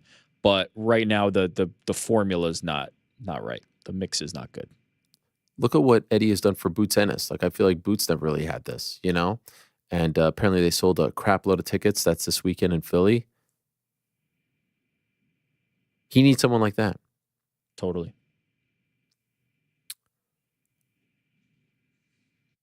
What is this? Oh, this guy. Peter, what's the story, Ariel and the crew? What's the story, Peter?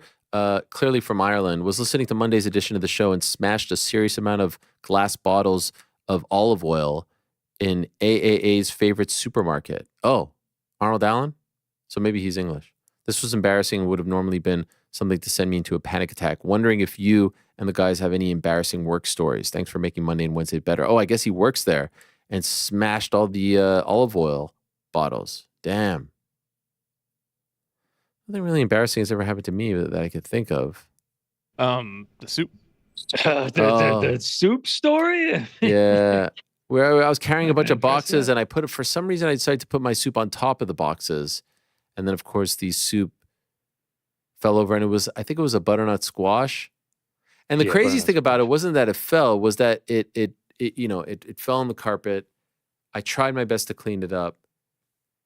And then it just kind of stayed there for months and months and months. Like there was only so much that I could do. Months. I mean, it was a great choice by you. A nice autumnal soup. I think it was a nice fall day.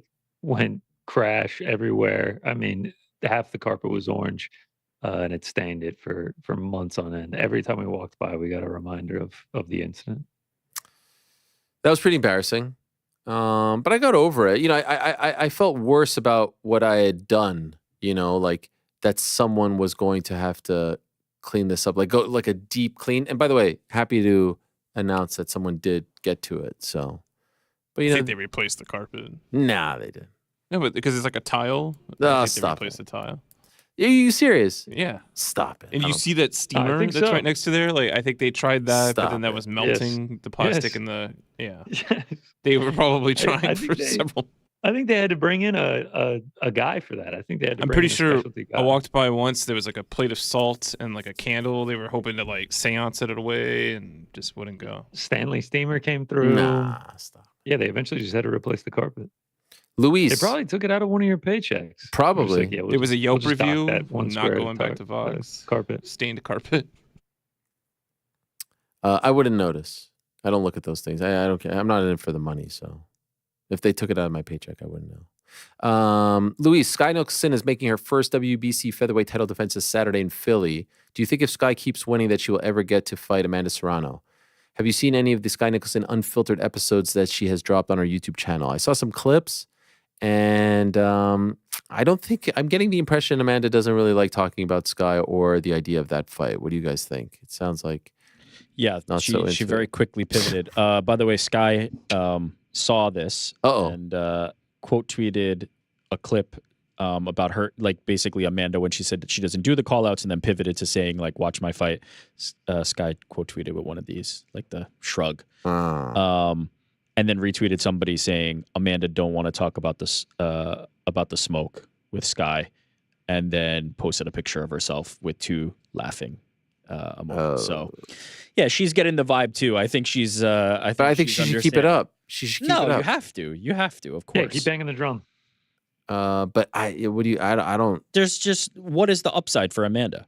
Well, at this point, okay, you got this fight on July 20th, then the Katie fight.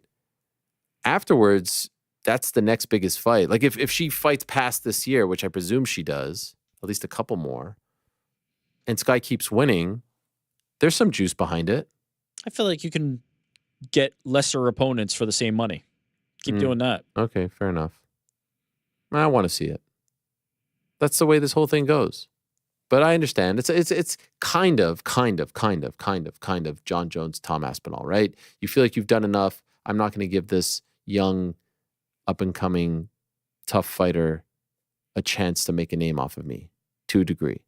But I think it's a really interesting fight on paper. Like, I don't think it's an easy one to call. I think it's a pretty close one. By the way, what are the odds for the Sky Nixon fight this weekend? I'm going Sky via stoppage. Oh, goodness. You're going back to the well on that, huh? Let's see. 4 digits, you guys think?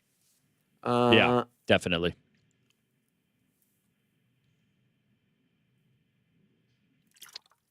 Yeah, 4 digits, minus 2,000.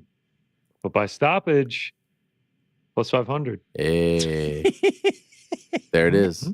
H-Dow, baby. Crazy. That was crazy. All right, let's go. H-Dow. I love it. Plus 500. Take it to the bank. Cooper, a couple more here. Hola, Ariel. Happy birthday. Longtime listener, first-time commenter. Can we get some behind-the-scenes footage of the crew laughing when you don't get fighters or interviewees jokes, or has a who me moment? Appreciate what you and the crew do Mondays and Wednesdays. P.S. Are the flannels tailored too? They are not. And I don't know, is there a camera on there watching you guys, filming you guys, getting your reactions to things? Well, there it is. Not recorded, no history, but live. Oh, there's Frankie's hand. Wow, you can see Frank's hand. Wow, you know yourself, Frank. It obviously wasn't on record, but when the actual who me moment happened, we were all remote because it was that special Saturday edition. I was just like, oh no, he's definitely not talking to you. Like, it was immediate, like, knee-jerk reaction as soon as you said it. And then we had to immediately go clip it. That was great. Toledo Trice. Sup, Ariel? This is Trice in Toledo, Ohio. I was just wondering if you think Devin Haney versus Manny Pacquiao in Allegiant Stadium would be a viable option for Devin Haney to rehab his image after the Ryan Garcia fight. You can't be serious, right? There's no chance. No, I don't think that would be a good idea for multiple reasons. Pudding Boy. Hey, Ariel, I understand that real journalism is unfortunately a dying art, especially in long form.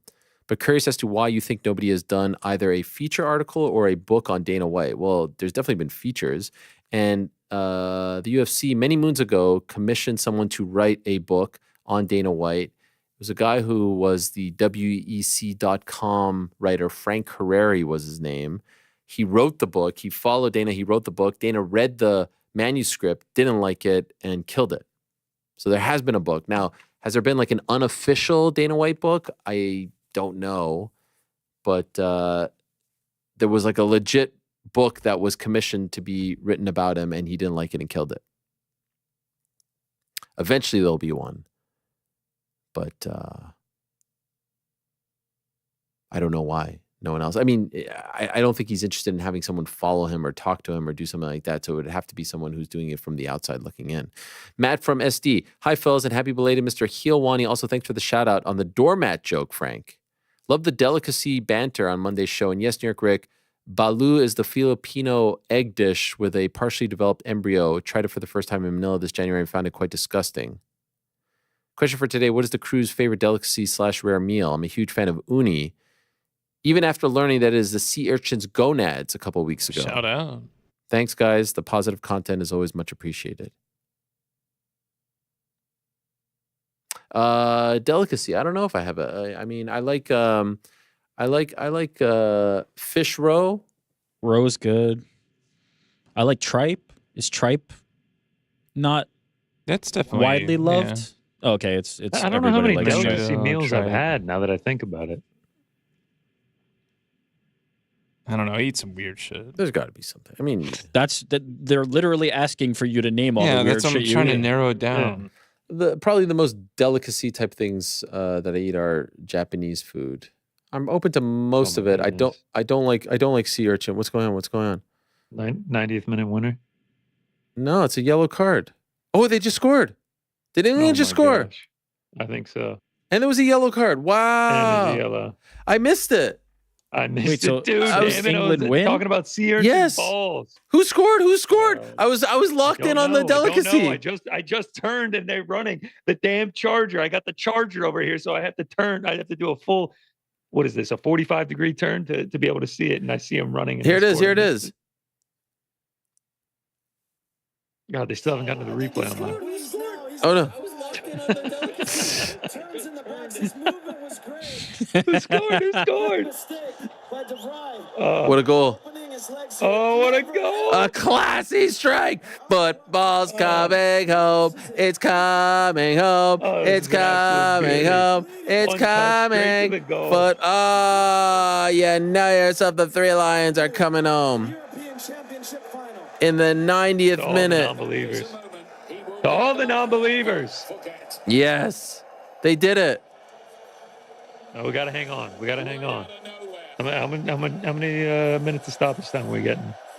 Oh my God. Oh, he got Sunday is going to be a day and a half if this holds.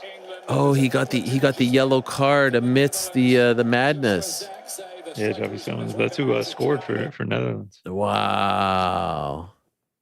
How do you feel, Was that Rick? Ollie Watkins Your who scored? thoughts? Woo! Oh man. Come on, you can't not appreciate this.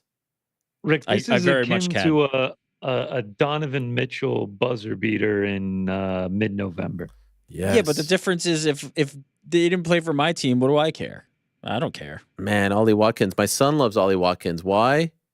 Because his name is Ollie. Shout out. Rick, you should have jumped on board with me and taken an England future. That would have gotten you into it. Just like our Collingwood Magpies in the AFL. Oh, yeah.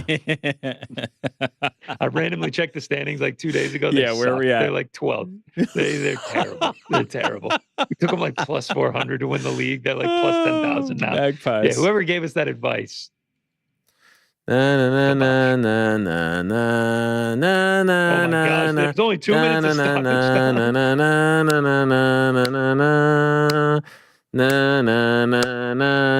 Heroes in the na na na na na na. And who was it assisted by? Of course, the Wonder Boy himself, Cole Palmer.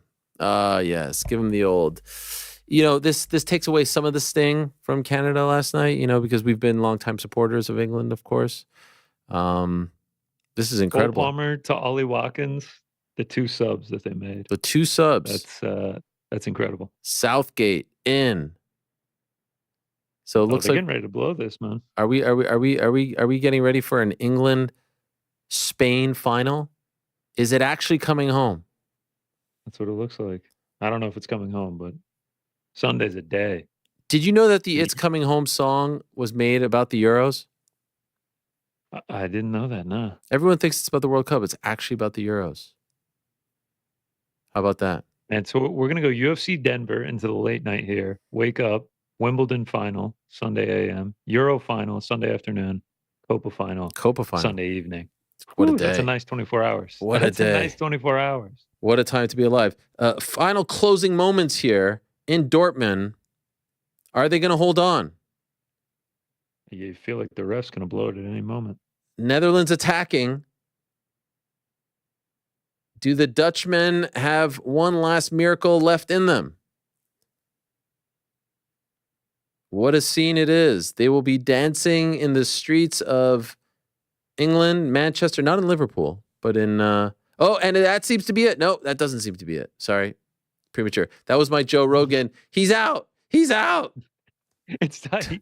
It's tight. It's over. It's great to hear. Oh my gosh. Can't wait to tell my boys about this. And then I can't wait to get their reply and reaction to it a week later. Cole Palmer. What a guy. They're still making subs right now. I think they're going to win this. And I don't mean this game, the whole thing. I really do. Come on. We've been on the train. Have we not? Yes. I mean, yeah, we've Full been time. supporting England throughout. Full time, they did it. The boys did it. We're going to the final. The miracle. The miracle in Dortmund. The boys have done it. Wow. To everyone who didn't believe. Heroes in Oh, look at Pickford.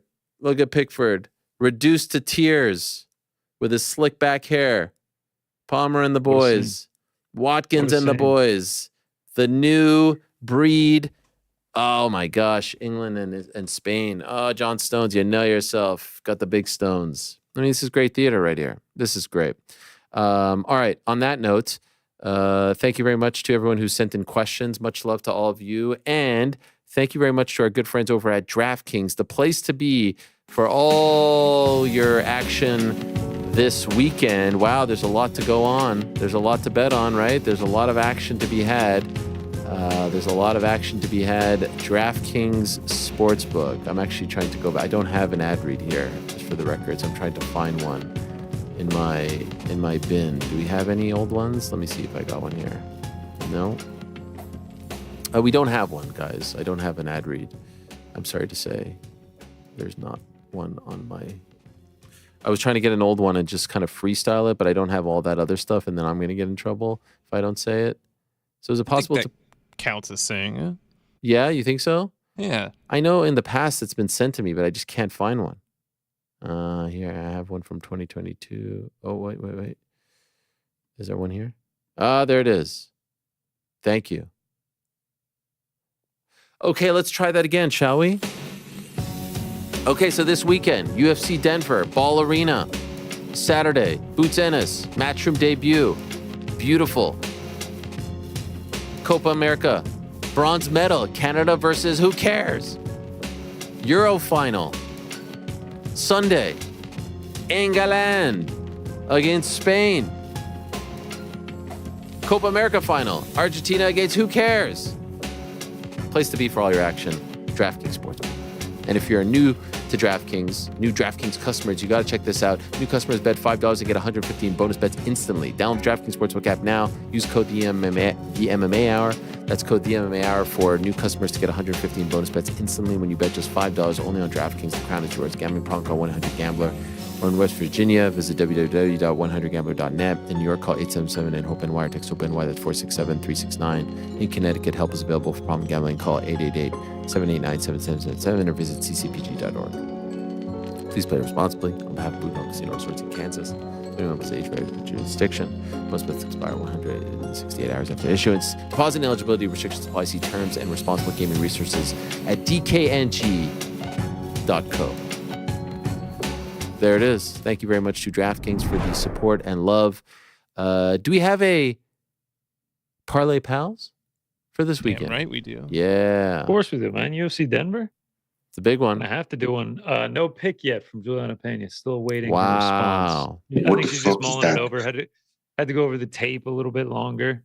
So yeah, I'll just throw the names in the randomizer and then we'll get her pick later on.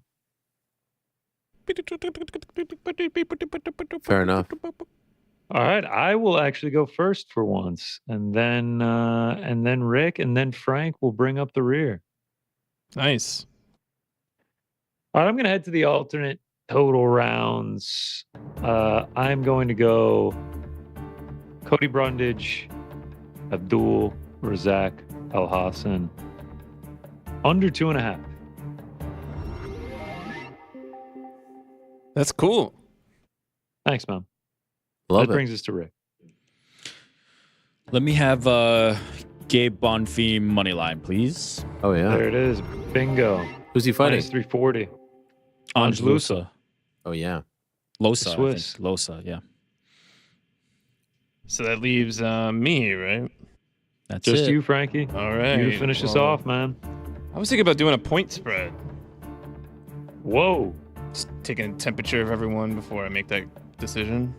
Sounds good. This is your pick to make, Frankie. Yeah, I'm going to do Jasmine Jazz Division. as a plus 3.5 points for a minus 245 because I know that Jasmine Jazz Division. Yeah. is going to get it done. I love that. Frank throwing in a point spread. That gets us to plus 130 with Juliana Pena's pick still to go. Look at that, Frankie. Thinking outside the box, man. It's good stuff.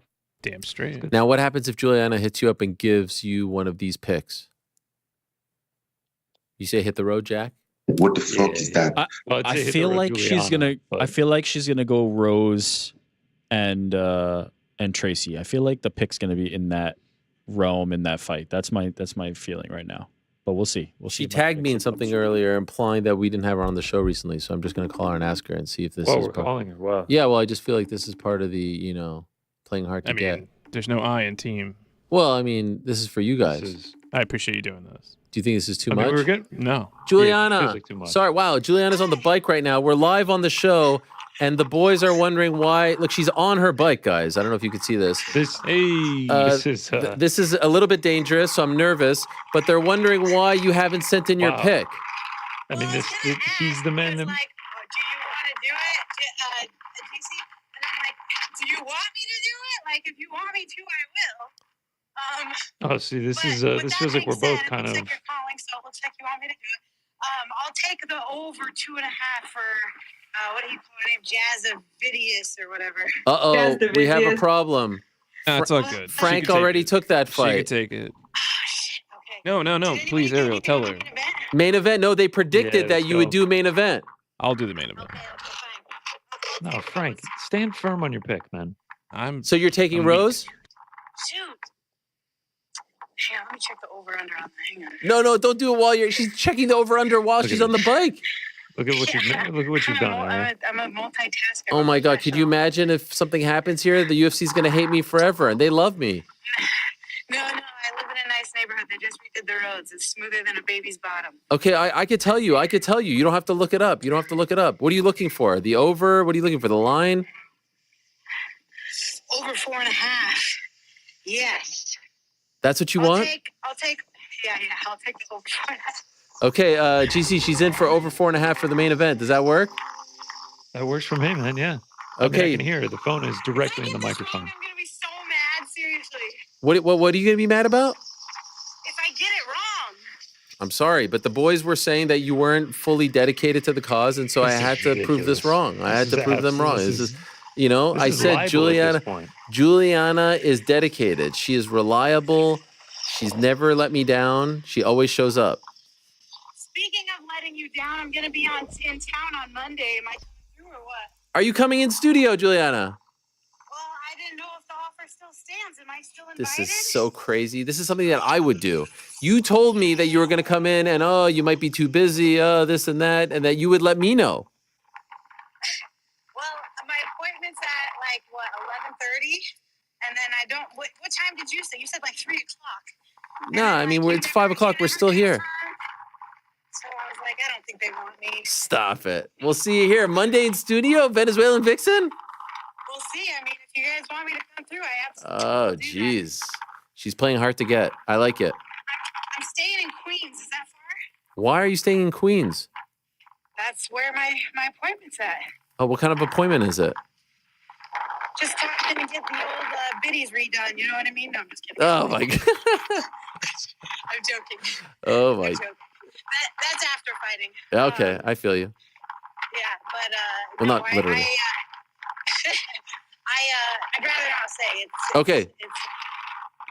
It's classified for now. Okay, well, we'll talk about it on Monday. See you on Monday. We could talk about this pick right here. Hey, do you want me to just like tell you or like keep you like up to date with like what time my appointment's over and like what time you want me in studio and stuff? Yeah, I'll hit you up after the show. This is making me uncomfortable, you on the bike talking to me on FaceTime. I'm not going to lie. I know. You just actually had to bend over because a tree almost hit you. I know. I got off the smooth road. I'm getting into territory. Okay, you do your thing and we'll talk after. Okay, cool. Talk to you guys later. You're the best. Bye-bye. See ya. Bye. She actually picked up while riding a bike. Incredible dedication. She's the mensch.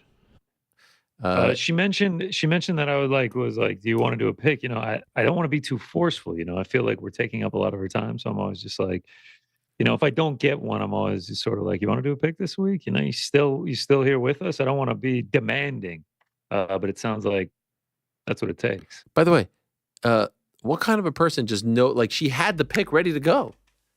She had the Jasmine pick. She had, you know, like that's, you know, you know what? I mean, she read the message. She probably had been thinking about it. I think we need to stop doubting. You know what? She was probably watching the show while she was writing. I actually have to say here, I got to push back a little bit. The entire time I was just like, we'll get the pick from Juliana. You know, so right now we'll just do us three. This entire time we'll get the pick, and then you call her up. You're like, I'm doubting her, and then you're like, hey, the guy. By the way, did I say GC was doubting? I said the collective. I said the guys. Yeah. I mean, I can't specifically. I can't specifically You did break not things include down. yourself in that. You did not say we. I can't You said specifically the break guys. things down. The guys are very worried. Everyone's painted with the same brush. Not a single one of us was worried. There's no I in Not a single team. one of us was worried. All of us were completely dedicated to the fact that she was going to give us a pick. To steal a line from Dustin Poirier, who the F is we? Oh, I'm not part of this week. Wow. I'm not in here. Thank you. You just got here. Wow. Did DP hit him with the Kendrick Lamar there? Like, you're not like us, you know? I feel Basically, yeah, you're not part of this. Yeah, I think in all intents and purposes, yeah, he said you're not one of us. All right, well, there you go. I mean, that's pretty good. Do I get a thank you? I got the pick. You know, now you don't have to wait. I had no concerns of getting the pick at all. Lines might You change. expedited the process. We got it that was gonna during the happen. show. You're welcome. What else we got? Yeah, I got some singles here. Got a couple parlays too. UFC Denver, shout out. A couple mountains, better than the poster did. No big deal. A little Rockies color theme. Love the purple.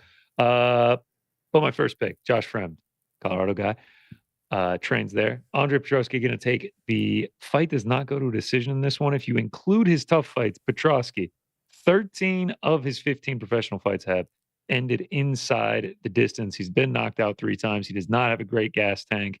It's not going to help that he's fighting at 5,200 feet altitude. And then since Fremd got the LFA, 8 of his 11 fights have not even seen the third round. So I think at elevation, both these guys can get got. I think we see a finish. Next up, no explanation needed here. Frank, if you could just hit the button for me, that'd be a great help. Jazz Davicius. Yeah. Oh, that one coming. Yep. No explanation needed. Jasmine Jasovicius. We ride. It's just that easy. She publicly shamed me after I bet against her, and she 30-26 Gabriela Fernandez. So I will continue to ride with her. Next up, Santos Agapova. I'm taking this one to not go to a decision as well.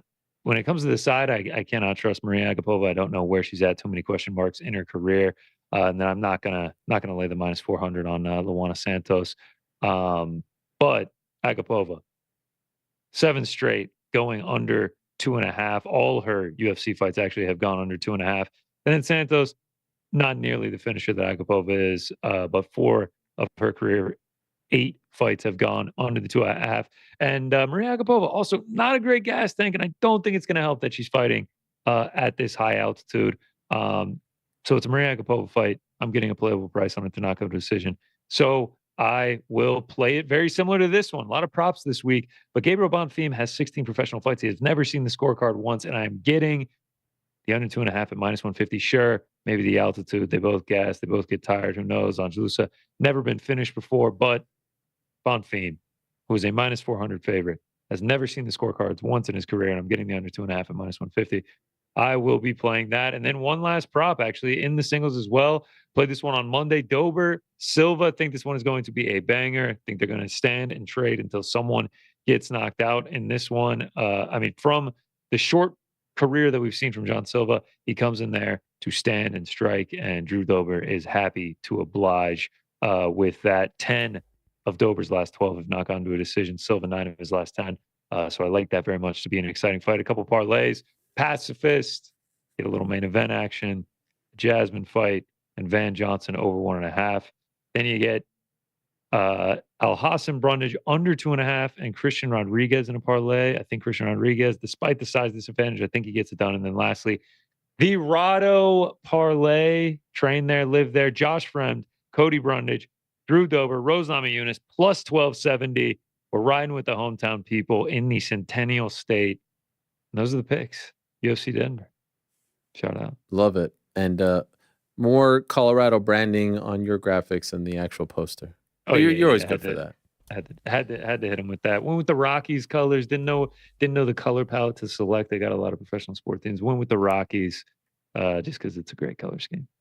Yeah, but I mean, all the team, Avalanche, they all have a little, once you go with the mountains, it doesn't really matter. True. It is interesting. Nuggets, Rockies, actually Broncos. Yeah. Broncos aren't mountain related. I was going to say all of their teams have some sort of mountain motif to them, but the Broncos don't. So I wonder if you find Broncos in mountainous regions. Maybe. That's a good point. It's a great point. All right. I think that's good. I think that's it. I think it's good, man. Yeah. It's coming home. It's coming home. Yes. Next time we see each other, it will be home. But the next time we see each other, Canada will have won the bronze medal game, and England will have won the Euro Cup. Yep. And I don't even know if that will save Gareth Southgate's job. I thought he signed a 2-year deal that's going to take him through the World Cup. Am I crazy on that? They want him out. I still think they want him out. And the guy, this is back-to-back finals for him. Remember what happened in 2021? I saw a tweet from KSI apologizing and saying, "Wow, I judged too harshly, Southgate." Wow, interesting. Something to that effect. But yeah, Monday should be a fun day. Maybe I saw Burkhalter got an extension through the World Cup, or maybe I just dreamed all that. That's a mistake too. I think maybe I just imagined all that. Monday should be a fun day. We just booked Juliana Pena apparently, and I just got a message from the aforementioned Sky Nicholson, who said, "I'll see you on Monday." So she is going to come on. Threatening manner? And Monday should be fun. She's in Philadelphia. She is going to come on to respond to Amanda Serrano. You think she's going to take the trip over? That's what she said. I'll see you on Monday. Yeah. Okay. All right. So in person, in studio. Wow, 2 in studio guests. Or maybe she wants a rematch in the darts. Still has the, we haven't done a lot of them, but still has the record, right? I feel like it's you who wants the rematch. She's sitting pretty. Yeah, I've actually lost twice because then we did it in Dublin too. A lot of people tagging us in a video of Mike Tyson throwing darts blindfolded. We might have to add that into the. By the way, that video is like 6 years old. I know, but I think someone posted it and then they just started tagging us in it. Saw it. Acknowledged it, but didn't feel like it was relevant because it's old, In any event, great show, great day. Thank you very much. God bless, gents. And we shall talk on Monday. It is time to go. They're buzzing. I wish I had. Do I know any English people that I could call real quick to get their thoughts? I don't know anyone. I keep thinking about calling Pizzi, but he's Irish and he's probably very upset. Yeah.